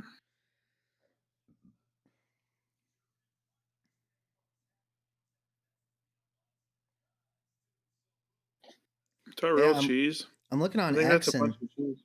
there's tons of different people saying, how the hell is Devin Neal still available? Somebody said they're drafting kickers before Devin Neal. Yeah. That is Isaiah true. Bond's still here. Even with the legal stuff, that's kind of crazy.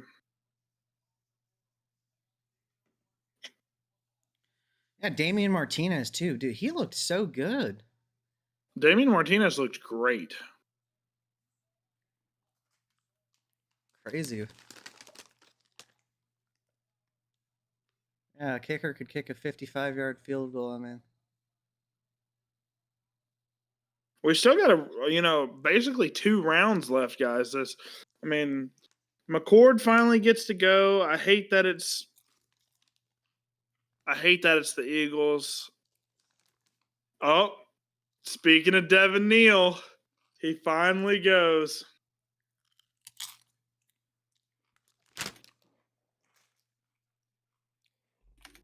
Draft capital sucks, but situation could definitely be worse. Yeah, yeah. Alvin Kamara will be the guy there, but our running back 10 finally gets taken in the 6th round. I'll let you talk about Devin Neal. You love him a lot, just as I do. But yeah, Devin Neal to the Saints. I love that landing spot just because they need more firepower on offense, and Kamara is not getting any younger. So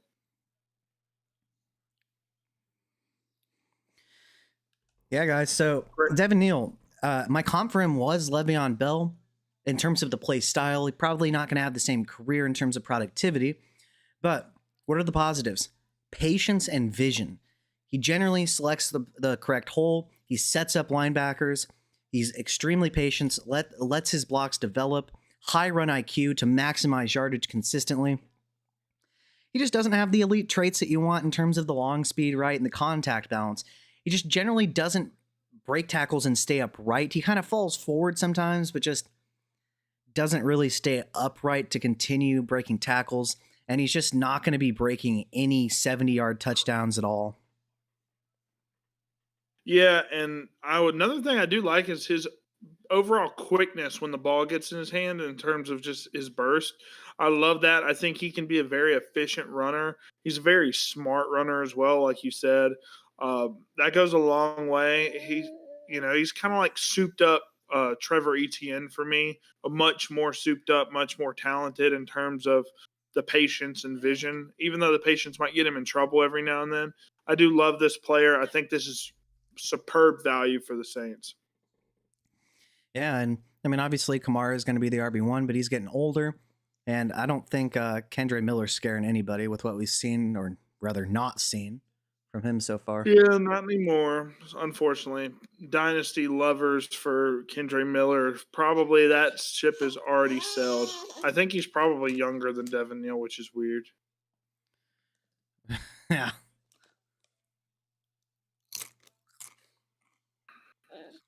Could this be Will Howard, perhaps, to the Steelers?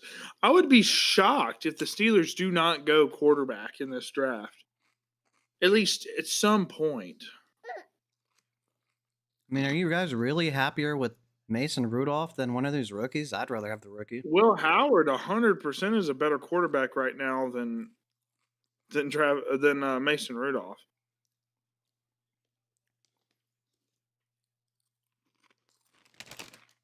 Duval.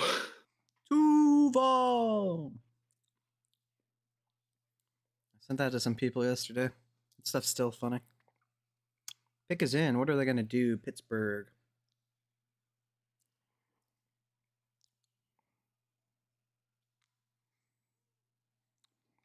It's a stupid question.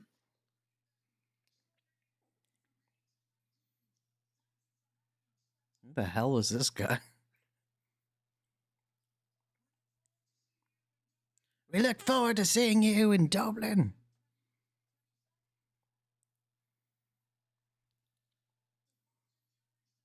Hey, I was right again. William? William Howard III.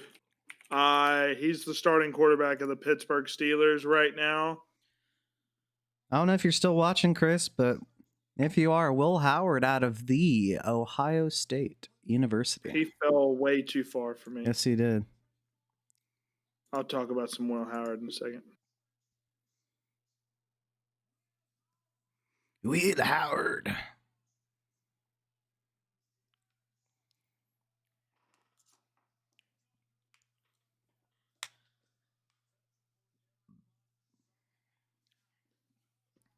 I love this. I love this for the Steelers.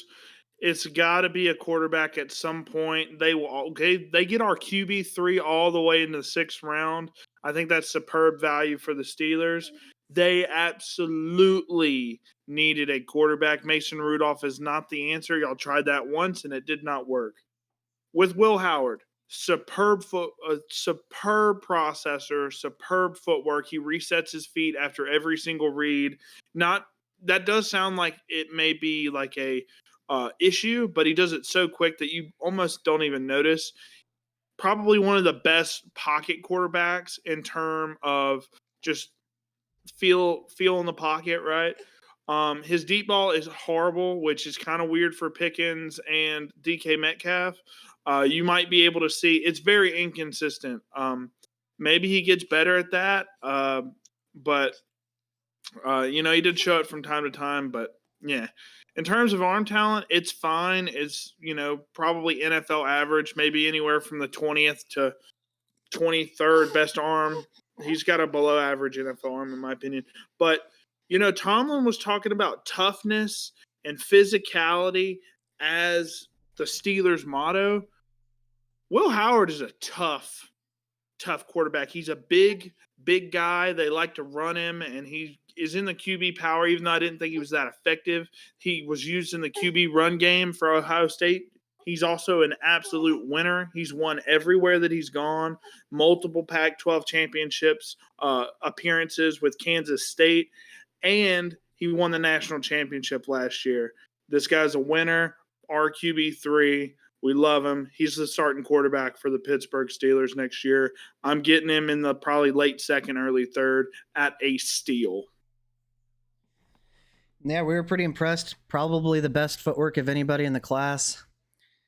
Like you said, it lacks some of the ideal arm strength or arm talent to get the ball deep down the field. But as we've said many times before, the NFL doesn't really, it's not really the old days where you just have to launch deep strikes down the field.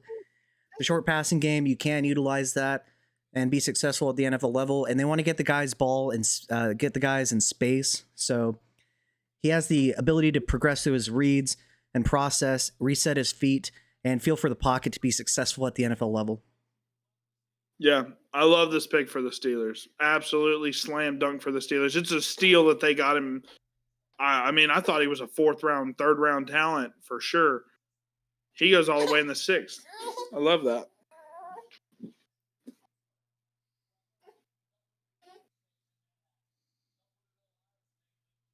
Are you hearing this? They're asking best value in the draft. One guy goes Mike Green in the second to the Ravens. The other guy says Malachi Starks to the 27th. In terms of the two best picks in the whole draft, In terms of value, yeah. I mean, I don't really disagree. It was really Those good are value. two phenomenal picks for you guys. That's what we do. We get the.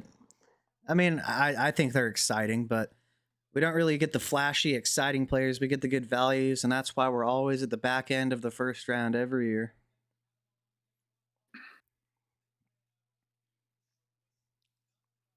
All right, Malachi Starks, Mike Green so far in the class. Who else did you guys grab?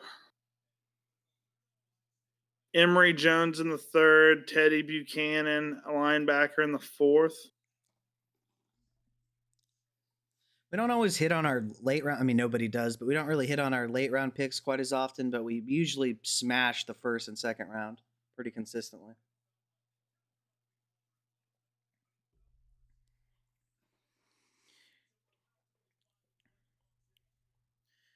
You know, the one pick I was always really disappointed by was what was that Florida safety way back in the day that we drafted in like 2013?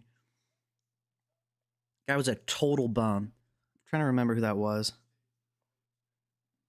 I don't remember.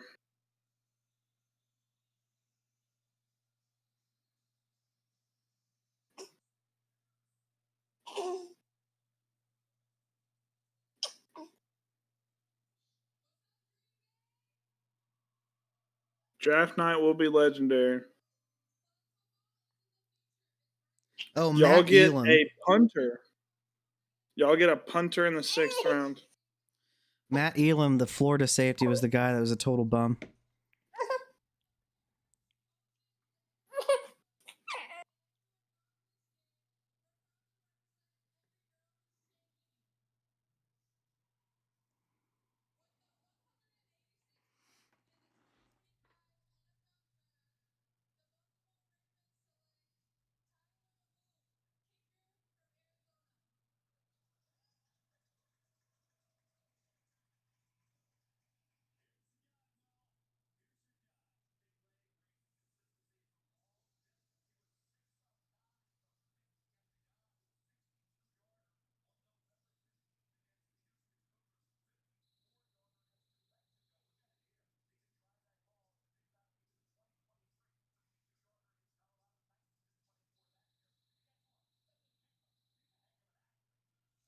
He's a heck of an athlete.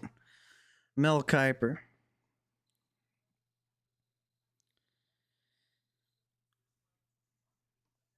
Yeah, we'll see. Not too many interesting picks here from a skill position standpoint. There's still some good players we think left.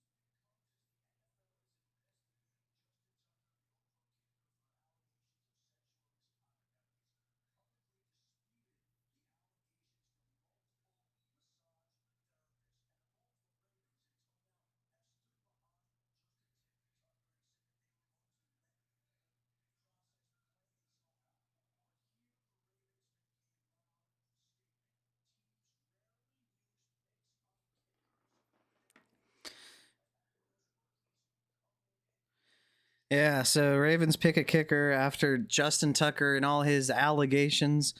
Probably a smart move. Tucker was a very good kicker for us, but he is allegedly not a very good person. And I say allegedly.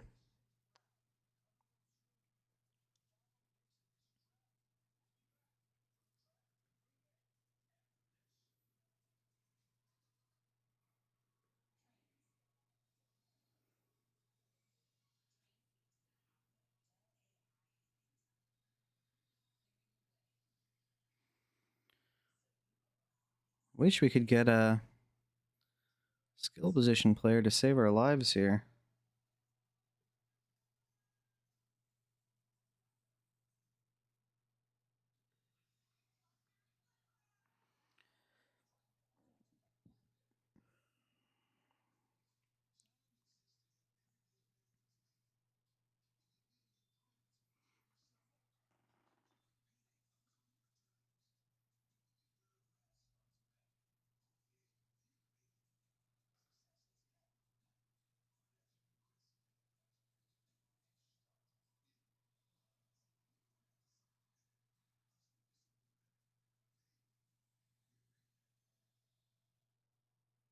We do get a running back now.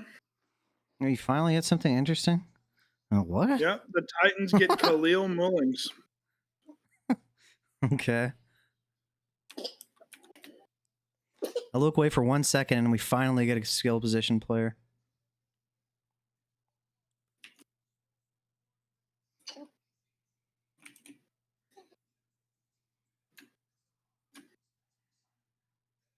So big, powerful power back from Michigan. How do you feel about Khalil Mullings? He's kind of low on our list. He's kind of like a very one-dimensional power back with not much speed, but Yeah, so as far as Khalil Mullings is concerned, guys, what is the upside? Well, he is a very physical back, and he's good in pass protection. So there is the chance that he does see third down work potentially if he is able to see the field. Now, as far as with this landing spot, let's be honest, he is behind Tajay Spears and Tony Pollard. Probably not gonna happen. The negatives, his vision, incredibly inconsistent, and he just doesn't maximize yardage. He fails to see ways that he can maximize yardage. And those two negatives are some of the worst things besides just fumbling the football. So I just think he's kind of a low upside guy in a terrible spot, to be honest with you. yeah, for sure. Very underwhelming for me. I probably see him as like a a very much a depth piece. Could not even make the team if possible. I don't know. We'll see.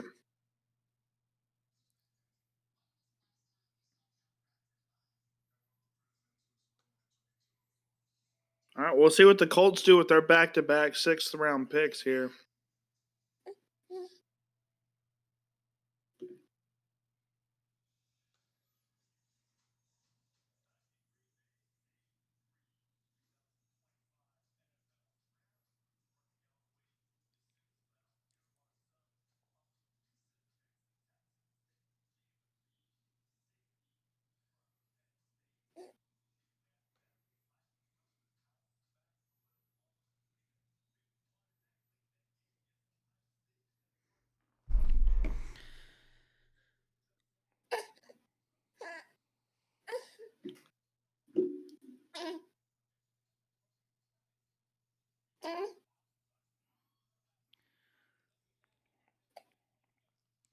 And we'll see, man, like you said, Devin Neal not going yet.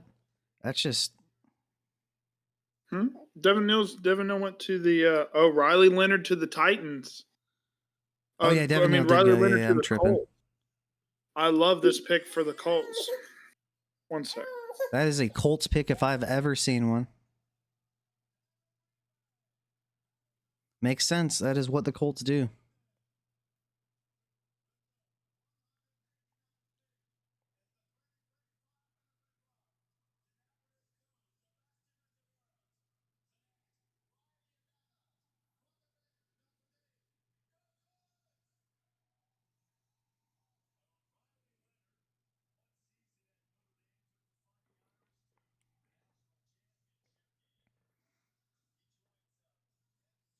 All right, go ahead and tell us what you think about Riley Leonard real quick. I thought he was very physical runner, had 900 yards rushing with Notre Dame, very big, powerful runner. Yeah, so this is a Colts type of pick. You want somebody they typically go for very good athletes with the prototypical size. And so that's what Riley Leonard is.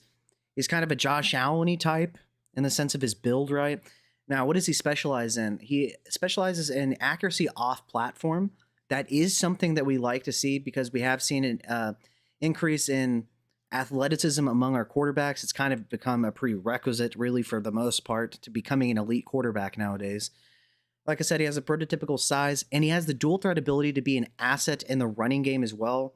That is something that we do like for his upside in fantasy if he's able to ever get on the field. Now, what are the negatives? His pocket feel in terms of his awareness of where rushers are isn't really the best, and his ability inside the pocket to kind of maneuver around to extend the play, it really just isn't that great. And his deep accuracy is pretty shoddy, to be honest with you. But I mean, you're not taking this guy in the first round, right? This is kind of a project, high upside type of player, and this is definitely a Colts pick. I will say, in terms of competition in front of him, Daniel Jones is not a very valuable quarterback, in my opinion. And Anthony Richardson is 2 or 3 bad games away from being out of the NFL, in my opinion. So, yeah, Riley Leonard has a very possible path to starting at some point in the next couple years. So,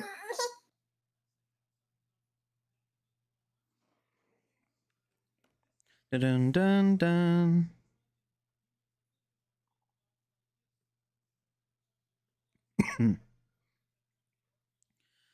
So yeah, we got Eagles on the clock, followed by the Seahawks and Bengals.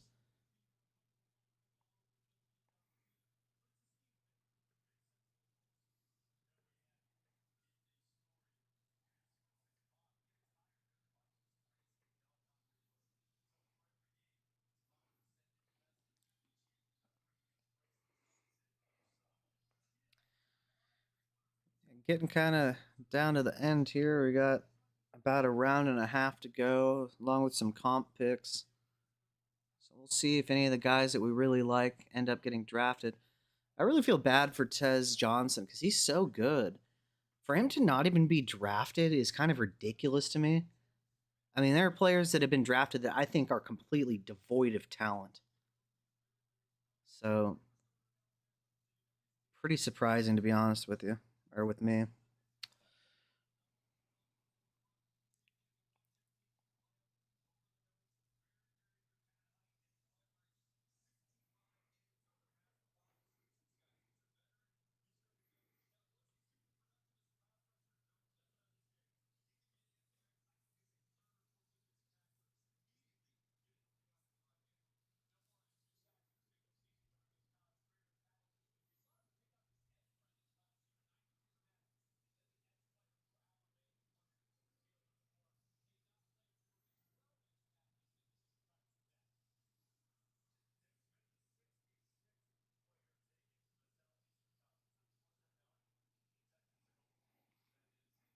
So Eagles go offensive line. They fortify what is already probably the biggest strength of any team in the entire league.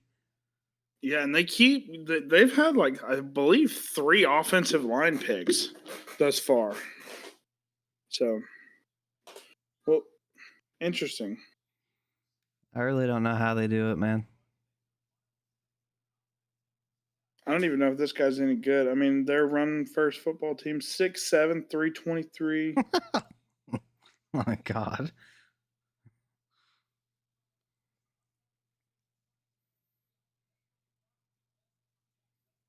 He's a powerful run blocking guard, probably.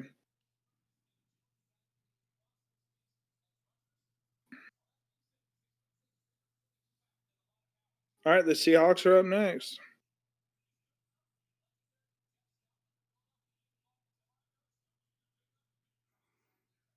We have been on for 4 hours and 30 minutes. It's crazy work.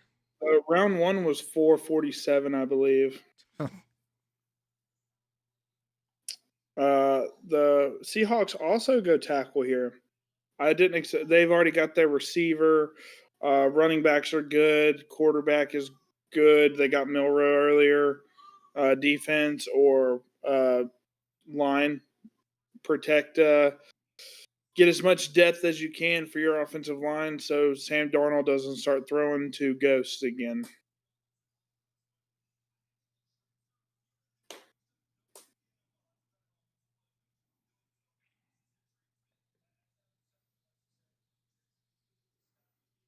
Oh, fun fact about the Cleveland Browns quarterback room. I forgot. Deshaun Watson is still under contract with the Cleveland Browns. So it's Deshaun Watson, Kenny Pickett, Joe Flacco, Dylan Gabriel, and Shadur Sanders. That's the quarterback room. You know, with the GM publicly admitting that they made a mistake, I bet he never sees the field again, to be honest, with the Browns at least. I mean, I don't know how you say that and then start the guy.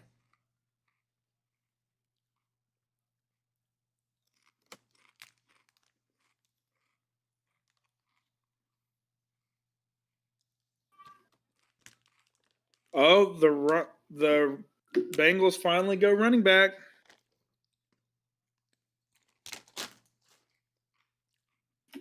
Probably the most talented back on the roster. They go with Taj Brooks.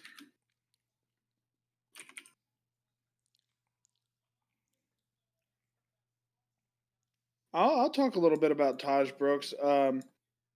Overall, just pretty average power back. I guess Zach Moss is kind of cooked in their eyes, so they pick up another running back. I don't know if he makes the roster. He probably does with how thin that Bengals running back room is. But yeah, great physical back, very good at not putting the ball in harm's way in terms of fumbling. And he's a relatively good pass catcher. I don't think that he does that over Chase Brown on the Bengals offense. Fairly slow. Vision's not the best. He's not the smartest runner, but I can't deny, I think he's had 2 straight seasons at Texas Tech with over 1,300 yards and 10 plus touchdowns. So the production's absolutely there. So, yeah, Taj Brooks is definitely going to be competing for starting reps in this Bengals offense, I think. And, you know, ever since Joe Mixon, the Bengals really just don't seem to be spending a ton of draft capital on these running backs anymore. I mean, granted, they've had Joe Mixon for the majority of the time since they drafted him, obviously, but yeah, just probably not the highest upside guy, but he could get the goal line role in terms of at least rushing the football. Probably not going to be too much, but at least he has the ball security and the physicality that Chase Brown is fine with the ball security, but he's just not physical. So we'll see how this turns out.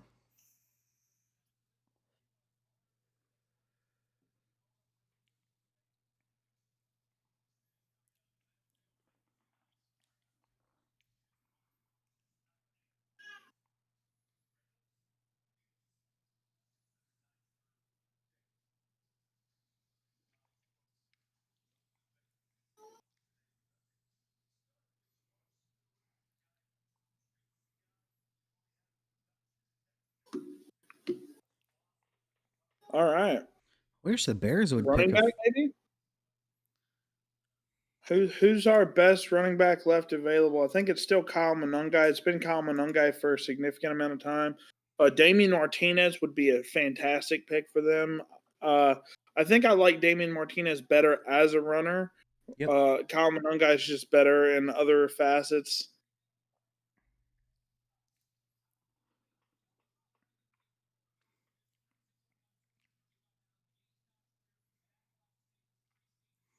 And they do not. They don't go running back, huh? They go offensive tackle. Okay. Yeah, I would rather Martinez too, BH. Hey, BH is still in here. Martinez. What's up, man? He's the GOAT, man. He is the GOAT. Yeah, it's kind of surprising. We liked what we saw from Martinez. I mean, we didn't think he was going to be a first-round pick or anything, but I mean, there have been some running backs that we didn't think were remotely close to as talented that were drafted already.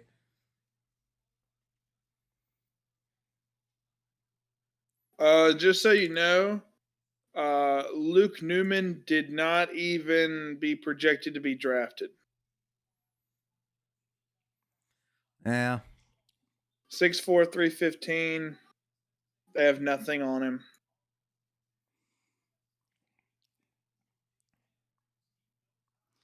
Hell yeah, BH. We appreciate your being here. It's awesome.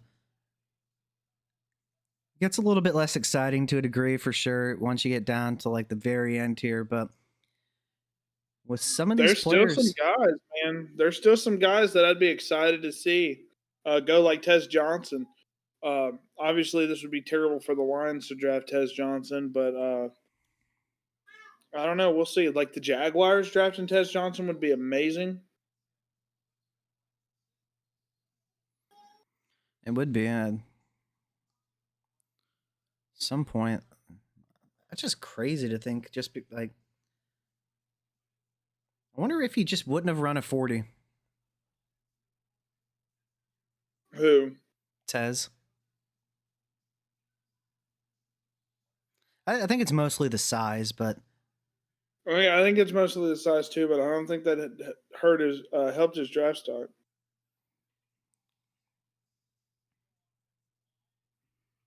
just sucks, man.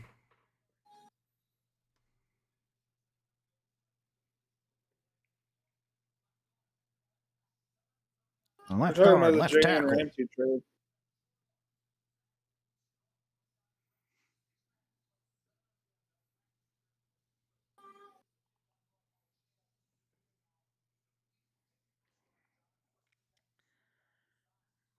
Hmm. Yeah, I'll be curious once we kind of think about the rankings and kind of come to a consensus. What we think is, man, like, at some point, just there, because there's only just so many picks before you get to the kind of third round, uh, fourth round of your fantasy draft. Somebody has to be a value because you can only choose, one player per pick. So BH I says, don't know if I'd want that. I mean, I don't think he'd get reps over Estime right now, even though I think he's more talented than Estime. I think if Martinez went to Houston post Joe That would be Mixon, a great. Yeah. that would be an interesting choice potentially. Yeah, maybe Houston goes Martinez here in 2 picks. Denver traded. I mean, Houston traded up.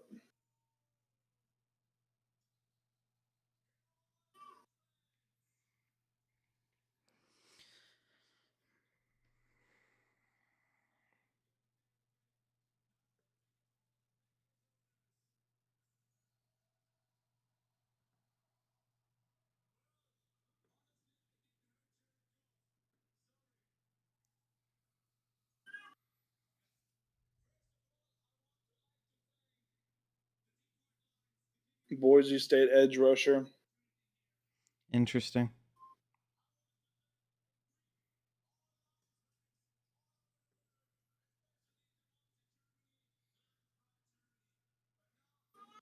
Okay, so we got Texans on the clock. You got Packers, Chargers, Jags, Vikings twice, and Ravens on deck.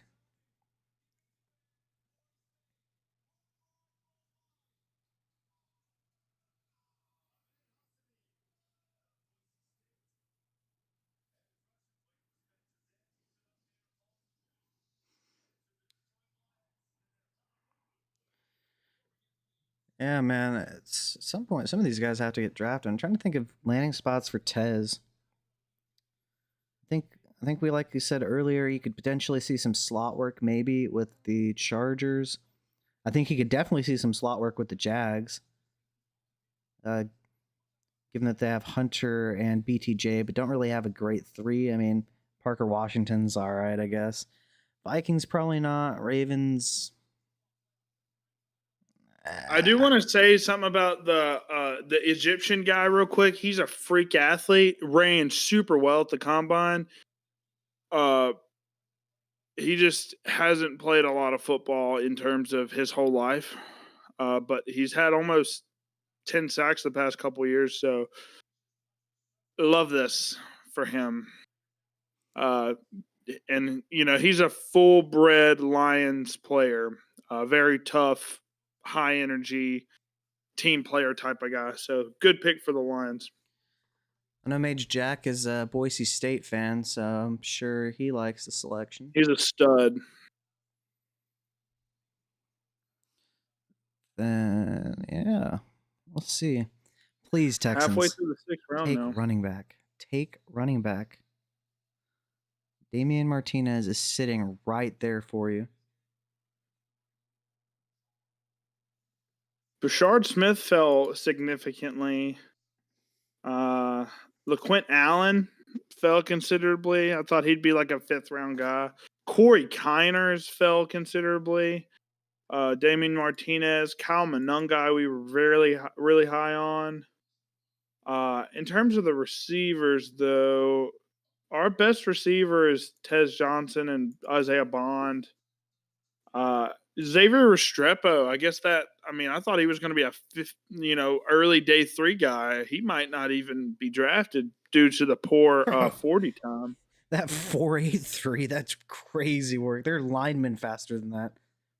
Yeah, Ricky White, Nick Nash, Kobe Hudson, Jimmy Horn Jr., Elijah Badger, Restrepo, Bond, Tez, Ja'Cory Brooks. Those are all of the ones left on our board that haven't been drafted yet in terms of receiver. Hopefully our tight end 4, Brant Keithy, can come out. I thought he was a really fun weapon. Kind of gave me a lot of Taysom Hill vibes coming out of Utah. He's super old, ton of injuries, unfortunately, but definitely a very exciting weapon. I thought he'd be a great fit for like the Broncos or the Saints, but so far he was projected to go undrafted before the draft anyways, so we'll see if he gets drafted or not. Be cool if he did, though. Teams have been drafting upside a lot in this draft, so he definitely has the upside for sure. Texans have been on the clock for like 20 years now.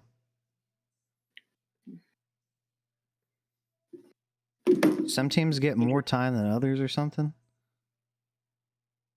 I think each team has 3 minutes?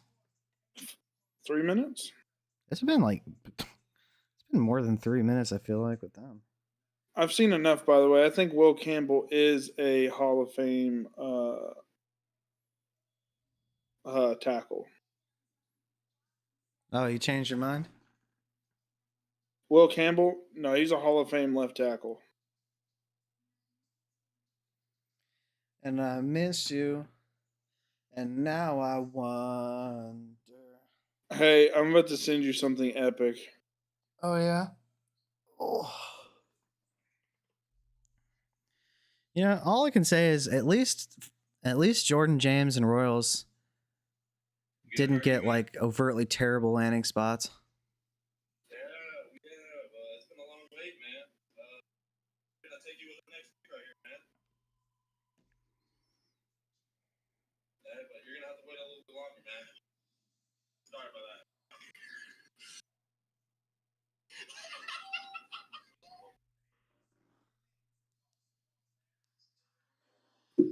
This is Wow. Mickey here, the GM of the New Orleans Saints. How you doing? This is Mickey Loomis here, GM of the Saints. How you doing? Good. How are you, man? Yeah, we have. It's been a long wait, man. We're gonna take you with our next pick right here, man. Yeah, but you're gonna have to wait a little bit longer, man. Oh my God.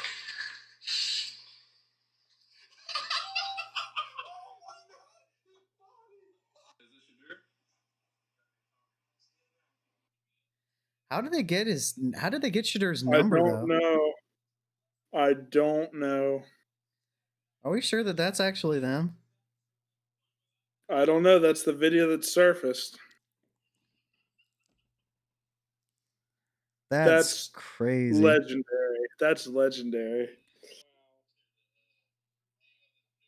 What I had sent him just now, anybody that's curious, Ole Miss frat boys apparently called Shadir Sanders when the Saints were at 9 and said that they were going to take him as a prank call. And wow.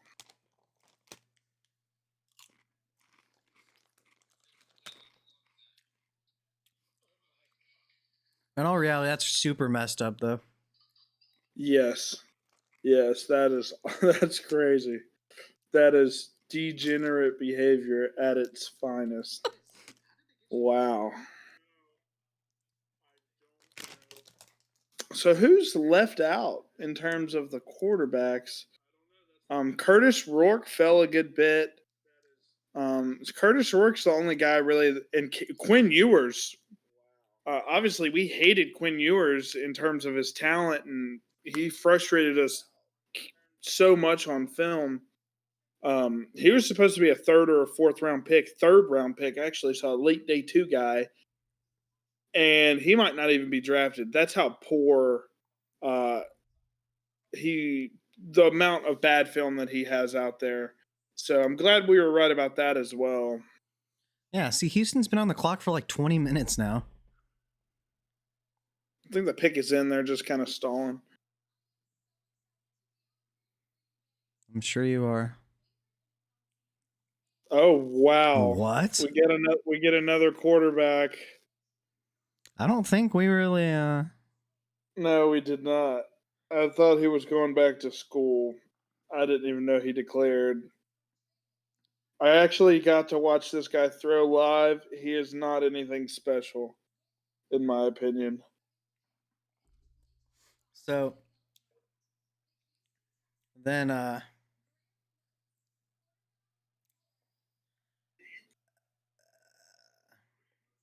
man, that's I don't think he's probably starting, huh? Graham Mertz? Over Stroud. No.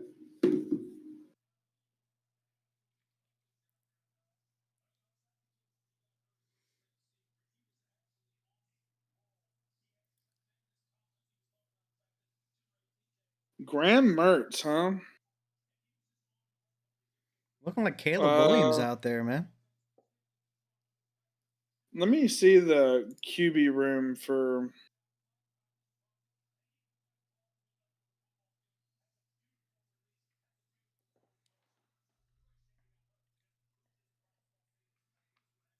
That makes zero sense to me, in all honesty. CJ Stroud and Davis Mills. Davis Mills probably isn't there long term, so maybe they're trying to replace him.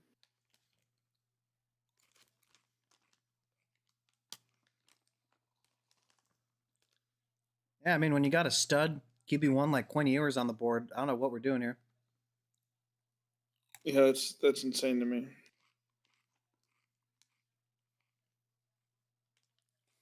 You know, it does feel good because like quarterback is one of the hardest evaluations, right? Yeah. It feels good that the guys we were extremely low on, the two being Ewers and Sanders, it feels good to have been right about at least where they're being selected. Yeah, for sure. Obviously, one of the guys we were high on, Kyle McCord, fell a lot more than we were thinking. That's just interesting to me.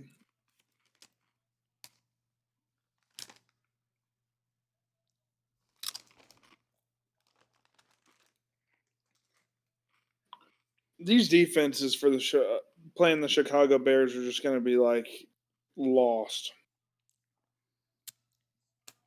I mean, how do you stop it at this point? They're actually going to be able to run the ball because of the line. Good we would have calling. To be wrong about Caleb Williams. That's simple. We would have to be wrong about Caleb Williams if that offense is bad. Shoot, if he's yeah, he has to be legendary horrible for that offense to be bad. Yeah. If they're not a top 10 offense, I'm going to be very confused. Because guess who was the number 1 offense in the NFL last year? The Detroit Lions. Benny boy. So, is there just let's just say some hypotheticals. Hmm. Genty goes to the Raiders, where he does not have a good blocking. That he does not have a lot of talent around him. He doesn't have a great quarterback. I mean, he's decent. Geno Smith is decent, but not a great quarterback, right? Not a great O line. Is there any way that he's not a lock 101 in any rookie draft that's just basic 10-man super flex leagues?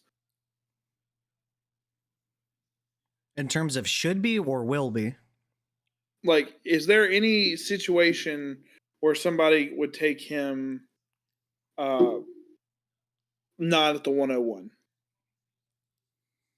I think he's If still you're a a lock Chargers 101. fan, Even then, like, or if you're Omar desperate Hampton's for not QB, going to play year one as much as people think he's going to. I agree. Najee Harris is going to Maybe take a lot in of.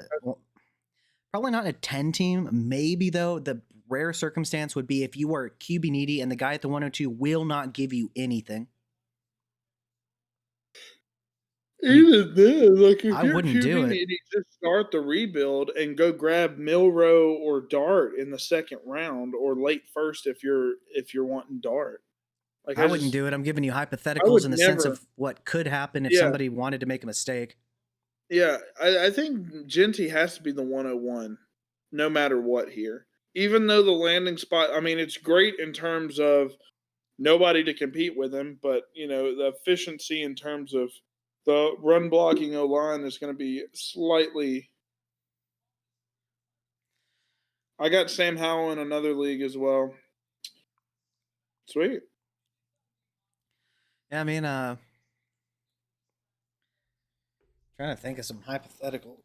I mean, if like, well, at least in our opinion, like if Travion Henderson, like if Denver traded up like 10 picks to take him around pick 10-ish or something, so Yeah. that the draft capital disparity is like 5 picks maybe between Genty and Yeah. him. But yeah, like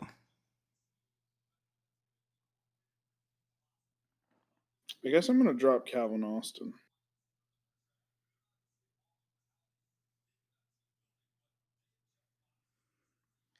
was Howard our QB3? Will Howard was our QB3. It was Cam Ward, Kyle McCord, Will Howard. Yeah. And then Okay. Dylan Gabriel was our QB4. But we said Dylan Gabriel could have been much higher. He could have been as good as the QB2 for us if he can overcome his height issues. That's facts, man. If he it sucks he has to be short, man. To get a safety for the out of the Navy, huh? Interesting. Navy was a. Were they ranked? I'll be honest. No, they weren't ranked. They were actually quite bad this year, but they did give a few teams a run for their money. They actually almost beat Army. A guy that surprising to a lot of people. I actually need to see if there's any stories for him.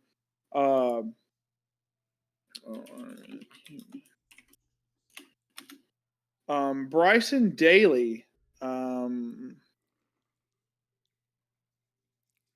Bryson Daly ran for like 1,600 yards, like or 1,500 yards or something, but he had the second most rushing touchdowns in in the FBS with like 24 touchdowns on the ground. Trying to see if he was a top 10 Heisman finalist. Is he worth the late pick? So he could be picked here at some point as like a kind of like a high upside running quarterback. He is not eligible to be in this year's draft class. Why?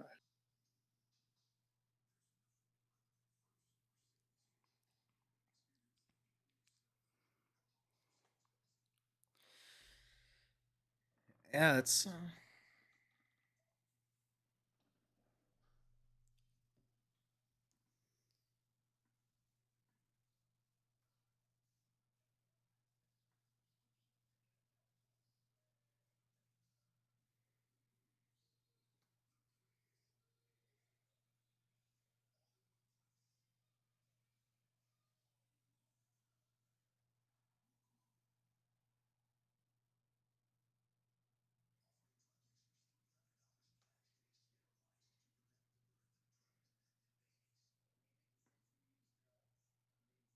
All right.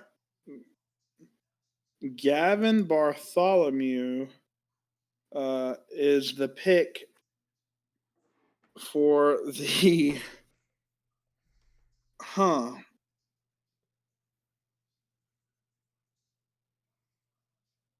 For who? The Vikings? Yeah, so they went Kobe King out of Penn State, linebacker, and then they followed that up with Gavin Bartholomew, tight end out of Pittsburgh. I really thought that we had covered every single draft eligible tight end, but I guess we didn't.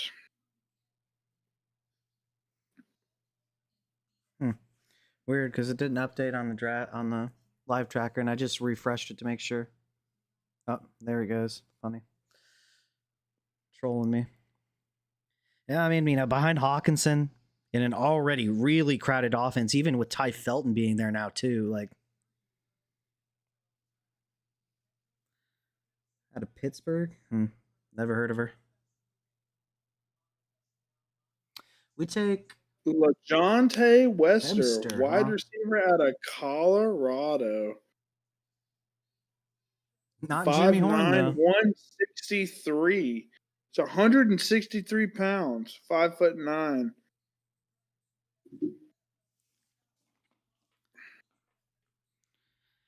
Yeah, man, that's I can tell you out of all the things he's not doing, producing in our offense is one of them. Hey, it's Sean McVay. I wonder what he's lying about.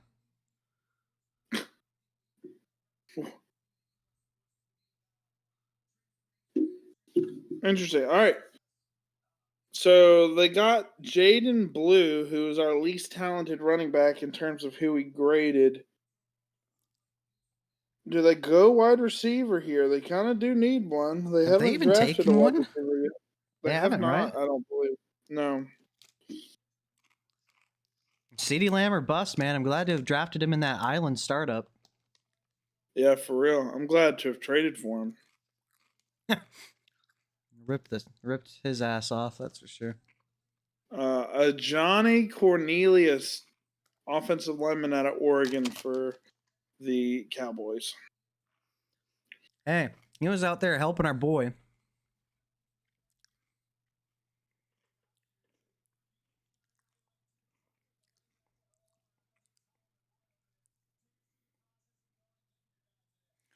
Ooh, McVay's talking All right. about them. I will be back shortly. All right. Give me like 5. Yeah, chat. So Sean McVay's talking about running back that they took, who's going to be the depth RB3 behind Corum and Kyron Williams right now. Be honest with you, probably not a high impact player because it would take.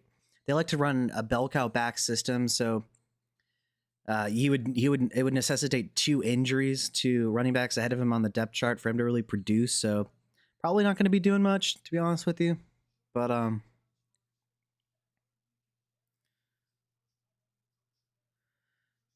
yeah, interesting. It's not even, I always find it funny, right? How they interview these head coaches and they just give you a whole bunch of hoopla, nonsense coach speak that doesn't tell you anything. It's just very vague and isn't really helpful. So, like, I understand it's like entertaining to see what the coaches say about players and stuff, but it's not even, it's in their worst interest to tell you the truth about what they want to do and think about players because all that does is hurt them from a football standpoint. So, ooh, and he's talking about Ferguson, the athletic tight end out of Oregon that they took in the second round too. He's talking about how he's going to use him and he likes his versatility. That's probably true. I think he's the most talented tight end they have. No offense to Colby Parkinson, but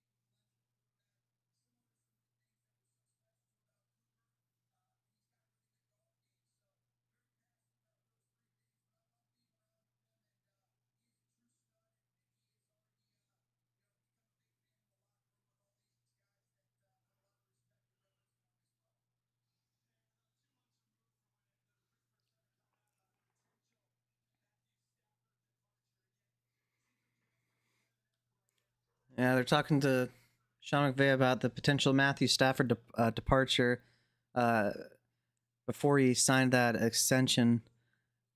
I don't think he was ever leaving, to be honest with you. I mean, what were they going to do? They were in no position to get a quarterback. This is the worst quarterback draft since 2022 for sure, and definitely one of the, besides 2022, one of the worst since in recent memory, to be honest with you. So they were going to be in a world of hurt if they were not able to retain Stafford, or at the very least trade for somebody that is a serviceable quarterback for them. Plus, they're kind of in the late window of their win now opportunity in the NFL. We'll see if they could potentially get a quarterback of the future at some point. But as of now, not looking very good in regards to their long-term quarterback future. But, if there is a place that is a desirable location for a free agent or a trade partner, it would be the Rams, because Sean McVay is a fantastic play calling, offensive minded head coach.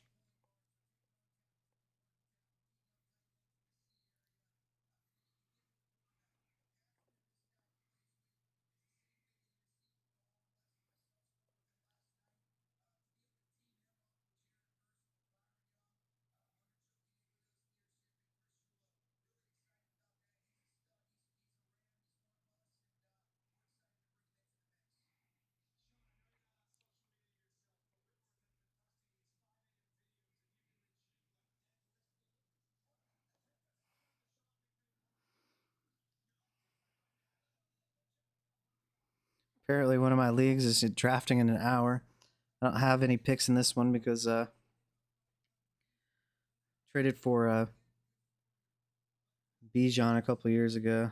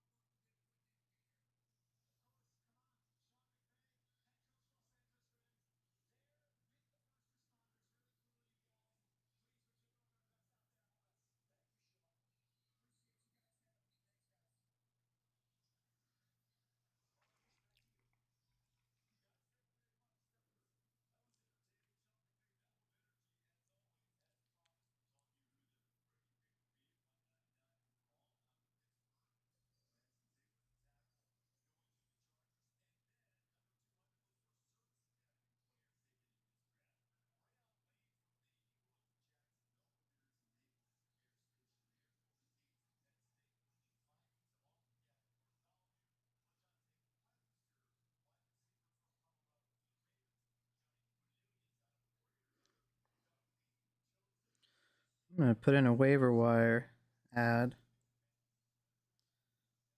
Potentially get a future starting quarterback for $1 fab.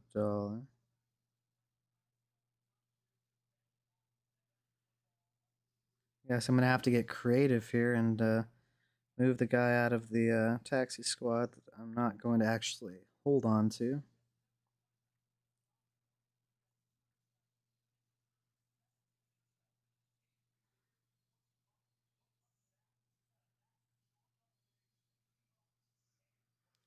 So I got to decide who I'm going to put in there.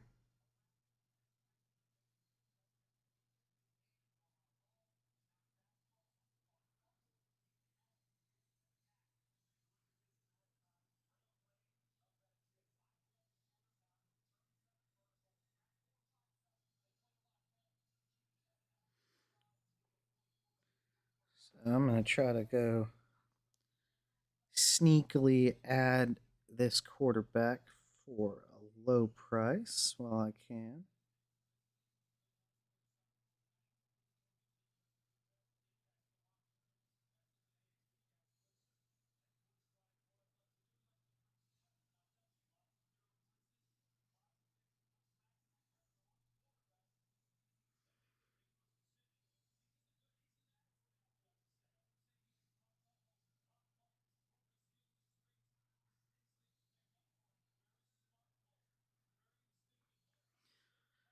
All right, all right, all right.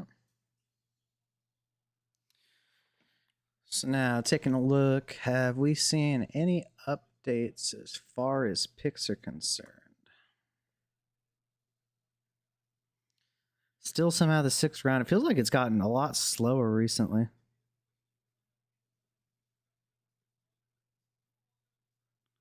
Kind of crazy, to be honest with you. Yeah, we got some offensive tackles. Got the Panthers on the clock with the last pick of the round before we get to the comp picks.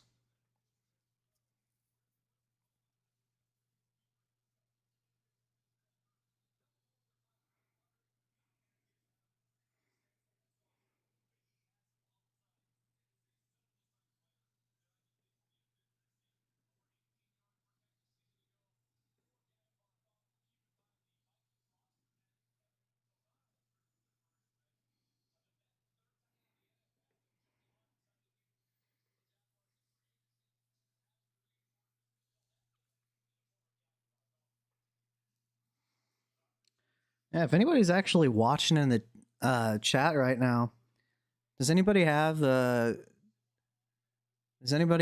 team that they think drafted the best out of all of the teams in the NFL? I'll be curious if you guys have an opinion on that. I think that's probably pretty tough to say because there's quite a few rounds to consider if you want to view it off of depth potentially or off of the high-end picks.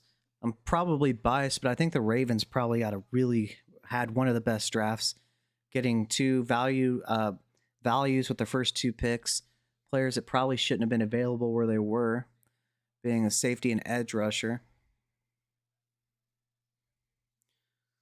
I think the Chiefs got an absolute steal in Jalen Royals, personally. So did the 49ers with Jordan James. That's true as well.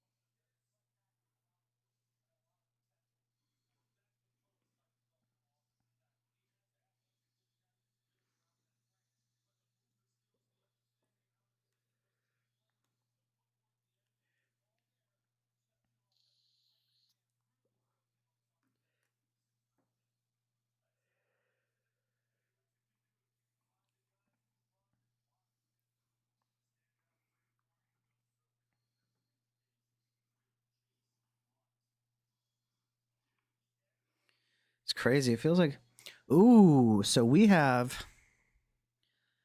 a pick right here. If anybody is watching,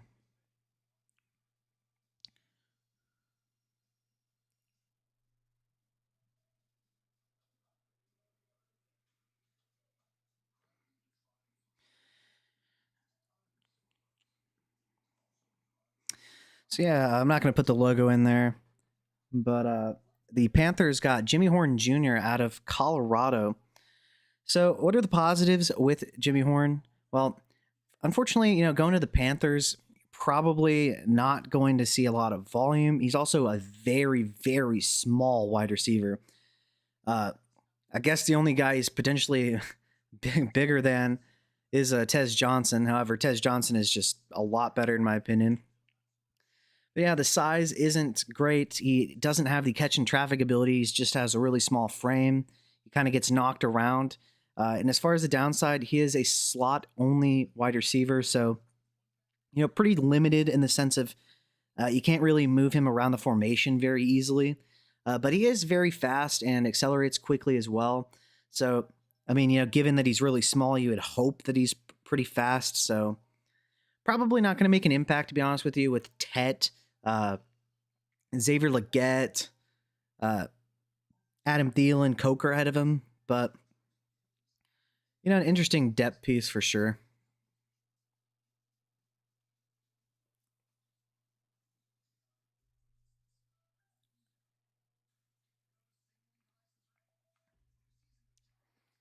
They're certainly getting their commercials in.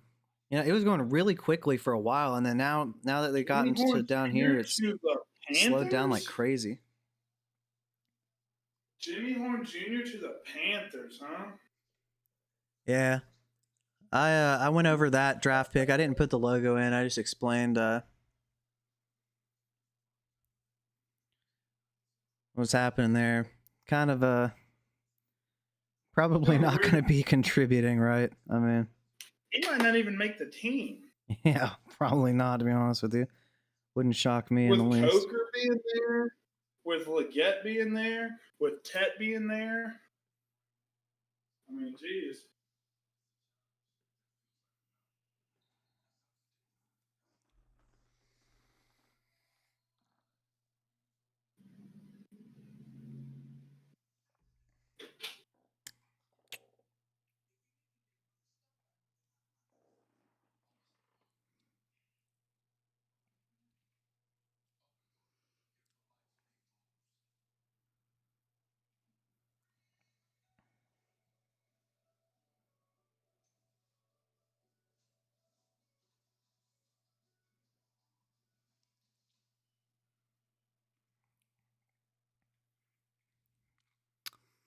So Eagles get an edge out of VT. Ravens are on the clock now with the Cardinals following. We'll see if anything interesting happens with these picks. I don't really know what. Never know though. Maybe somebody interesting gets picked. It's still pretty shocking with some of these guys that we keep saying haven't been drafted yet. But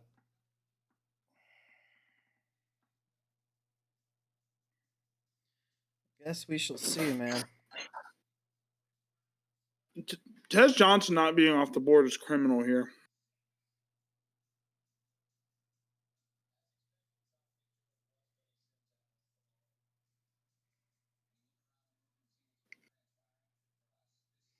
I mean, I don't know how Jimmy Horn Jr. gets picked and Tez doesn't. I mean, they're the same player, but one of them's much better. That's crazy, man. One of my fantasy leagues just started drafting, and Genty just went off the board at the 101. Really, where do you draft at? I am in a bit of a mini rebuild in this league. I actually don't have my I don't have a pick until the 405 this year. I do have all my picks in 26, and I have an extra first in 27 with all my normal picks. I traded to get Bijan though, and tried to go to a final all in. Yeah. Got third place though, so did not succeed, unfortunately.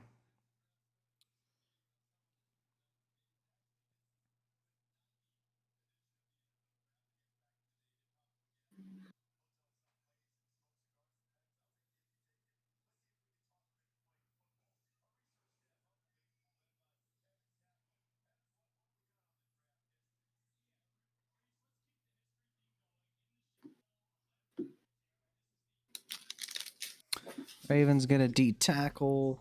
Cards on the clock. Peebles, huh? Back-to-back Virginia Tech players going off the board here. That's interesting. VT.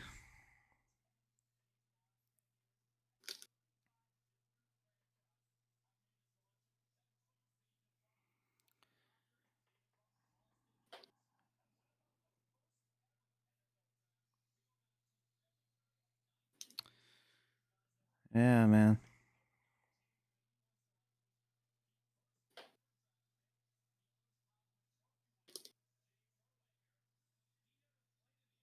The reigning coach of the year.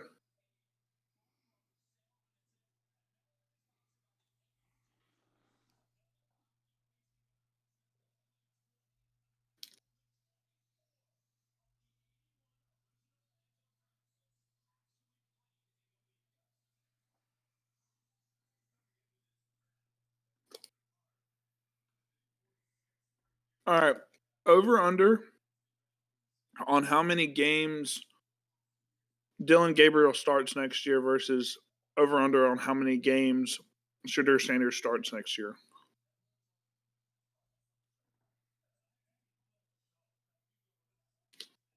say 2.5 for Gabriel, 0.5 for Sanders. You know, knowing the Browns, I don't think Chris is in the chat anymore. He's a Browns fan though, but knowing the Browns, I bet you they all start like a. Like, I bet they all start one game. To be honest with you, I'll probably take the under on Gabriel and probably the over on Sanders because they get hurt so much at the quarterback position consistently. Yeah. Trade has been completed in the Island League. Taj Brooks and Sam Darnold for Martinez, Dart, and a fourth, huh?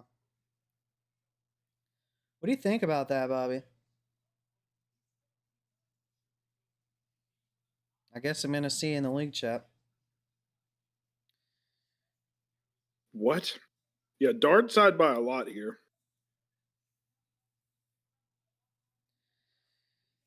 Yeah, I don't think Dart amounts to anything, but there's a lot more upside, and he does have the first round draft capital. Well, we absolutely know that they are not invested in Darnold longer than probably a year. Nobody asked, man.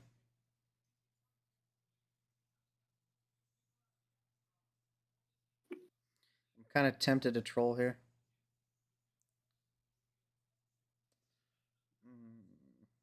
Good luck with your mid to low QB2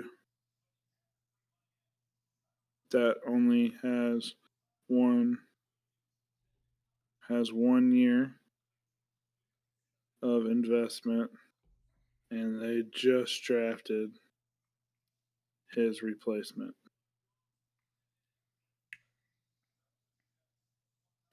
Jeez Louise. He gets a better running back, a better quarterback, and a free 4th round pick. Okay, cool. Okay, bud.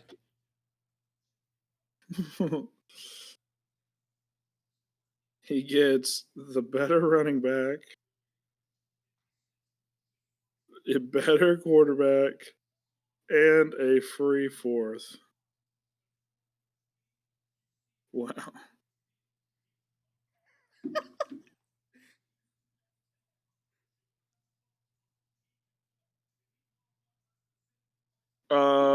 The Cardinals went guard out of Texas. I had to trash talk. I mean, that trade's garbage. That is straight garbage. You're basically giving Darnold for a late. You're getting Darnold and a 3rd round startup, a 3rd round rookie pick for a 1st rounder, a 3rd rounder, and a 4th rounder. What are we doing? I don't know, but I have to troll further.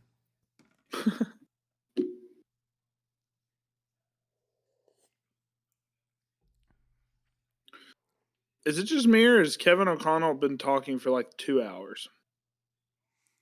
Yeah, bro. These picks were flying off the board. Pick, and now it's taken like 10 years between picks now.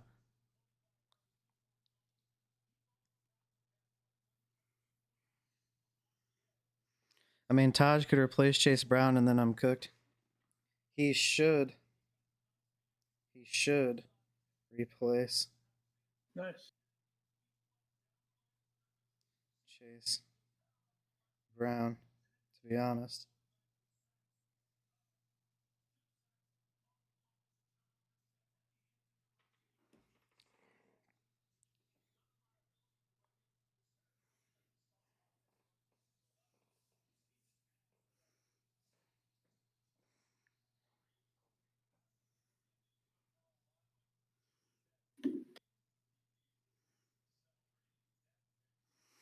Better running back? Martinez was undrafted.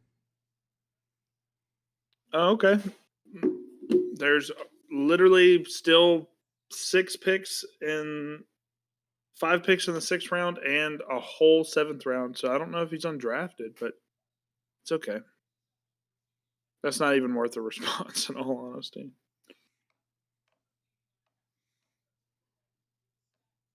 I mean, Taj Brooks will probably get some power back. He went to the Dolphins, right? No, I forgot where he went. He's No, he went to the Bengals. That's right.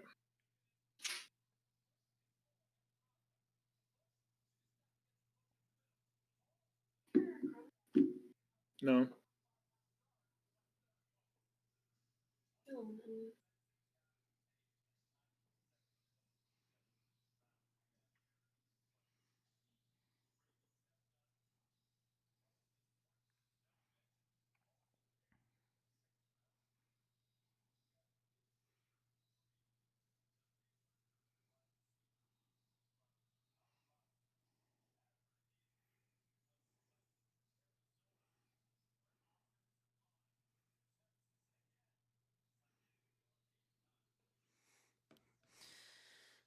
but yeah.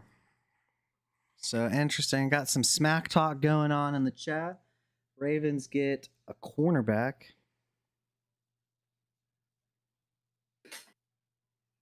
Robert Longerbeam, the GOAT out of Rutgers. His beam is Good old longer. His beam is longer. Jeez Louise, 40 picks in this round. Jeez. All right, Raiders up twice, Broncos, and wow, so this is the AFC West. Except the Chiefs. We already won our draft, so we're okay. We got the best value in the entire draft in Jalen Royals in the 5th round. That is big facts. He was a 5th rounder, right? Or is he a 4th rounder? He was a 4th rounder. 4th rounder, yeah. I gave you some creds in the league chat. If I talk in there, it's to trash talk Matt because he made a terrible trade. This guy trying to tell me, bro, what is it? What? Okay, this irks me. What is it with Chase Brown that people think he's good? Volume does not equal being good. Volume equals you were just given opportunity.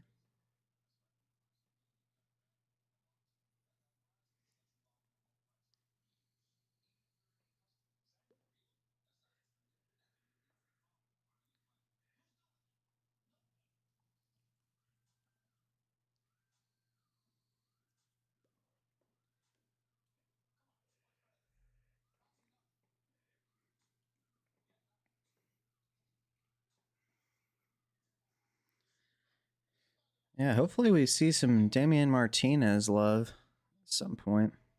I probably wouldn't want him going to any of these teams, to be honest with you. I'm curious though, who did the Broncos select?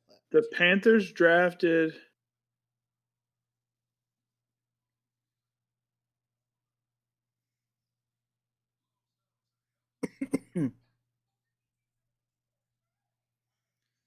Oh yeah, RJ Harvey. Yeah, no thanks. I don't want to. Yep, I don't want him going to any of these places. So we got, is that a quarterback out of Montana State? what? A T. Over Quinn Ewers? Somebody I've never even heard of. That's crazy work, bro.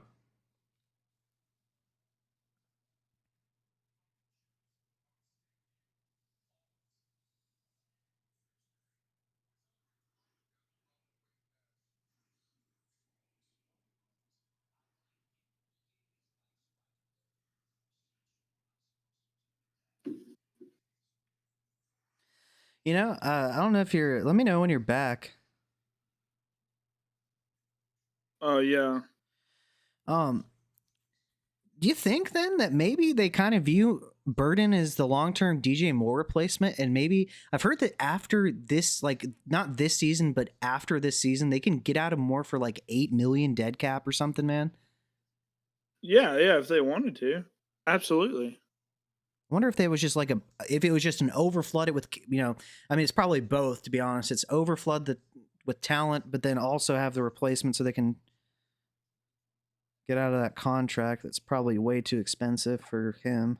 I want to just state something real quick. So Tommy Mellott is 6 foot, 208 pounds, so slightly undersized quarterback.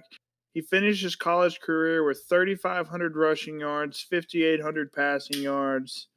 Inconsistent passer and grades out as an undrafted free agent quarterback. He's an explosive runner with the speed to pull away. Had an outstanding pro day workout. He participated in wide receiver and punt return drills, so he's probably a special teams guy if I had to think. Yeah. On the Raiders. Man, he could be their best quarterback. Who knows? Allegedly. Yeah, it could be. It might not even be a stretch, to be honest with you.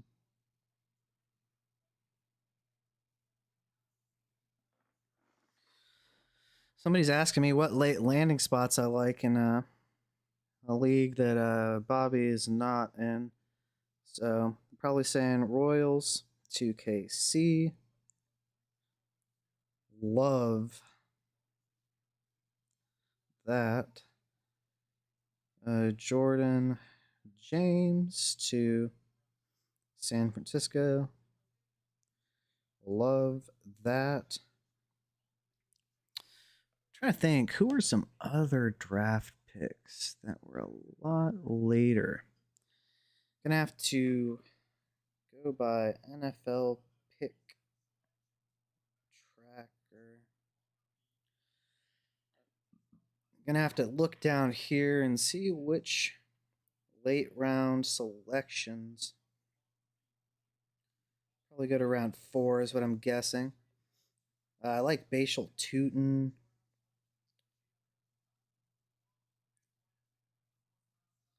Bashal Tootin to Jags.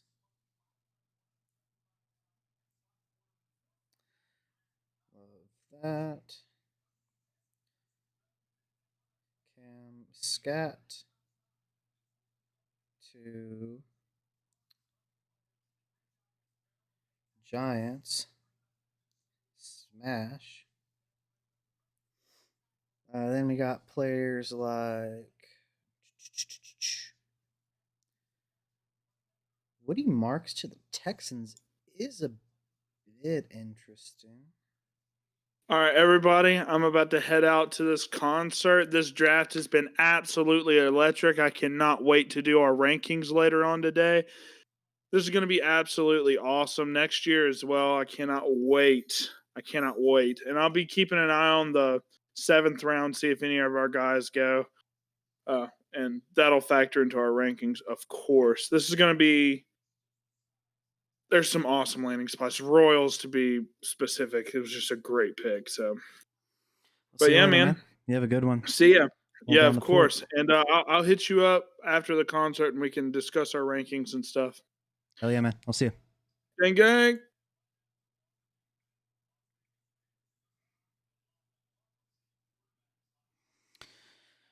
Yeah, so continuing to look at landing spots that I like from later rounds in the draft. I said, I'm talking to this guy who's a co-owner of a team of mine, right? Said Royals to Kansas City, Jordan James to San Fran, Tootin to the Jags, Cam Scatterbo to the Giants, DJ Giddens to Indianapolis. Like those. Round 6. Gordon, Devin Neal to the Saints, I also like a lot. So I'm going to tell him Devin Neal to Saints. Love that.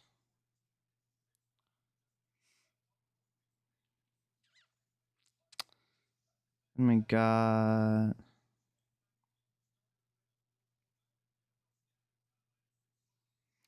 Honestly, that's probably just about it.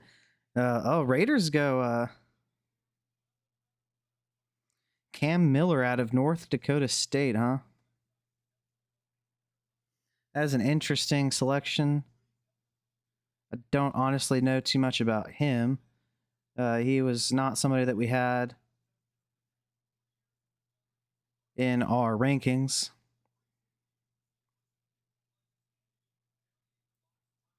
Oh, hey, yeah, I didn't even see it. I didn't think anybody had mentioned anything. Have a blast, Bob. P.S. Jordan James was the best landing spot.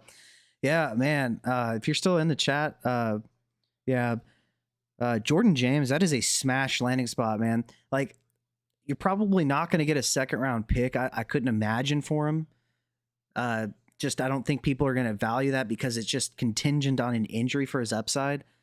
But I think he's an absolute hold, and like, you know, that I mean, at that point, there's really just not very many just completely open running back spots for teams. But that is probably as good as it gets for a landing spot. And if he sees the field at all and gets the majority of the touches, he is an instant RB1 guaranteed. I mean, if Isaac Garenda, who I like, you know, he's an athletic guy, if that guy can put up an RB1 production in a game, Jordan James is much more talented.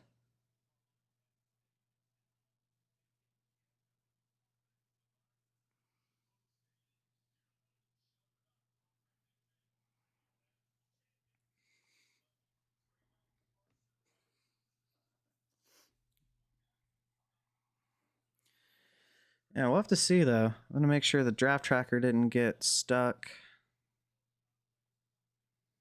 Nope, looks like the Broncos are on the clock still, and it is the last pick of the 6th round, so we just have one more round to go.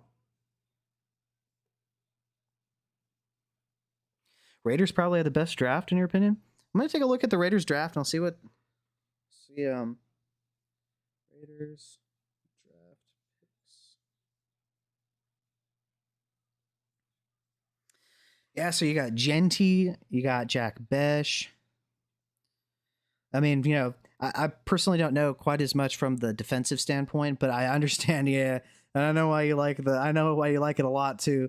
So obviously you got Genty and Jack Besh, but they also got your boy Dante Thornton. You know, you see, I had been telling Bobby that that I thought Thornton was going to go in the 4th to 5th round. I thought probably 5th was more realistic, but man, you know, when one of these wide receivers, especially when they have the height and the speed, like you were talking about, they go higher in drafts. It's like it's pretty much a lock, man. Right? So I definitely agree. There is a definite argument. Then you say maybe Cleveland and the Ravens. Yeah, the Ravens. You know, it wasn't really from like the fantasy standpoint, right? But getting Starks and then the edge that they got were definitely good value picks. Trying to not be biased as a fan. Cleveland. I know they traded back. They got a massive deal, and they still got Mason Graham. They have another first this next year. Very, very good for Cleveland. I want to take a look at who they got again.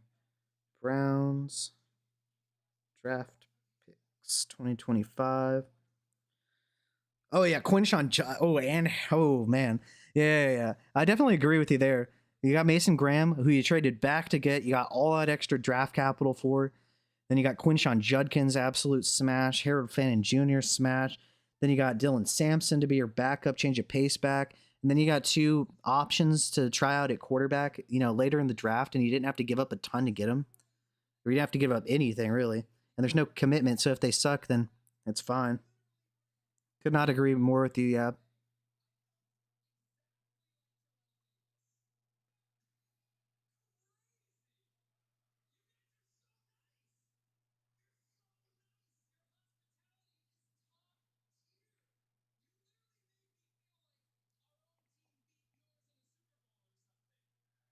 Ooh, this guy's talking smack. This Broncos guy's talking to the Packers, talking about them beating the Packers. He's getting booed.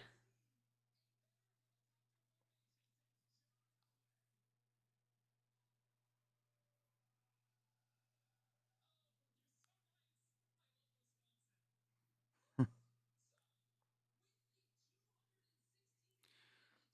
216th pick, we get a punter?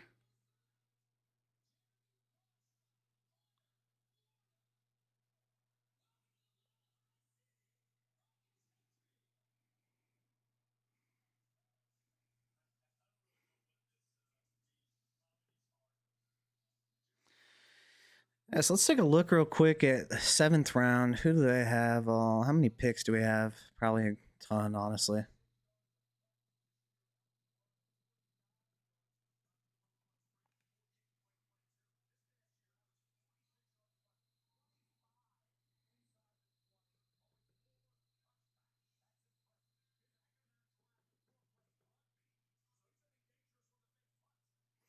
41 draft picks in this round. That is crazy work. All right, well, Dallas is on the clock, so we'll take a look and see what they end up doing.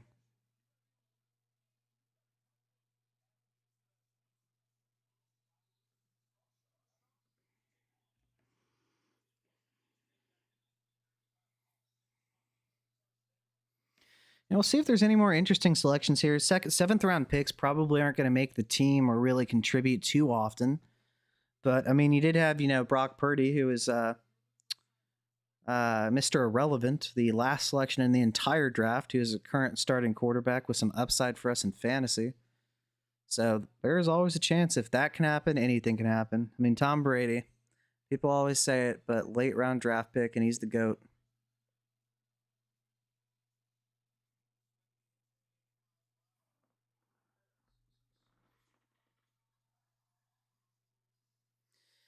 At least they didn't take a punter in the fourth round like the Bears did. I mean, at least Torrey Taylor was good for them this season, but still.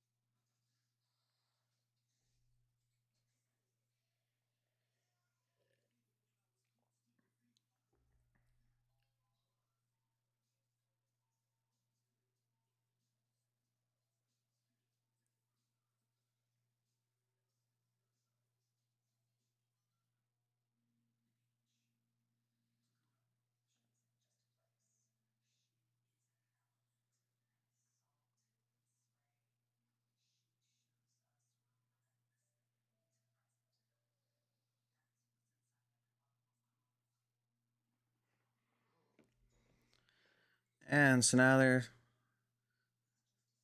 taking forever to allow the seventh round to get started here.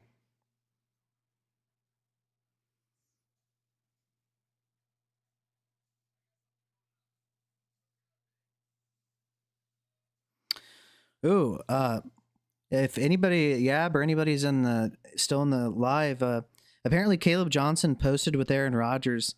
So there appears to be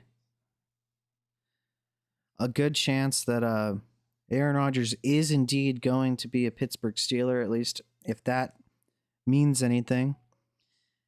As far as it's concerned, I kind of view the effect kind of similar to what Garrett Wilson had, where it helps him for like a season be better at fantasy assets, but then there's just the uncertainty once again being DK Metcalf and George Pickens. Honestly, I don't that just sounds like, doesn't that sound like the most toxic offense you could possibly imagine? Aaron Rodgers, Pickens, and Metcalf all in one offense. I would be pretty surprised, honestly, if Metcalf and Pickens don't throw hands at least once this year. I'd probably take my. You would think that Metcalf would have the advantage because he's bigger, but Pickens is pretty crazy, man. I don't know.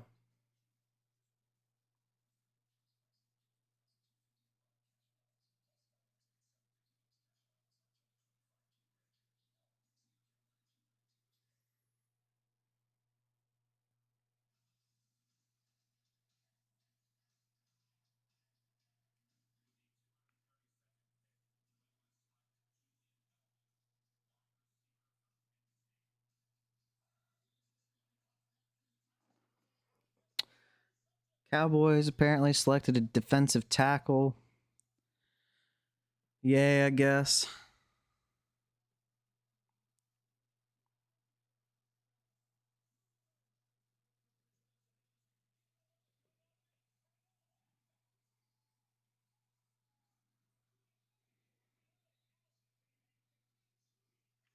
Howie. Wow, Bobby out here trying to. If you're in this chat, yeah, Bobby is trying to ruin your trade talks, huh? Absolutely rude.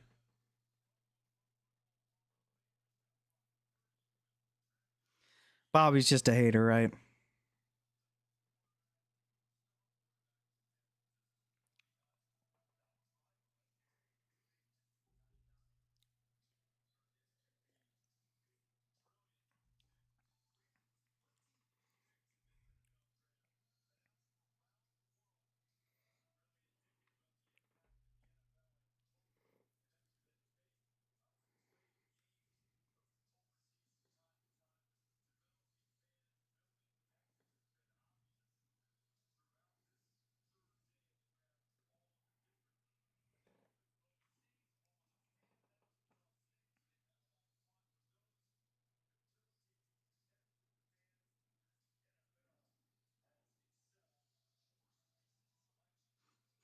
Yeah, and Bobby said North Dakota State FCS quarterback over Rourke and Ewers. That is pretty that is pretty funny actually.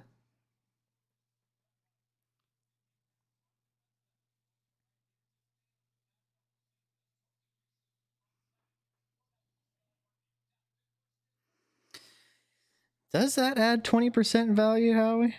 Yeah, are we sure about that? Maybe. I will say he has a definite better chance of starting in that backfield than a lot of other backfields.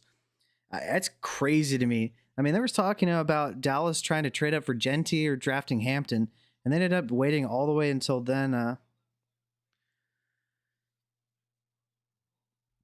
draft a running back. Although Jerry Jones was kind of skipping along and prancing in the draft room a couple times, apparently.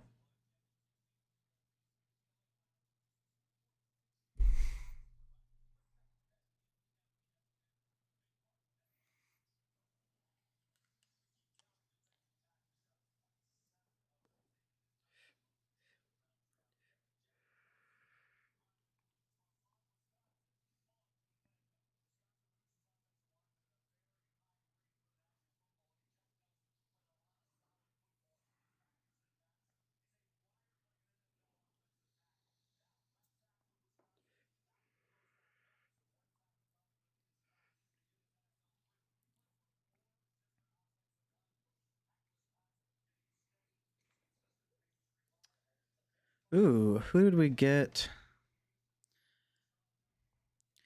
Now, not gonna lie, Fedone the second out of Nebraska, the tight end going to the Giants.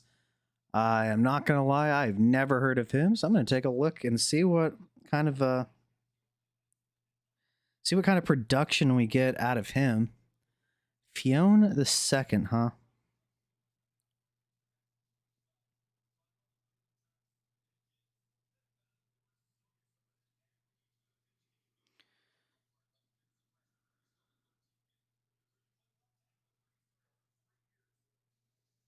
Oh, is that Fedone? Oh, Fedone.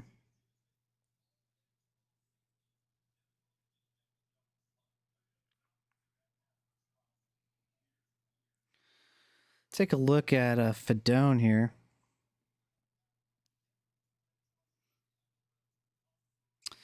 So Fedone is 6'6", 255 from Nebraska, the Cornhuskers.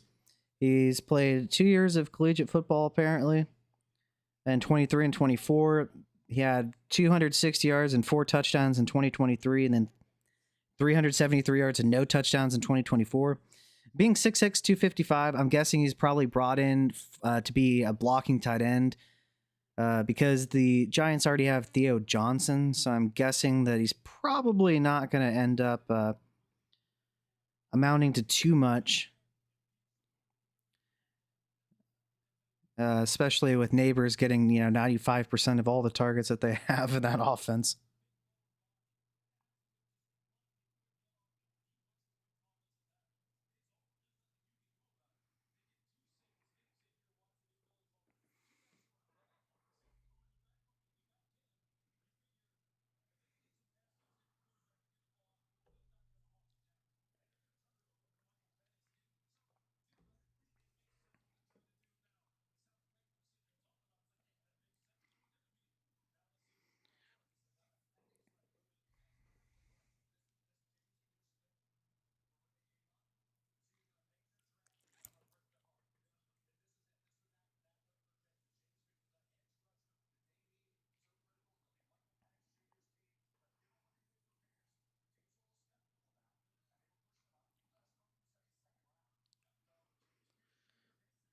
All right, can you guys pick or what? So the Patriots get an offensive tackle, huh, out of Missouri? Is that Missouri? Yeah, okay. Well, to be fair, they definitely could use offensive tackle. No question about that. They're, like I said a couple days ago in the live draft for the first round, the Patriots offensive line, their starting offensive line was ranked 34th out of 32 teams. So there were 3 backup offensive lines that ranked higher than they did. That is incredible, to be honest with you. And it's incredible that they drafted a quarterback and played him, knowing that he had no talent and the worst offensive line potentially ever. Pretty dangerous for his health.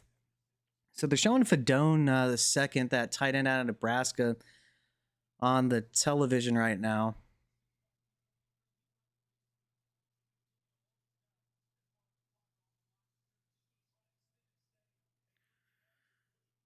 Oh man, he caught a pass and just trucked through somebody right there. He's reasonably fast for, somebody that's 6'6", 255, I want to say. We'll see if he really amounts to anything, though. Get a center out of USC for the Jags. They could definitely use offensive line help as well. They have not done very much to shore up theirs, and their offensive line was pretty bad.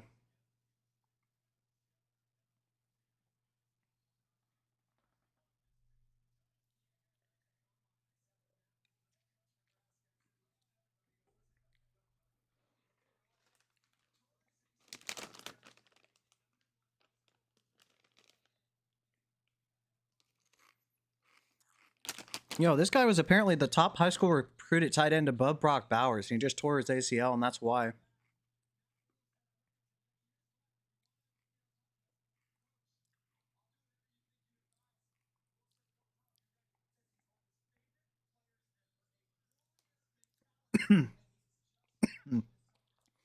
That's pretty crazy that he was recruited above Brock Bowers as a high school tight end, man. A guy going in the 7th round.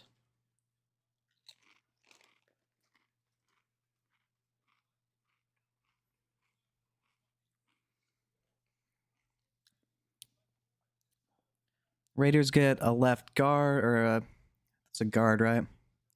Linebacker. Just kidding. Okay, so now we got the Seahawks on the clock. We'll see if they do anything interesting. Pretty surprised we still haven't seen Tez Johnson or Martinez. Pretty surprising, not gonna lie. I think they're both pretty talented, and it's pretty crazy.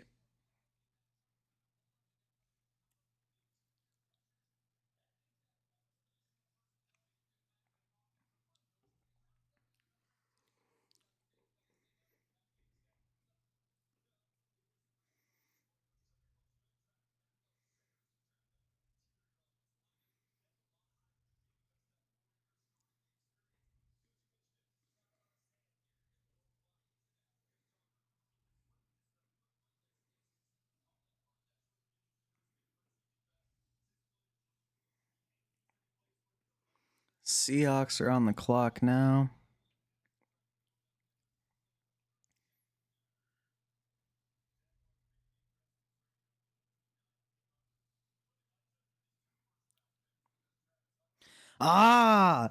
If anybody is actually listening right now, the Seahawks get Damian Martinez, running back out of Miami, in the 7th round. It's about time he got picked, man. This guy is talented. His slide is pretty confusing to me, to be honest. So let me go find Damian Martinez here, and we'll go over his strengths and weaknesses.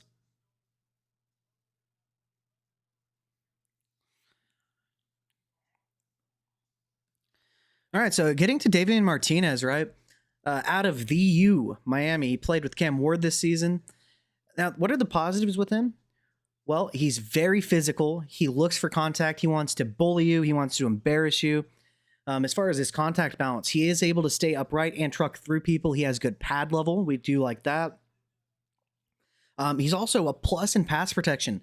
So should this guy, probably unlikely, given the depth chart, right? But should he actually get the opportunity to start, he could have the ability to be a 3-down back. I am very high on Martinez. My player comp for him was James Conner, the running back for the Cardinals, who is, in my opinion, one of the most talented backs. He's not maybe the most athletic back, so that isn't necessarily ideal. But negatives, long speed. He's a bigger back with power. Generally, you don't have as much speed. Change of direction, same thing. He's kind of a big framed running back, so you're just not generally, unless you're a super athlete, going to have that kind of change of direction. And if he did, and he had the long speed, he'd probably be a first to second round pick, to be honest with you. So, very interesting selection here. He goes to the Seahawks, and probably not going to see much action. But if I was a Kenneth Walker and Charbonnet owner, I would probably try to take him at the end of a rookie draft, potentially just to have a handcuff, because if this guy sees the field, I think he's plenty talented and could potentially do something for us.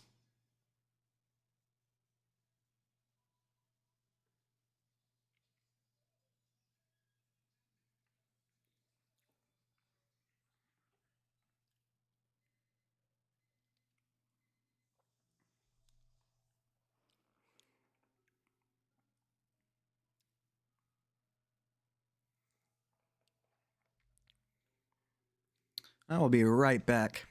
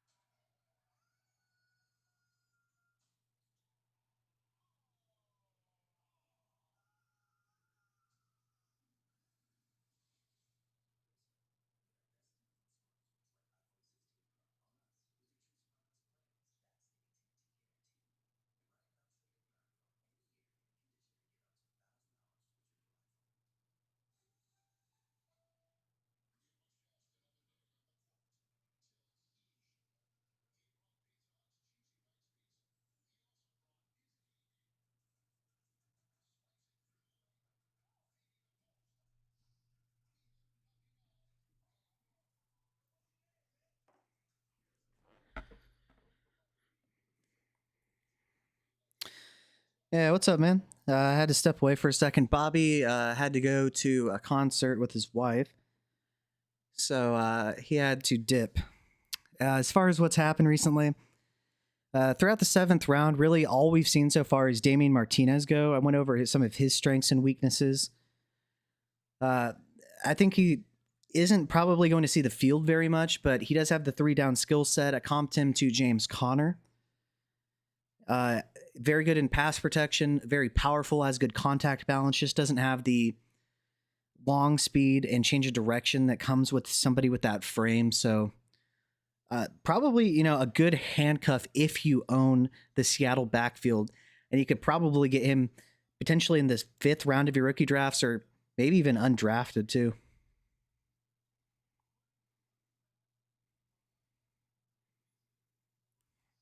So then the Texans went D tackle. The Cardinals went safety. We have the Steelers on the clock right now.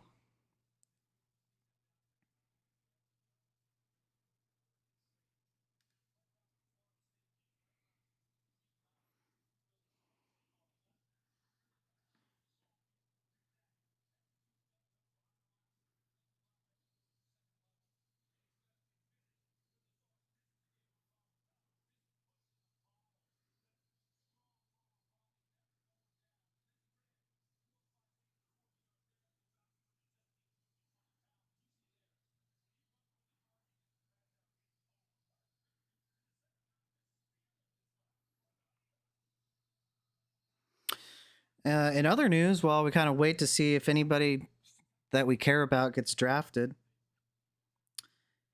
the Panthers picked up Ike Ikwanu's fifth-year option, the left tackle. He's been a little bit disappointing for them. There's definitely worse tackles for sure, but evidently they would rather not lose him at least for one more year. So we'll see if they end up actually extending him or if he's just going to be a placeholder for another year.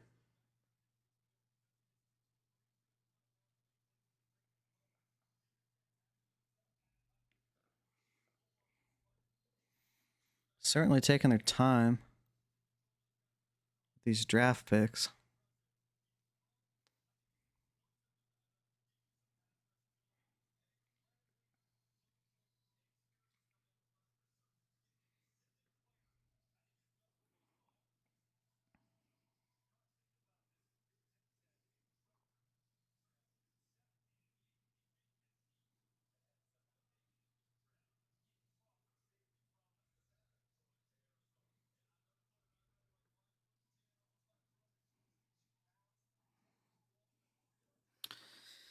So yeah,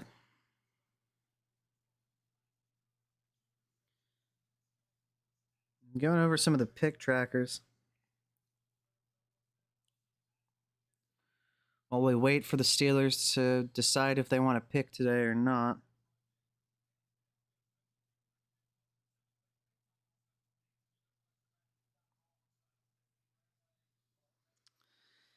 Taking a look at round one. Obviously, we knew Genty was going to go pretty high. Same with Tet. Loveland going over Tyler Warren. In terms of the dynasty community or the draft community was pretty unexpected. I think he's a better fit for the Bears. He comps more reasonably to Sam Laporta, and he's faster than Tyler Warren is, and so it makes sense that they would rather have Loveland. And I think his production was massively hampered by the fact that he was with Michigan. They did not do him any favors. But crowded landing spot for sure. Tyler Warren going to the Colts, terrible landing spot for the short term. Tons of target competition, horrible quarterback play. We'll see if that turns around. Emeka Egbuka I think Emeka Egbuka, to be honest, gets JSN'd his first year. Steelers get a linebacker, 49ers on the clock. So, but I think Emeka Egbuka is a good long-term draft pick. Hampton going to the Chargers. You know, they paid Najee Harris a maximum of 10 million rather. I think there's only like 3.75 or 4 million guaranteed. I think Hampton takes over midway through the year. I think you're going to probably be a little bit frustrated at first. And so, you know, if you don't draft Hampton and you're interested and an owner's kind of unaware of how this goes at times, you could potentially snag him for the low after a couple weeks before he's able to take over fully. Matthew Golden, I'm a little bit lower on him. I think he's fine, but I think he's more of a wide receiver 2 at the NFL level. I don't really like Jordan Love either, so I don't really think his production's going to be particularly awesome. And that's really it so far in terms of the first round. Second round, we got Jaden Higgins. Now, Jaden Higgins, we were lower on than consensus, but it was really more so that he was a little bit slot dependent in our opinion. Matt Harmon, reception perception, definitely agrees. And, you know, his route tree in terms of success rates was almost exclusively red. He's really just not a very good route runner and not a good separator at all. He's just physical and does have good hands. And so I think he's going to be kind of a Z slot for them in the Texans, which is good because he's also horrible against press coverage. So you just don't want Jaden Higgins on the outside against physical press man coverage. He's not good against it. Then you have Quinshon Judkins going to the Browns. That is a smash spot, to be honest with you. The defense is pretty good. He should get pretty much all of the running back touches. They do have Dylan Sampson as a change of pace that they drafted later. TreVeyon Henderson to the Patriots rather. I think TreVeyon Henderson is a very, very low key spot potentially for him. He should get quite a bit of volume. He should be high in receptions. I think he is a smash. He was our running back 2 in terms of pure talent. Then Burden, you know, Burden goes to be the wide receiver 3. He's going to get Roma Dunze, I think, this year. JSN. But I think he's the long-term DJ Moore replacement. It wouldn't shock me if DJ Moore potentially not this year, but after this year is potentially let go or traded, and Burden steps in there. So we'll have to see about that.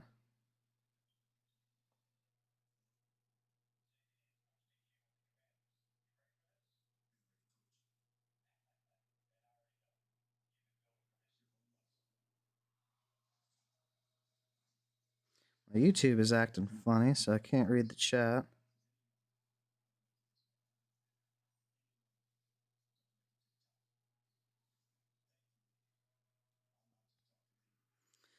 So yeah, nothing there so far. Ooh, okay. So we got Curtis Rourke going to the 49ers. That is interesting. So as far as Curtis Rourke is concerned, he's going to be behind Brock Purdy most likely. He's obviously going to be a backup. They do have Mac Jones as well, so he's potentially going to be third on the depth chart. But let me show you some of the strengths and weaknesses in regards to Curtis Rourke, right?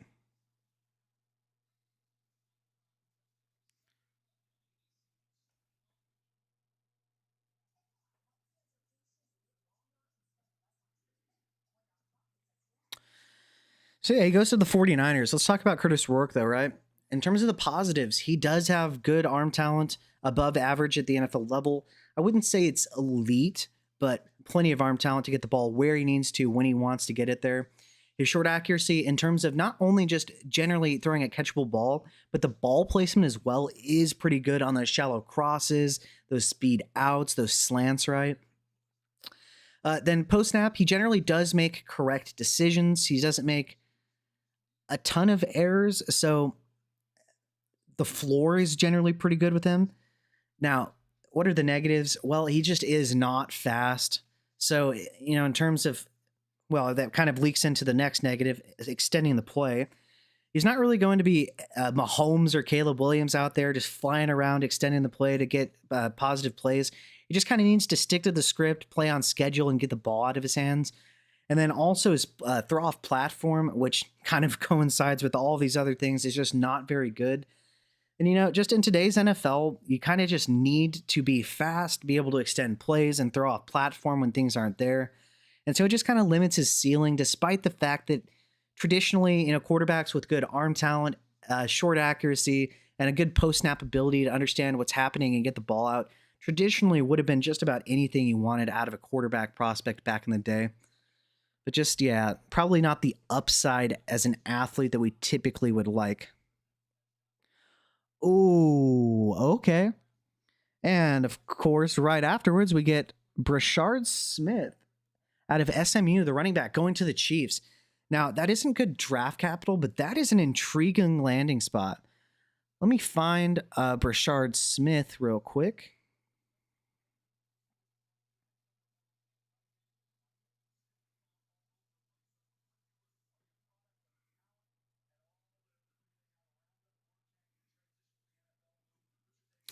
Yeah, so as far as Brashard Smith is concerned, this guy is going to be who was it that Kansas City had in terms of their passing game running back a couple of years ago?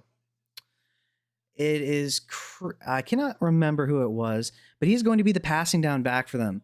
He is incredible as a route runner. He has good hands. He is a converted receiver out of SMU, and funnily enough, his receiving yards as a running back were more than he had in any season as an actual wide receiver at the collegiate level. So that's pretty interesting. Now, he did have over 1,000 rushing yards because he does have good run IQ. He has decent vision as well. He's just basically a wide receiver as a running back, right? He just does not have that contact balance that a traditional running back does because he's just not the biggest guy. And that kind of coincides with his lack of physicality. He's smart, he understands that he's not just the biggest guy, so he doesn't try to do stuff that's just not going to work. It's just, a potential limitation that goes with being a smaller converted wide receiver that's a running back now. But on the Chiefs, as a receiving back, there is some serious upside here. I think he has a decent floor. The ceiling potentially isn't elite really because of the build, but I will say he does have some PPR reception upside because we have seen in the past where some of these Chiefs running backs that get the passing game action do have some of these massive boom games where they could potentially score multiple touchdowns in a game.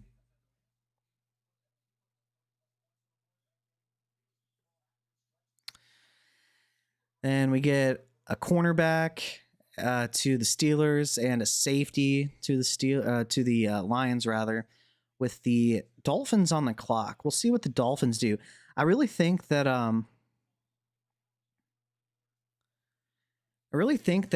potentially Tez Johnson could be a really good pick here. I think they could throw him in the slot. They like speed, they like shiftiness. And while maybe his maximum speed isn't per se the best, he is very quick, electric with the ball in his hands, and he is a player that I would think that Mike McDaniel would like, despite the size not being the best. Because, I mean, we've seen that with players like Devon Achane, he's just not the biggest guy, and yet he was just fine taking him in the third round. Explosive speed. He wants speed. And so that could potentially be a high upside landing spot if he were to go there.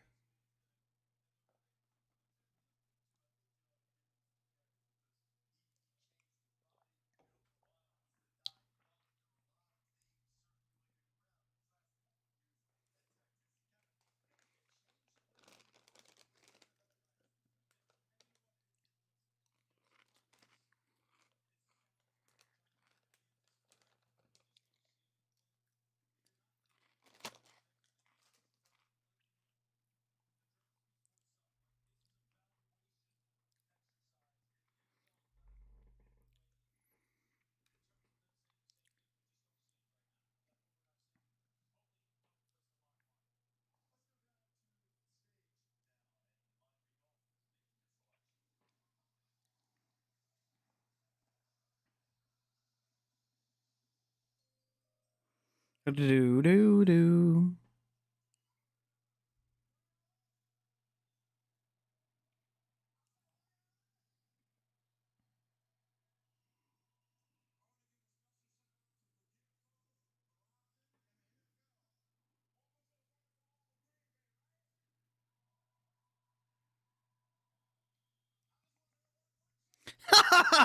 Oh, no way. We get Quinn Ewers going to the Dolphins. Wow. That is certainly a pick that they made, huh? I'm going to have to text Bobby real quick because that's hilarious to me.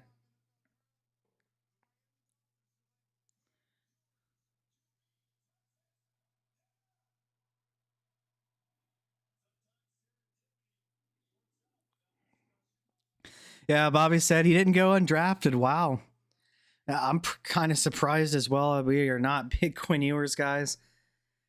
He was a highly rated recruit coming out. I believe he was a 5-star, actually.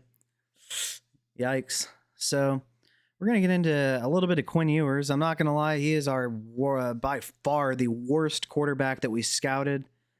I'm sure there are quarterbacks that we didn't scout that would have graded out worse. But this guy is certainly not somebody that we are high on.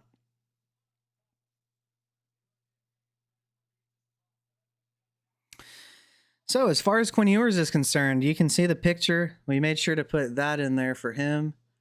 We are certified haters. He managed to keep Golden and Bond under 1,000 receiving yards despite playing in a substantial amount of games. It's pretty impressive that he was able to do that, to be honest with you. So positives, to be honest with you, I tried really hard. He is pretty tough. He played through injury. So toughness isn't really a concern, and he can scramble. He's not particularly great.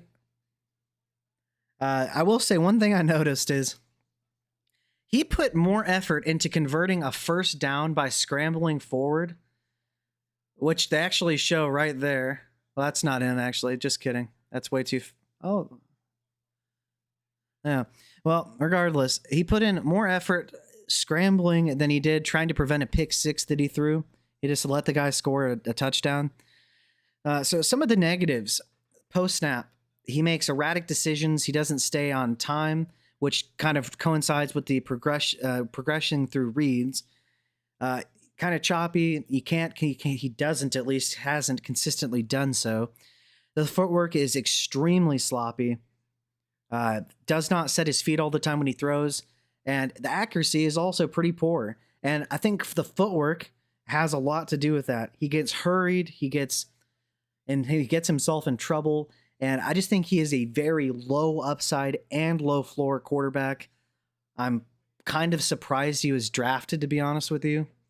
But yeah, he was drafted. So we'll see how that works out for him. He's probably not gonna.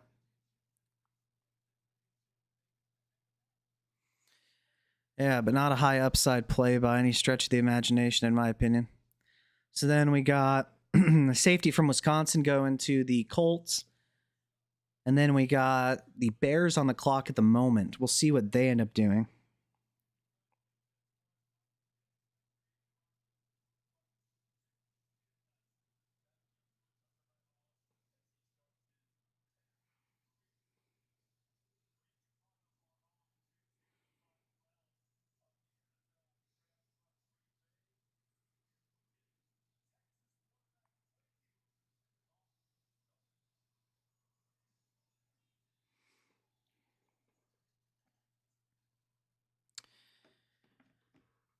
Yeah, man. So got, I believe, about 41 picks. So we got about 25 picks, give or take, until the draft is concluded.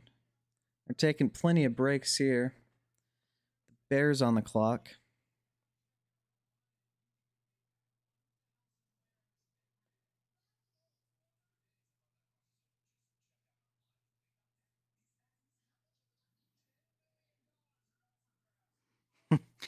Bobby said, number one recruit out of high school. Yeah, that's facts. He was a 5-star recruit, and he goes in the 7th round to the Dolphins.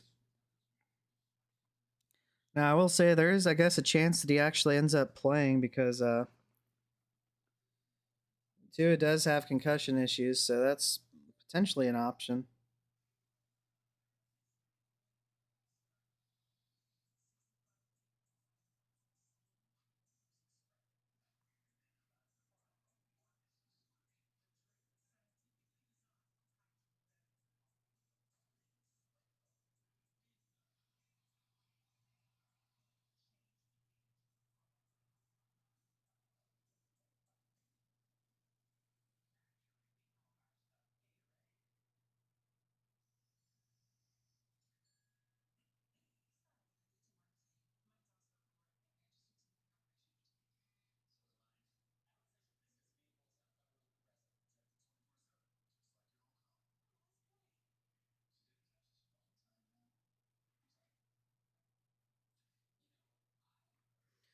People are talking about potentially J.K. Dobbins going to the Bears to be in that Ben Johnson offense. I think that would be kind of interesting, to be honest with you. Ooh. Okay. So, if you are watching right now, Kyle Monangai goes to the Bears. We're actually pretty high on Monangai. Maybe not as a ceiling player, but as a player that could definitely see the field.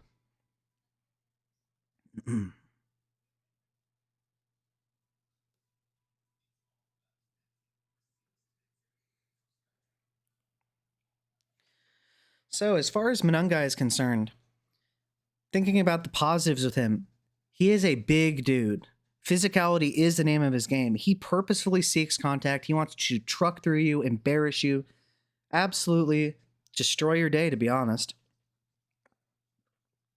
He also never once in his career fumbled. One of the biggest things that prevents running backs from seeing the field is ball security. That is not going to be a worry with him whatsoever in any way, shape, or form. He also is good in pass protection. He has good hand placement. He has the ability to knock defenders backwards. He has a very good frame.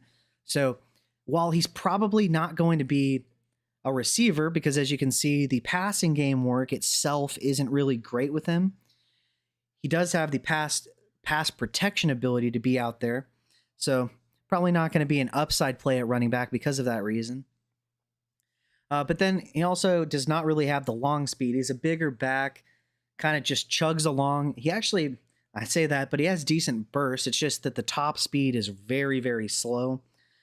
So yeah, probably not going to be a high upside play, but he does have the ability to potentially see the field. The running back talent in Chicago is pretty minimal in my opinion. You got DeAndre Swift, he's fine, I guess, but I really figured they were going to take running back at some point, so it's kind of surprising to me that they haven't.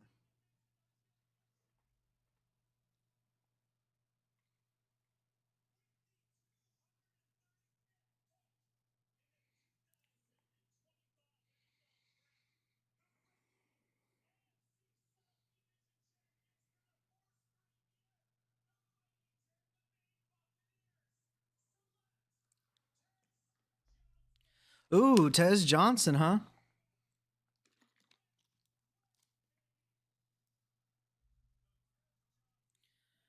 It's about time. Now this guy, I'm actually incredibly high on this guy. I understand he's small. Now the landing spot is absolutely garbage. That sucks. He is definitely not seeing the field. Probably going to be a punt returner for them, but probably not too much else, to be honest. Let's get into what we do like about Tez Johnson, though, because in terms of actual talent, I think he's incredibly talented.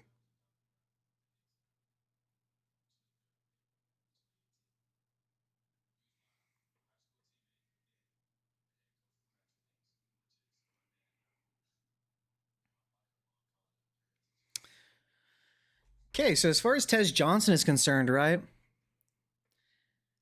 What is he good at? He is good in yards after catch situations. He's very, very shifty. The stop start ability is among the best in the draft, in my opinion. His separation, he was one of the best separators in the entire draft class. It is elite.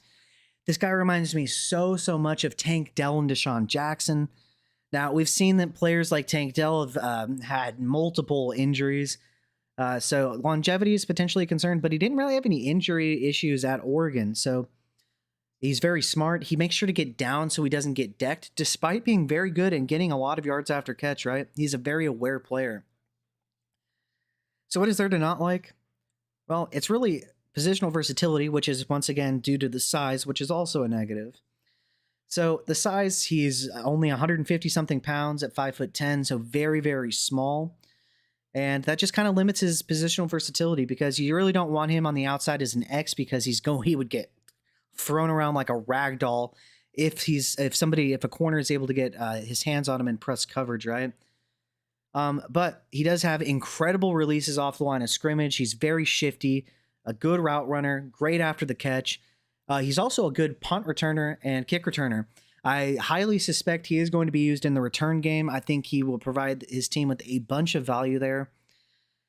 We'll have to see about any other potential upside, but yeah, probably, being behind Mike Evans, Chris Godwin, and then Emeka Egbuka, I wouldn't really imagine he does too much there, but we shall see.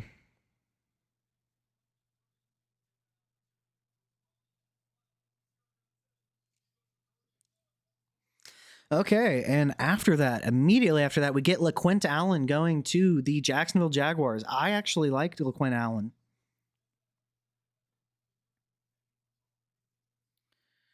So let's find LaQuint Allen here.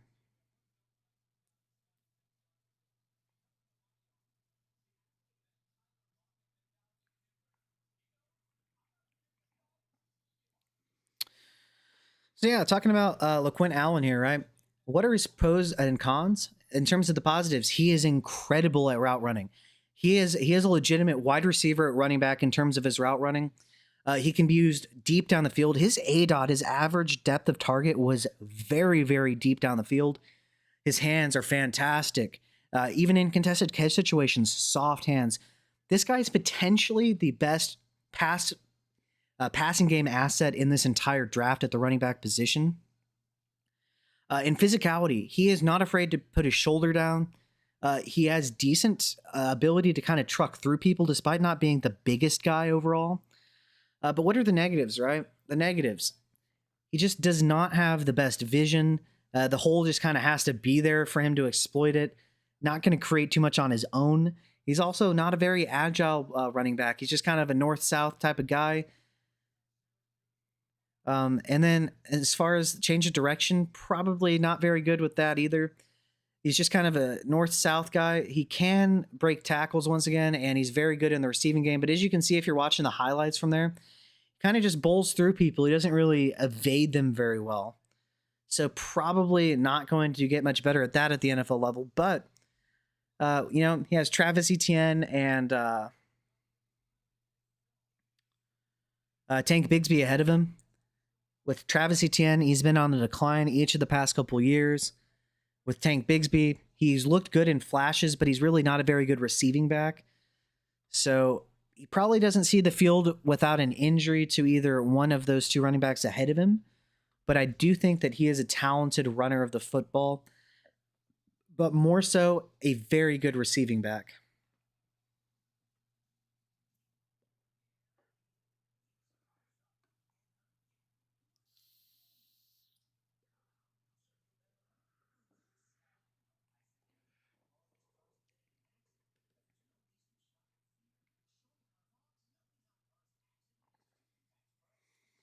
So it looks like the Packers went with a cornerback, added Tulane, Robinson. Nothing to do with us for fantasy purposes, at least.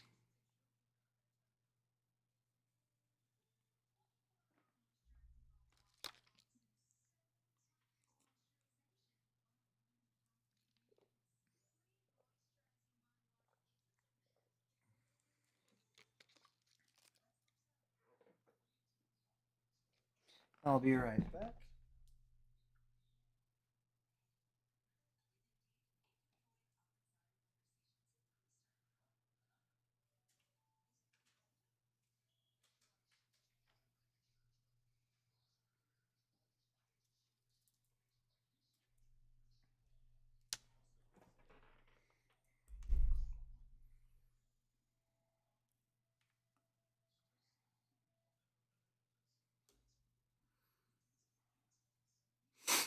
So we'll see.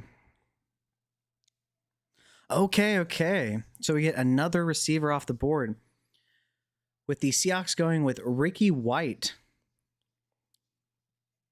Let's get ourselves into some Ricky White action here.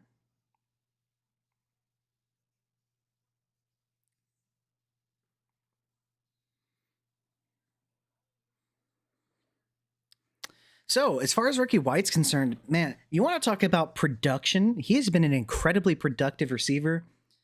Now, you might ask yourself, why hasn't that translated into higher draft capital? It's because it was at UNLV. Now, in terms of positives, there really isn't a ton, to be honest with you, but he is very good after the catch. Part of the problem, though, he's not really good at his snap downs on those curls, those stop routes, right? He's decent in the linear plane, but not incredible. Change of direction isn't very good as well, despite being good at yak. And his focus drops are a real concern and a major reason I think that he's probably being taken all the way down here. I really don't think that there is a ton of upside with this guy because of the focus drops and just not being a particularly great route runner. He's okay, but a very good producer, and I do wish him the best at the NFL level.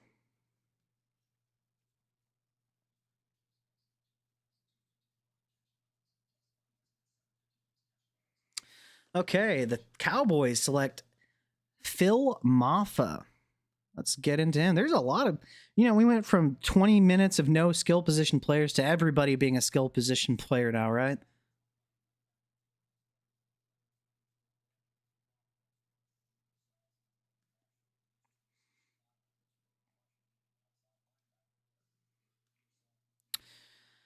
So as far as Phil Maffa is concerned, he has the physicality we like. He is very aggressive.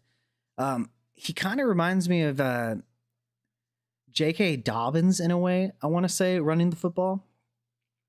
He also has very soft hands out of the backfield. He's not going to drop very many passes. So he does have, some of that. I don't think he's particularly fantastic in pass protection, but not overtly horrible either. Now, what are the negatives with him? He is not a particularly great route runner despite having very soft hands. And the agility, the ability to make somebody miss in a short space just is not there either. He's kind of a just be efficient and try to get the ball as far down the field as you can rather than just making people miss. So probably not a ton of upside, to be honest with you. But once again, he was selected by the Dallas Cowboys. So as far as that's concerned, he's probably going to see the field maybe at some point potentially, given their lack of talent at the running back position. We'll have to see though. Potentially not, given the very low end draft capital associated with him. Then we get another skill position player. We get a Prather out of Maryland. I know we did not go over him, so I'm going to take a look and see what kind of production we got.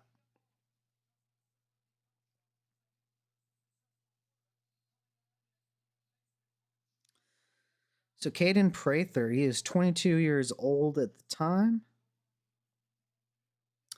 Supposedly 6'3", 210 pounds, so a little bit bigger. He is a true senior out of Maryland. So as a true freshman, he went 12 for 175 and no touchdowns. Nothing on the ground. As a sophomore, he stepped it up in a big way, though. 52 for 501 and 3 through the air. No touchdowns, though. Now, his best game, or his best season, rather, arguably was as a true junior at Maryland. He went 42 receptions for 666 yards and 5 receiving touchdowns. Solid production. 1 carry for 36 yards that year. But then he saw a little bit of a decline in terms of at least total production this season. He went 56 receptions, so that is a career high, for 624 yards, which is a small decrease from the 666 he had previously. Then he went from 5 to 4 touchdowns and lost 1 yard on 1 carry. So probably not going to be a difference maker, considering, yes, Ty Fulton was there, but, you know, didn't really produce that much for us.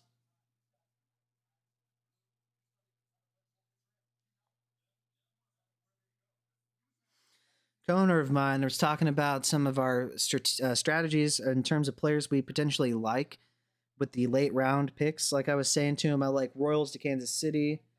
I like Jordan James to San Fran. Love Tootin to the Jags, Cam Scatterbo to the Giants, DJ Giddens to Indianapolis, and Devin Neal to the Saints. He asked me Kyle Monangai to the Bears. I do like that. Upside is kind of meh, to be honest. But lack of competition is nice.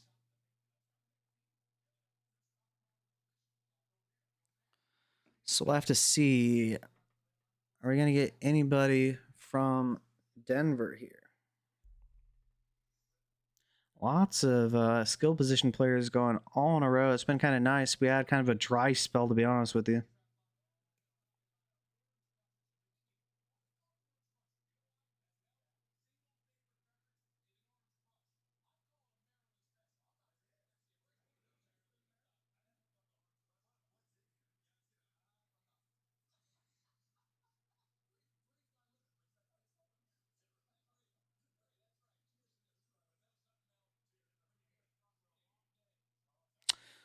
Okay, we got yet another skill position player. A loner out of Utah. Once again, a player I did not scout. We'll take a look and see what his production looks like.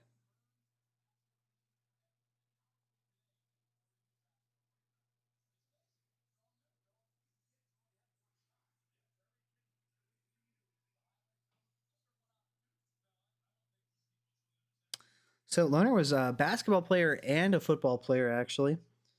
He is a senior, and he only has 1 year of production as a tight end for the Utah Utes.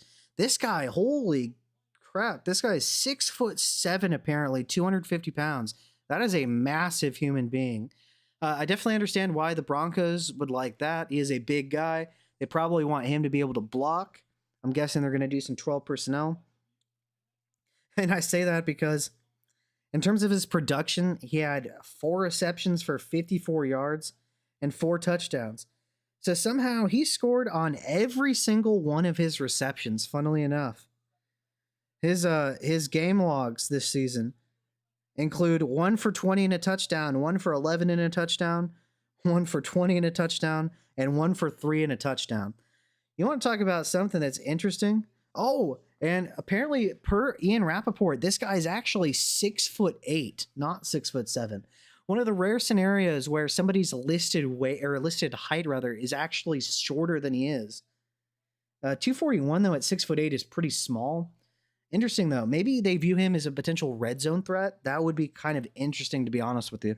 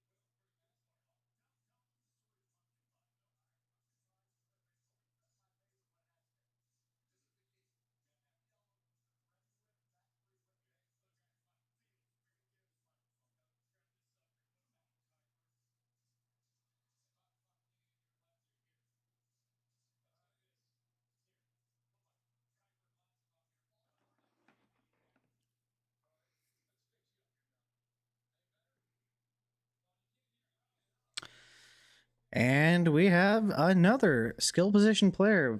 It's 1, 2, 3, 4, 5 in a row.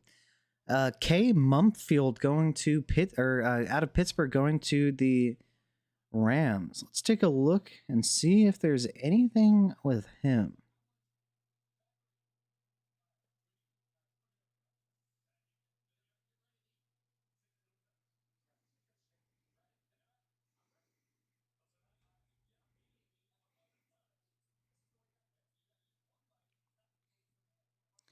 So apparently, Mumfield is 6'1", 185 pounds. He is a true senior from Pittsburgh. Taking a look at his production, kind of funnily enough, his best season was as a true freshman. As a true freshman, he went 63 for 751 and 8 touchdowns. That's actually incredibly impressive production for anybody as a true freshman, to be honest with you. As a sophomore, his production dipped, however. He went 58 for 551 yards and 1 touchdown, including 1 carry on the ground for 3 rushing yards. Rebounded a little bit in terms of total production. He had 44 receptions for 576 yards and 5 touchdowns as a junior, along with 15 yards rushing on 1 rush on the ground. And then this past season, as a true senior, on 52 receptions, he had a career high 813 yards, 5 receiving touchdowns, and nothing on the ground. We shall see. Sean McVay is generally a good drafter in terms and evaluator of talent, so we shall see. We shall see if he ends up turning into anything, right? Ravens take a guard out of LSU. We'll see what the Lions do.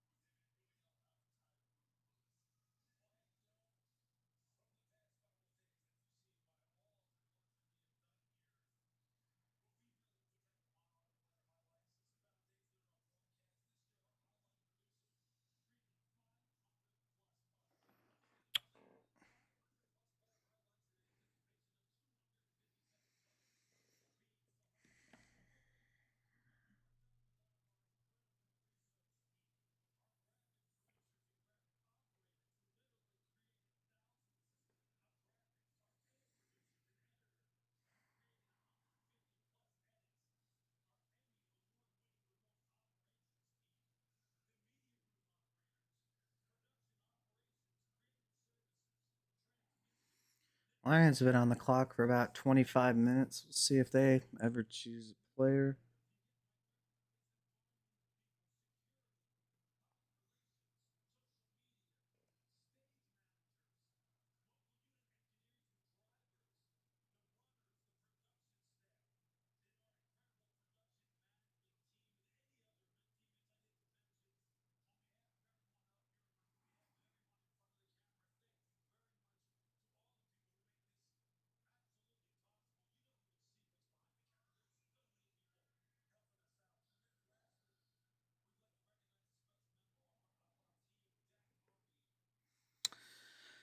So the Lions finally picked. They choose Lovett out of Georgia, not somebody that we have graded. So we'll take a look and see what we think about him.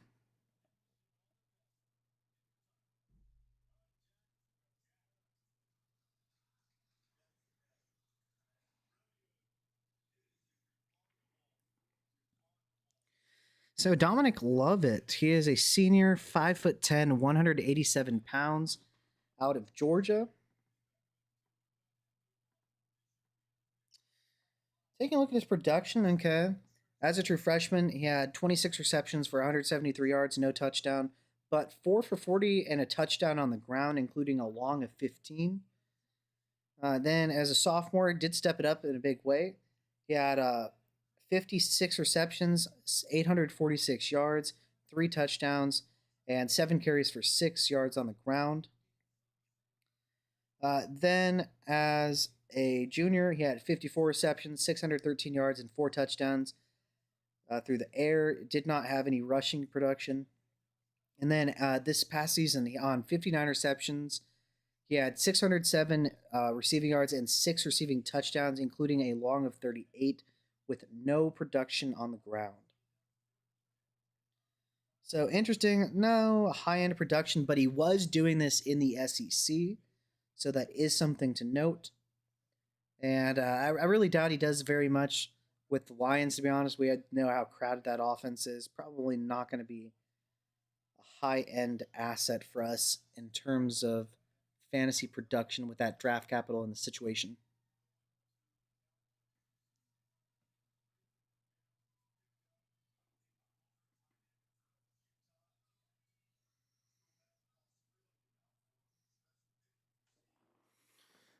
Ooh, looks like the Commanders are on the clock.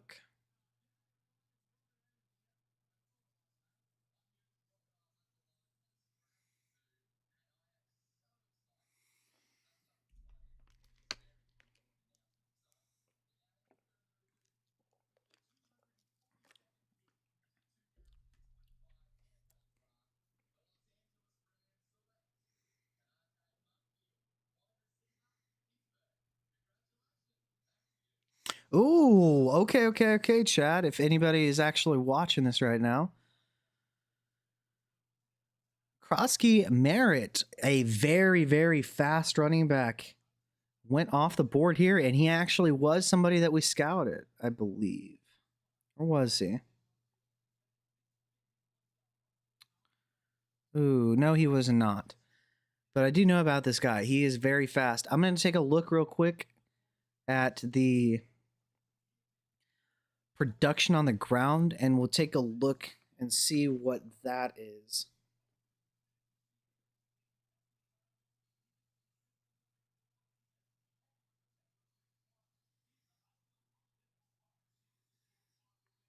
So Krosky Merritt is 24 years old, funnily enough, 5'11", 207 pounds. We'll see that is production. So holy goodness gracious, he is a 1, 2, 3, 4, 5, 6-year senior. Interesting. So way back in 2019, he went 72 for 186 and 2 on the ground, including 6 for 98 through the air. Then as a true sophomore, he had 43 receptions, 164 rushing yards, and 2 touchdowns on the ground, 4 for 21 through the air, no touchdowns there. Then as a true junior, 121 yards for 433, or 121 carries for 433 yards, 5 touchdowns on the ground, including 10 for 71 and 1 through the air. 2022, which was his true senior season, he had 120 carries, 470 yards on the ground, 4 touchdowns, including 13 carries for 167 yards and no touchdowns through the air. Then he had a big breakout season as a fifth-year senior at running back for Arizona. He had 189 carries, which was a career high, for 1,190 rushing yards, 6.3 per carry, 17 rushing touchdowns, including a long of 55 yards, which would actually end up being a career high for him, and 7 for 72 and 1 through the air. So very nice production. Then this past season, he had 13 carries for 106 yards and a touchdown, and nothing through the air. And it appears as though he probably was hurt. Yeah, looks like it.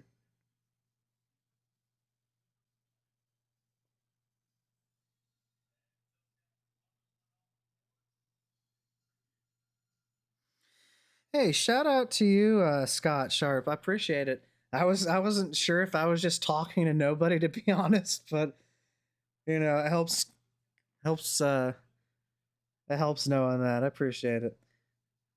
So yeah, numerous shares of Krosky Merritt. He is very fast. I have him in one league so far. He was scooped up in another one, so I wasn't able to get him. But yeah, interesting that he was a fifth-year breakout, and then it looks like he did get hurt after one game, but he did produce in that one game this season. Yeah, the Commanders' landing spot, dude, with Jaden Daniels in that read option, that does sound interesting, to be honest with you. I mean, what does he have ahead of him? Brian Robinson is fine, but nothing crazy. Austin Eckler, I don't even know if he's still on the team, but he was obviously advanced in age. I think there's a ton of upside with this guy, and if he does end up seeing the field, because they did not take any running backs, if he does see the field, that's going to be awesome.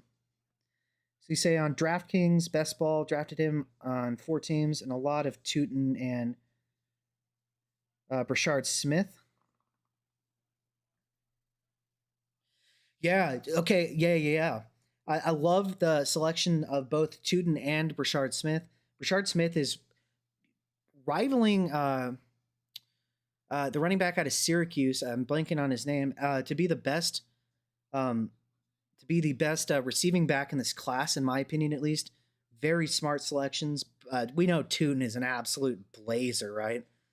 I mean, goodness gracious. You know, with Jacksonville and this Liam Cohen offense, man, if he can just get his ball security issues under control, man, Tootin has a ton of upside in that offense. And yeah, it's great that he was drafted. Even though the most minimal of draft capital is better than nothing, because at least it's some kind of team investment, right? Who knows with but you did get a lot of very high upside running backs there.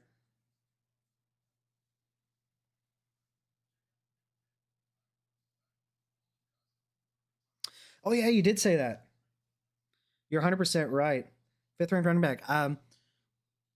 Yeah, because he's really efficient on the ground, right? Very efficient.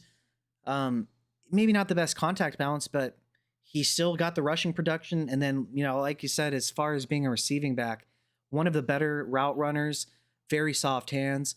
I do think that he has the ability to produce at the NFL level. Looks like we've had a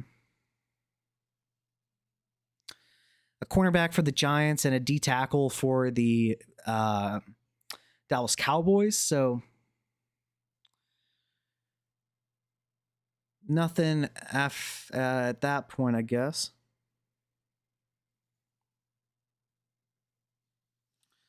So you said you've done DK Best Ball. You did 30. Holy goodness, dude. 35 draft on DraftKings before the draft. Lucked out with the guy you chose so far. Well, some of it's luck, but some of it has to be an educated guess if you're able to get that lucky. You obviously know what you're doing. That's crazy, though, man. That is some serious commitment.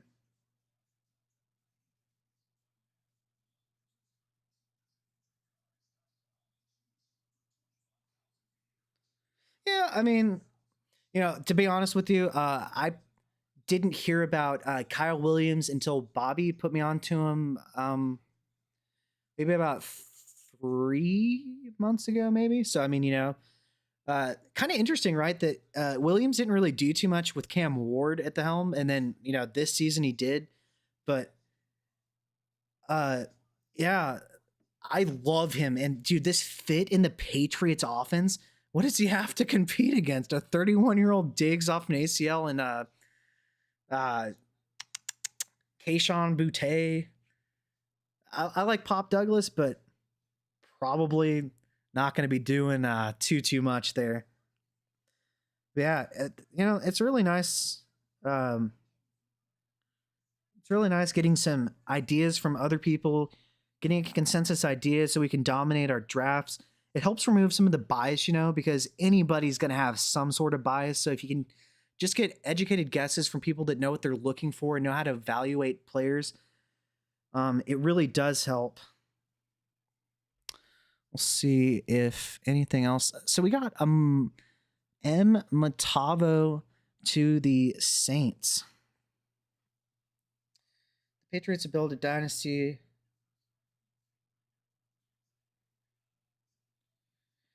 I'm telling you, I love the Drake May selection. Yeah, dude. Trying to remember who else did the Patriots get. They got Kyle Williams. I'm gonna look that up again. It's so hard for me to remember because I've been talking so much about all the random stuff that's been going on.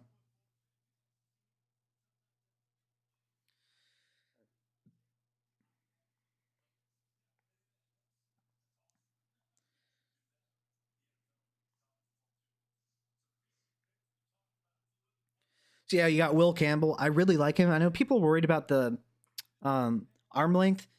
All right, let's say that is a concern, and it's not going to end up working out. He's going to be a Pro Bowl level guard, right, at the NFL level, at least in my opinion. I'm not too worried. The tape was awesome on him. Oh yeah, TreVeyon Henderson, dude. What are your thoughts on Henderson? Are you as high as on Henderson rather as I am, dude? I love TreVeyon Henderson. He's an absolute dog.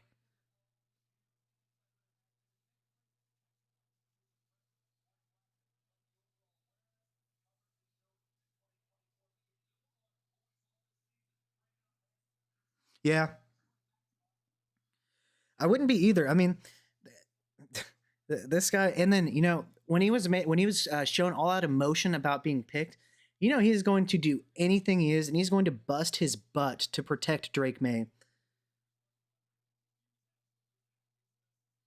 Pats are awesome right now. Yeah, dude, they went from disaster to getting Drake May to getting Henderson to getting at the very worst a Pro Bowl level guard, but probably a solid to great tackle. Kyle Williams is an absolute dog. I love him. I don't really know too much about the center out of Georgia. Swinson, I'd been hearing a lot that he could potentially go in the third round by some of the PFF guys, I think. So interesting. Apparently he's a solid pick. But yeah, I really, really, really like that. Yeah, getting Vrabel. Absolutely, dude. I mean, obviously it helps that he was a former Patriot, right? An absolute dog for them in their dynasty heydays, of the past at least, with Tom Brady. No nonsense head coach. He's going to get the culture under control. I wonder what did you think, about Gerard Mayo as a head coach? I thought, coming in, I thought he was going to be a culture tone setter. I thought he was going to get the most out of him. He was kind of criticizing the effort, I believe, of the team, if I'm not mistaken, what that quote was. But Bears too, yeah. Goodness gracious. I'm a believer in Caleb Williams. He definitely has his flaws, right? But dude, this offense, I don't know how you stop it. I mean, the worst part of their offense in general is probably going to be their running back, DeAndre Swift, who's a fine, serviceable running back. That passing game, I don't know how you stop it.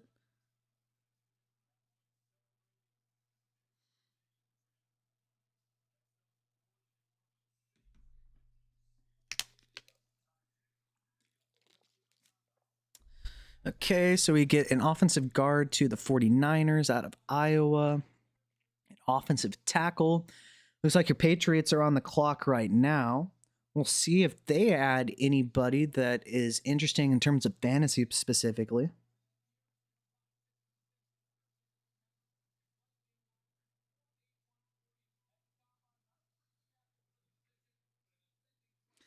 Yeah, I agree with you. It did seem super odd that he was.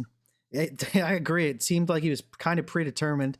Interesting. I'm not sure how exactly that decision was made. It was an absolute disaster. He was a really good football player, and this common saying is a lot of the best players just aren't good coaches. So take that for what you will. I don't know that there's necessarily any truth to that, but I mean, Vrabel was a good player and he's a good coach, so kind of interesting as far as that's concerned. But yeah, man, that upside of Drake May, dude. Oh, I love Drake May. It's kind of crazy that he was the third pick. In just about any draft class, Drake May would have easily been the QB1. Absolutely wild. And in terms of max upside, arguably because of his frame and his ability to power and truck through people, he might have the most upside out of Caleb and Jaden. It's kind of arguable in my opinion. I kind of see like a Mahomes upside as being the max for Caleb. I see Lamar Jackson as kind of being the max for Jaden Daniels, kind of in a way, and then kind of Josh Allen kind of being the max upside, give or take, for Drake May, which are all fantastic high-end comps. So then you say, I like the Niners' moves as far as offensive players. Not sure anyone was taking wide receiver in the fourth, and JJ at RB if the fifth. Wow, wheels up on Jay Jordan. Yeah, dude, we were huge proponents of Jordan. He's so efficient. He doesn't make mistakes. There were so many times where even he was met in the backfield with edge defenders, right? And he would just swerve out of the way, gain positive yardage.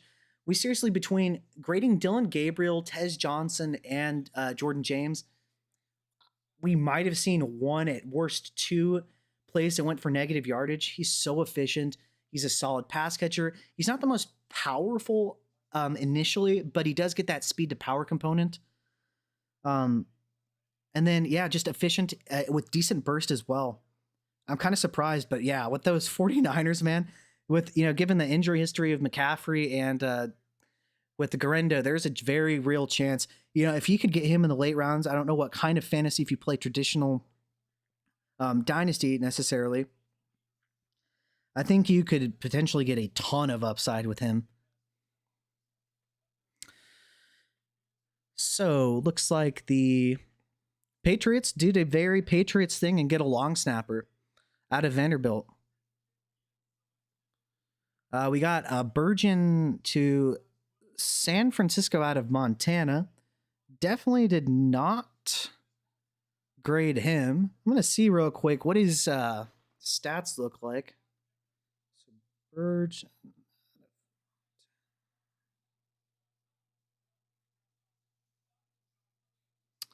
Junior Burgeon. Pretty minimal. Some kind of mix of running back and receiver, because in his first year, he was 118 for 493 and 4 on the ground with 230 and 1 through the air. Kind of didn't do much his second season, but had 59 receptions for 791 yards and 5 touchdowns and 6 for 40 and 0 on the ground as a junior. Then this year, as a true senior, 48 for 542 and 3, 1 and 2 on the ground. Probably not going to be too much, to be honest, but the 49ers will probably have a plan, I'd imagine. So then you say there were a ton of great fits for the Shanahan scheme, but Jordan should help. I haven't even heard of the wide receiver they took. I have to look him up. Yeah. What's up with the Raiders drafting 2 QBs in the same round, 1 pick apart? I don't know, man. That is strange. I mean, they have Geno Smith for now. Kind of obviously a stopgap given his age, right? I don't really think the upside is too great. Let me see who it was again. It was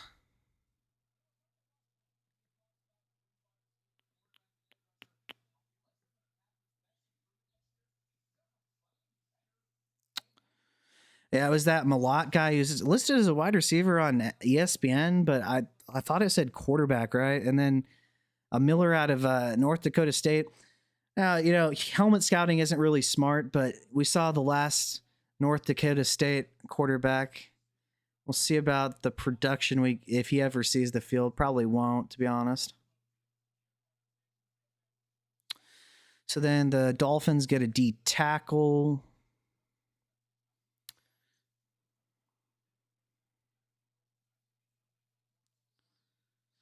I'm curious though, Scott, what do you think specifically about the Caleb Johnson to Pittsburgh selection? Actually comped him to, in my opinion, a more talented Najee Harris.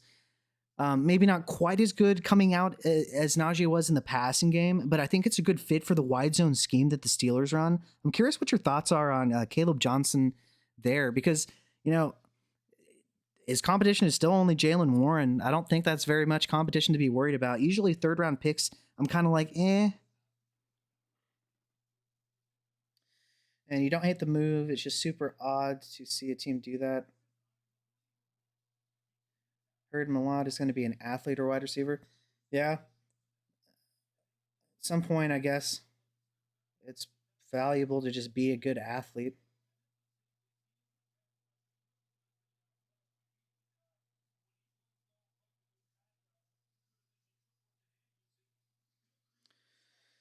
But I'm really high on the Caleb Johnson pick. I was kind of surprised he made it to the third round. I was a lot higher on him than some people, evidently, in the NFL.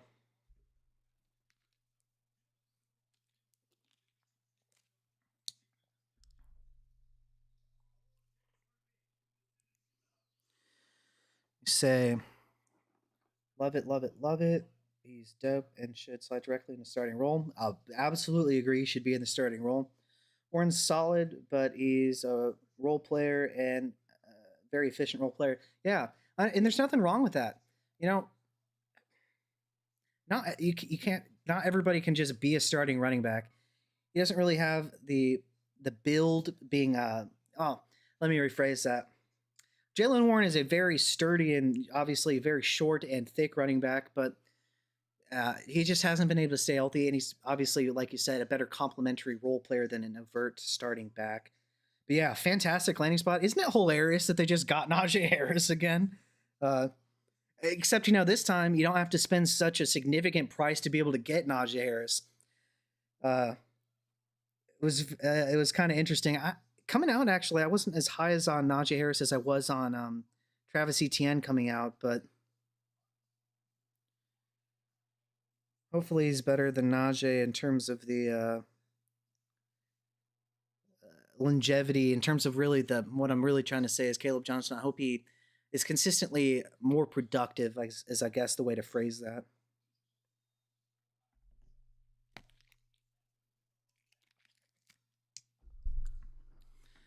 Another thing is I'm not sure exactly what the production is going to look like right away, or, you know, long term, obviously, given the draft capital, but I love the Royal selection going to the Chiefs. I mean, if he wasn't going to get the second or third round draft capital I was projecting and thinking he was going to get, at least he got a landing spot with a quarterback that's good, and then an offensive minded head coach that knows what he's doing, how to maximize players. I mean, you know, Rashee Rice, the injury potentially suspended. We'll see if maybe Royals can fill the kind of slot role to get Yak, because obviously that was one of the best things coming out of him, or for him coming out as a prospect. Going to see a Raiders game this year for my friend's birthday. Team is so stacked now. Absolutely, the Ashton Genty pick. I love the Jack Besh pick as well. Obviously, they still have Brock Bowers. They bring in Geno Smith. That team is looking a lot better than it used to be. How many running backs did the Jaguars taking off? Jaguars. I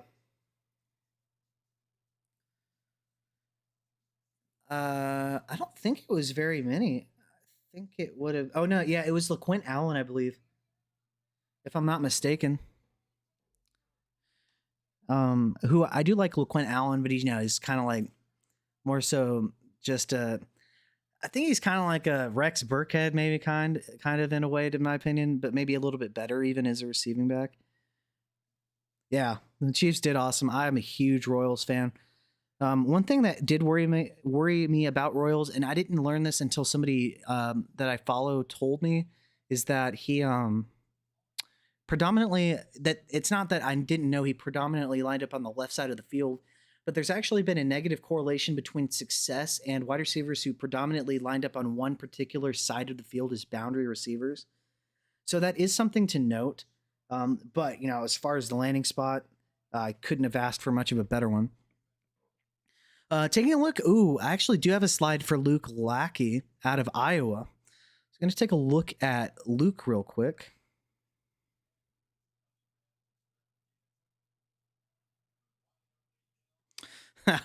It's actually kind of funny, man.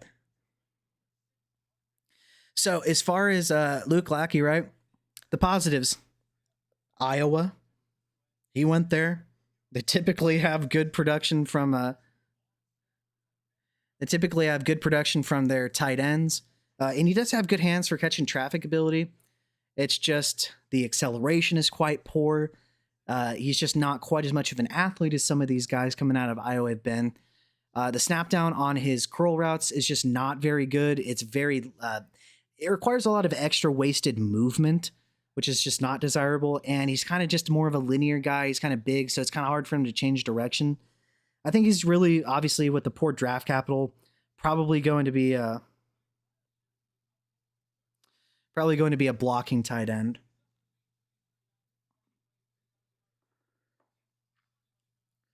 Oh, you're right. Yeah, you're right. I didn't mistake that. Tootin. As far as Tootin for the Jags, man, I like him more than Allen in terms of, for the upside for us in fantasy. Allen definitely has some PPR upside if he were to somehow get a starting gig or at least a third down role. But as far as Tootin, the ball security is a huge issue for him, but he can take anything to the house instantly. You said Lackey is high on some scout boards, lots to do with the Iowa thing, but also fairly productive. Yeah, can't knock the production, and it's bad to helmet scout because that's how you miss on CJ Stroud. You do generally, if you helmet scout, you're successful, I guess, but it's still a bad process.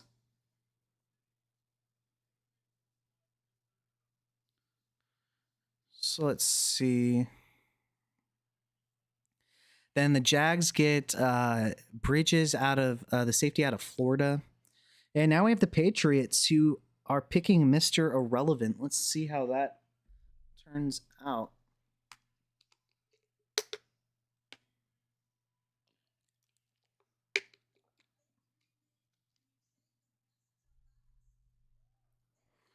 Let's see what the Patriots do with this pick.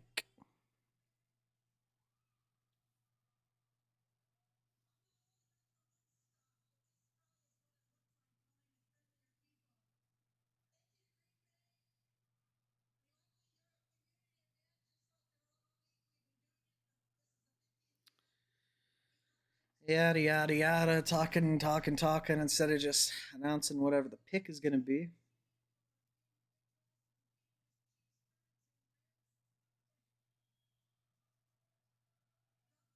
You can call it helmet scouting if it's backed by numerous studs at the position. Iowa tight ends are amazing at the NFL consistently. Yeah, I mean, it's technically helmet scouting by definition, but, in the sense of you generally don't miss if you do select Iowa tight ends. That is true. Looks like the Patriots end up going with a cornerback, a minor out of Memphis.